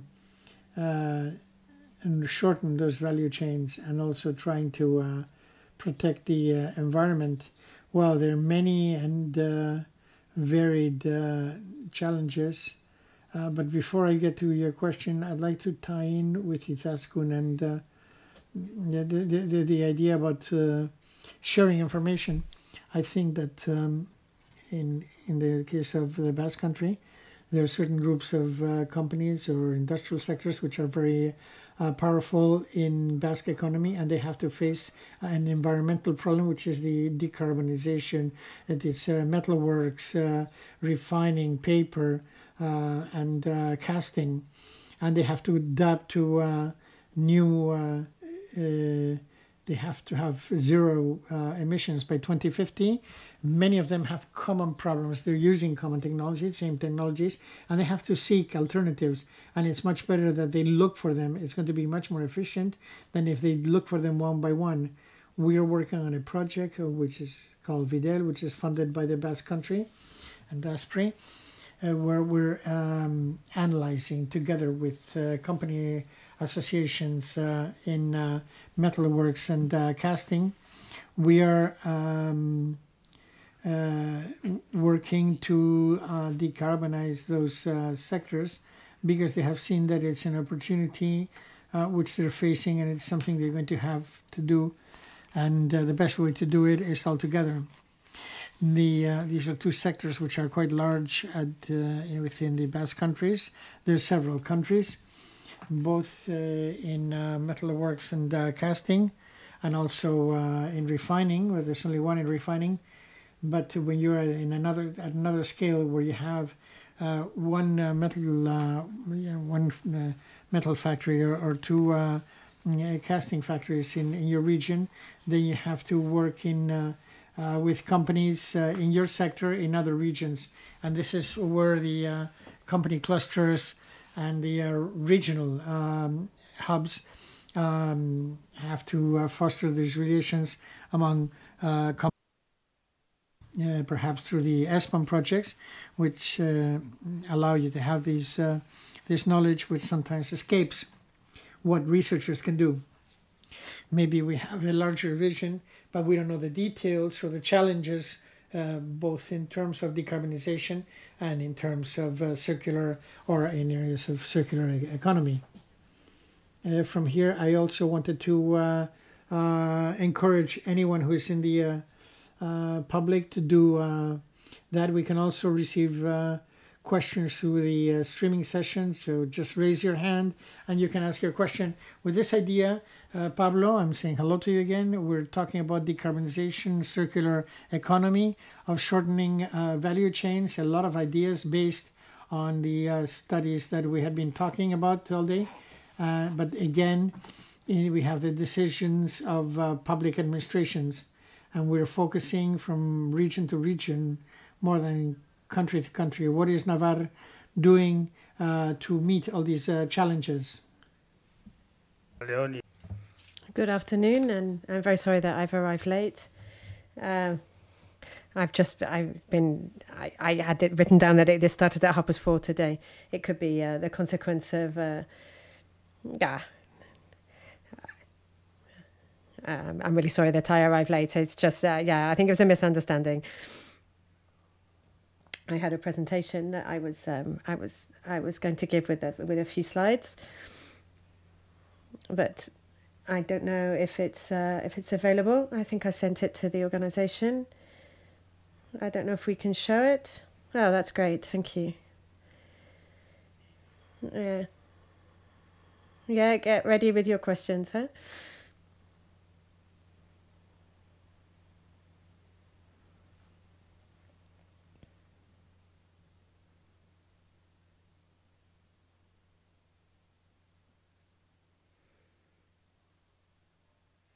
So I sent it by email. I sent a different presentation a little while ago by email, but we can talk about what we're approaching now. We're talking about public institutions in the circular economy. In Navarra, we're working on a series of plans and legislation that's associated with these plans related to a broad vision of a circular economy and climate change, as Izaskun had been talking about. And these are interrelated questions, and we can't separate them. So in terms of planning, we've got an agenda for the circular economy. And so we're currently reviewing it and how we're going to work in 2023-2024. So this agenda for circular economy is complemented by other planning tools, roadmap for climate change, or the Navarra Energy Plan. In the same way, other sectorial plans which are more specific, so like a forestry agenda or a water plan, for example. These plans are all related to, or directly or indirectly, with the circular economy. Yeah, they're the major lines that we have to work on at the moment. Not only for Navarra, but Europe and the planet, the whole planet. And so, apart from the matter of plans or strategies, we've got legislation. We make laws, which is related to climate change and energy transition and the circular economy. We've got our local waste law, our regional waste law, since 2018, and we've been working on it for 4 years. And in this legislation, in this mandate, we've passed some interesting laws. Along these major lines, these economic, social, and environmental activities. So we've got the climate change regional law and other laws that affect environmental changes. So that's what we're working on at the moment in the Department of Environment in the government of Navarra. How do you develop this legislation, and how does ISPON work with it? ISPON relates to the flow of knowledge and the flow of people, the flow of ideas and the flow of researchers, the economy flow, goods, services, capitals. This project is necessary for European regions to put themselves in a similar environment. If you can, let's have a look. I can read from it. Let's have a look.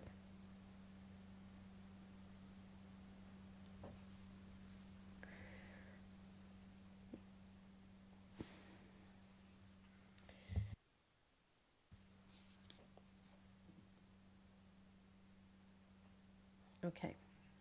This first slide was people that don't know our region, which are a highly diverse region.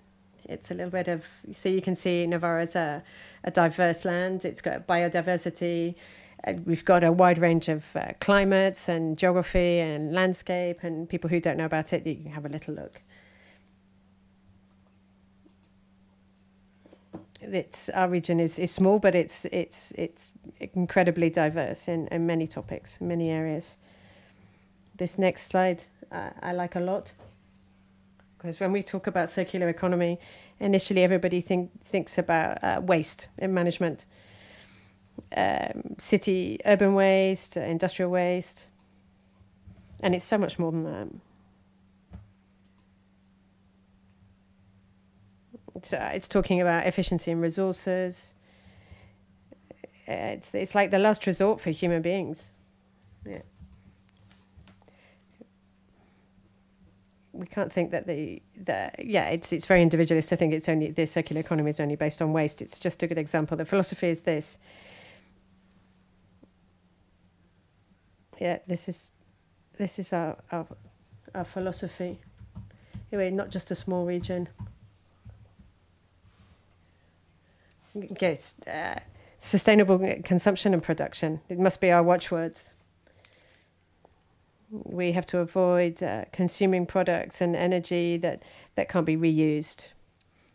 Yeah. We need to talk about the European field. We need to talk in short circuits, yeah, and small circuits that are more manageable. So there's no point in bringing material from Finland to Navarre. We should be coming from Aquitaine to Navarre, for example. So we're also talking about the social part. All of this is this in the 2030 agenda? It's all been written down there, where the environment and the circular economy are inextricably linked. Yeah? So we talked about this before. The plans and planning, what we're working on in Navarre from the government, the field of the circular economy, and collaterally with climate change. The waste plan, the forestry plan. All this different legislation that I've been talking about, which you can see on the screen here.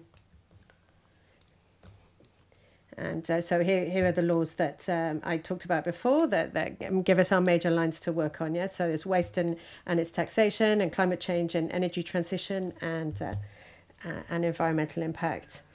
So if we look about the circular economy agenda, I can present it very basically. So we've got six aims. So there's three axes here, six goals. And it's linked to the Sustainable Development Goals. So this, I don't really want to go in much further in my presentation, because I've got. I'm sure that it'd be more interesting to have questions to be able to share this information, and so I can explain how some local companies are working. Yeah, now you've mentioned it. How are some local companies working with a circular economy? Yeah. So we've got a microphone again, yeah. So you can just put your hand up and you can ask a question. So in the field of circular economy, so if I'm going to look specifically at firms and companies, we're very lucky and very happy to have flows of materials that they're inside our province, so that Navarran companies can make use of the waste from other Navarran companies. So we're very lucky with that situation. Yeah, it gives us a great advantage. But there's also flows of material and resources between regions. I'm going to give you the example that I wanted to talk about here. There's a company in Navarre which works. It employs handicapped people, that receives devices, appliances that are no longer being used, electronic devices, and so they dismantle them. They separate it into the components and parts, and part of this material, which comes from the south of France, it gets separated in Navarre and then goes to other regions, that adjoining regions, so that they can be used in casting and things. It's a great project. So Navarre receives these devices from the south of France, these electronic devices. Yeah, so they're broken down, and part of these materials go to other regions. So they are reused, either for their energy value or just simply reused. The overall idea of the circular economy, that nothing's wasted. Yeah, so that this material comes back round again and can be used again. So I get the idea of the truck that you showed us earlier, Iñaki, with a part coming from all over. Yeah, the integration from all over, that jigsaw puzzle image that you showed us. This is a little bit what we're seeing in the ESPON tool from the initiative, Giancarlo, that we've seen from private initiative. This is what we've seen. We've talked about competitiveness, but there's also collaboration, isn't there? That we managed to meet our goals together. It's a really good example here that collaboration between the public and the private sector is boosted or driven because we have to go one step further than our own backyard. And of course, what we want is that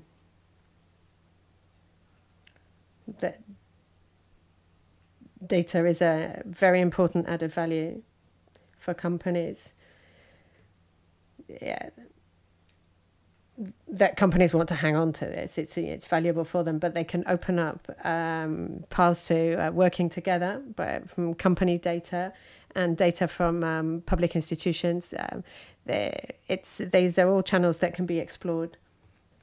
And like Iñaki said earlier, the availability is high at a national level, but at a regional level, if we consider the flow between regions, it's completely unexplored, this area. So ESPON is fundamental in that respect. It's giving us information that we really haven't seen before. And so this is going to give us new images that we couldn't get any other way.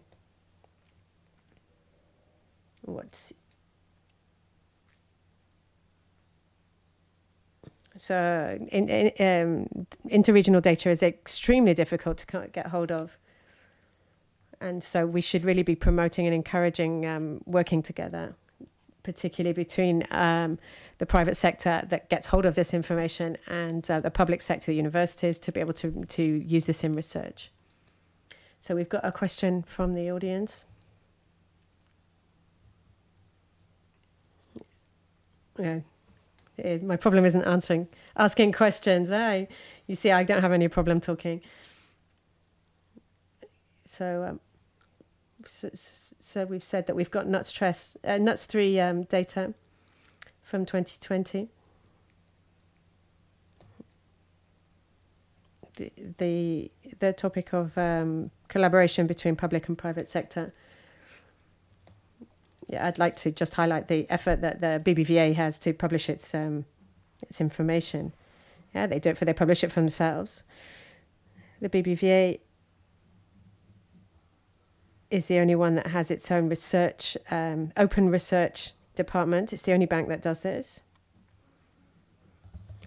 So Nicola's question was clear. Do all the banks do that? If the banks do this to extract this information, which it's just got commercial value on their clients for their shareholders. So here's a thought that's maybe being a little bit cynical. If BBVA is a demigod that sees almost everything, the tax officers know absolutely everything, Navarra and Basque Country. Yeah. So we've got a lot of information in the public field as well, in the public sector, that we don't share, not even for the common good. So, there's a lot of collaboration work there ahead of us. So here, we've got a lot of things here that seem really complicated to me. I don't know, Thascon was saying that we've got internationalization and labor relations. For many years, she was explaining the role of globalization, to be able to work to benefit consumers. And now we've got to put another ball into play, that we've maybe gone too far. Yeah, that our chains are too global. So we need to bring wealth to poor countries, but maybe those countries aren't so poor anymore. And we're polluting a huge amount. So we need to be able to explain this tension, between science, safety, security, and sustainability. But let's not go too far. Let's not run away with ourselves. The economy, the circular economy, is not necessarily an excuse. It's very important to be aware of the situation, and we need to see which role we're going to give to it.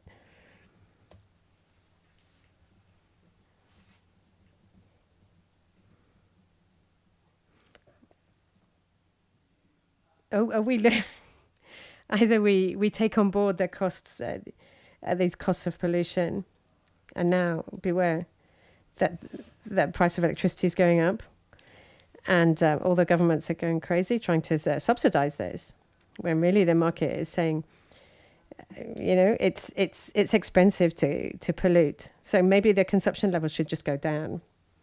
Yeah, so this is like a counterweight for pollution. But, you know, we haven't quite got our heads around that. So I'm going to ask some questions, yeah? Okay, because where is the balance between the internationalization and local economy without falling into the trap of protectionism? And also, are we really ready for as consumers and politicians, to explain to people that if we need a circular economy that's more sustainable, we're going to have a time when prices are going to go up, people are going to have to pay more taxes, and we're going to have to make an effort. And as taxpayers and consumers, they're going to be tough times. Where's the balance there? I think Ethashgun can answer that question. So that you cannot answer that at your regional level, even not at national level. And why the US and China can do that? Because they are able to apply it also at the continental level. And this is probably one of the part of the answer. But then we go back to all these questions of how we share the data, the same political objectives, and you saw what happened at the Council today or yesterday about the energy crisis, that there were no decision at all. Again, everything was blocked, again. And this unity that we had during the COVID crisis, that we cannot have it now, where these questions, these tensions between what do you call it, sustainability for the future, and reducing the value chains and proximity, globalization, etc. We are not able at the moment to address them at the EU level. Just a comment. No, it's fine. No, sabía que eran preguntas bomba, o sea que. Yeah.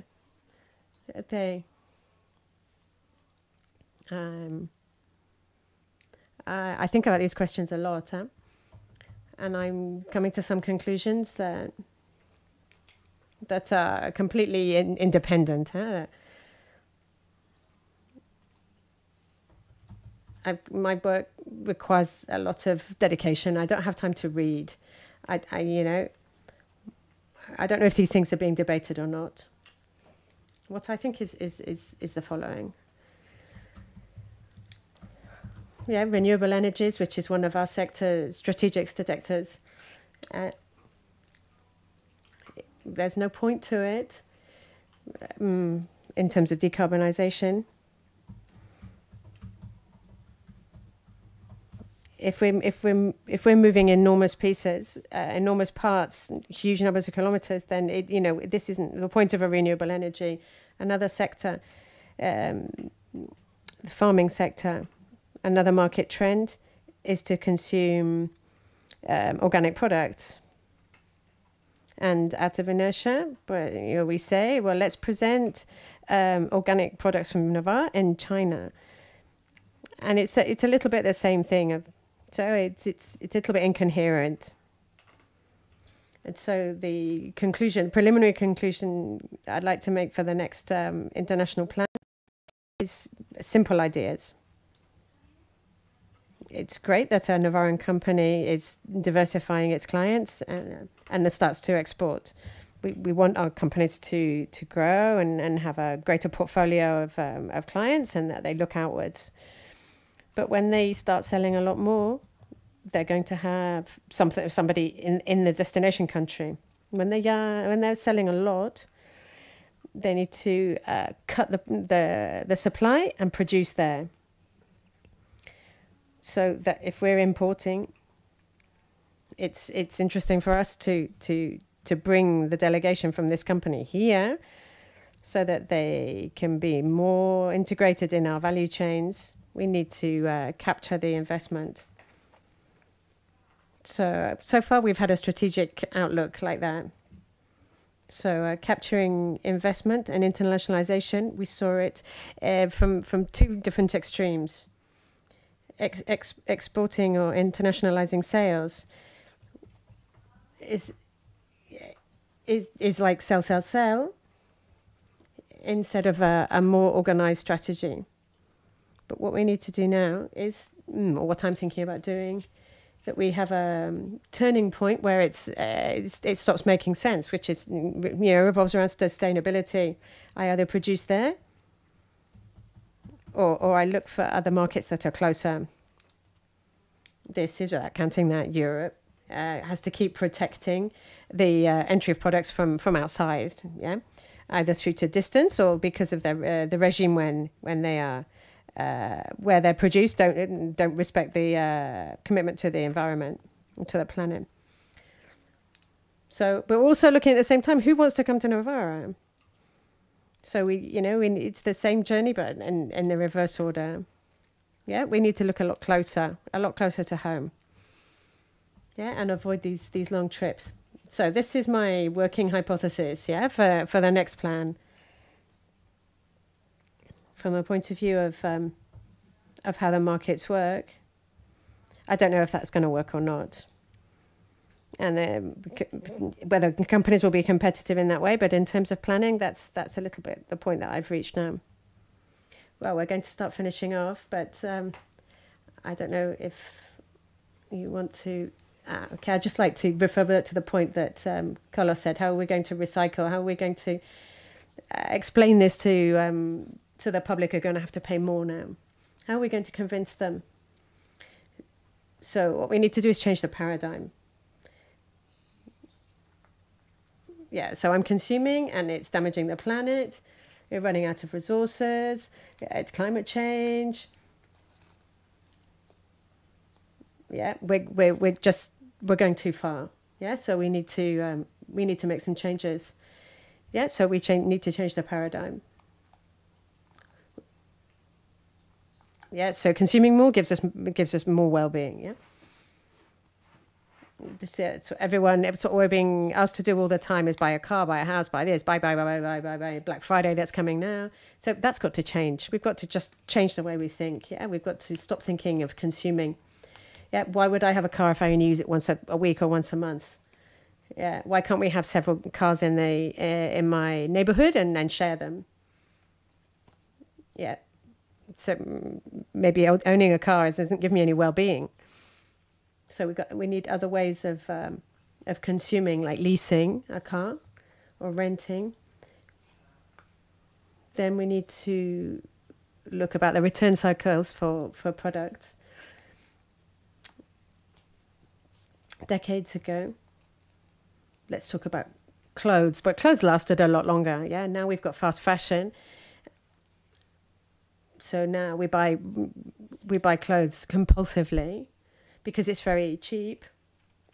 It's cheap because of the environmental costs, because it's being produced in poor conditions, poor working conditions, which are really not decent. And so we need to turn this on its head, and we need to return to better quality products with more added value. And that gives us more wealth in the end. It enhances the product. And it's giving wealth in the country. It's going to last longer.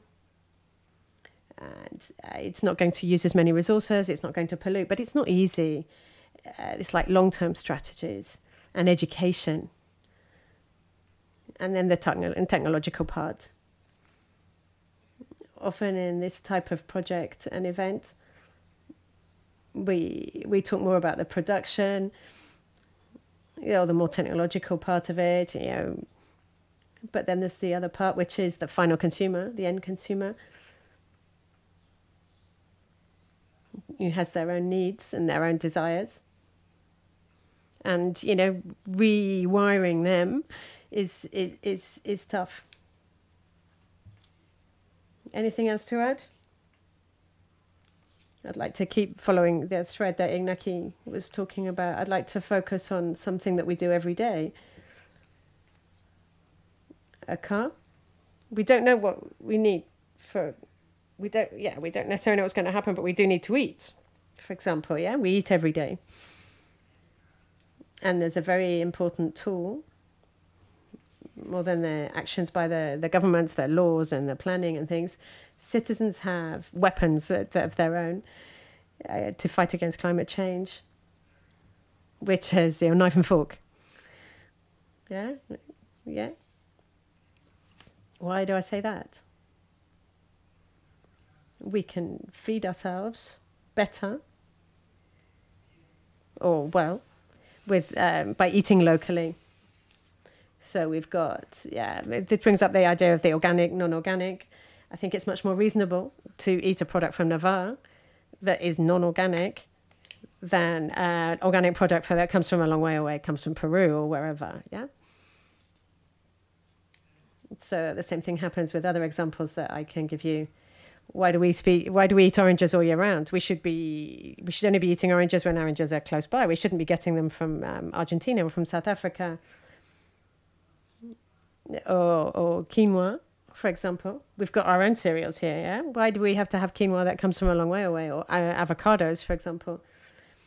Yeah, that we've got a very wide choice in we can buy avocados from Malaga, but also from Mexico and Peru, and maybe we shouldn't have that choice. Yeah. Yeah. So maybe we should say, if the oranges aren't from Valencia, I'm not going to buy them. And those are everyday choices that we can make. Yeah. So we're talking about short circuits and responsible consumption. Would you like to finish with something? Also in the area of tourism, there's many spaces, and I think the pandemic has really shown a number of patterns that could be, or showcased a number of patterns that could be, before we go back into preferences like we had in the past. Consumers prefer which are less crowded, where sustainable tourism can open many opportunities more than going to those crowded destinations which have been constructed on or built on a financial model which is not an added value anymore.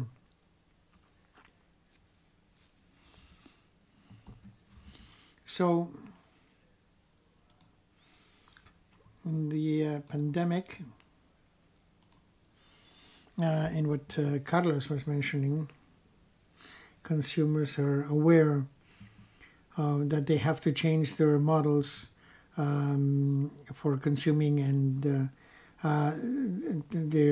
consumers are paying more for organic products. We have to expand this concept to other sectors, and tourism could be one of those. We have to stop and reflect. Well, that's what we're going to do right now. We're going to stop and reflect, and tomorrow we will continue. Iñaki, Pablo, all of you, thank you very much. We wait for you tomorrow at 9 o'clock here, but before, as Pablo said, we have to eat and have dinner.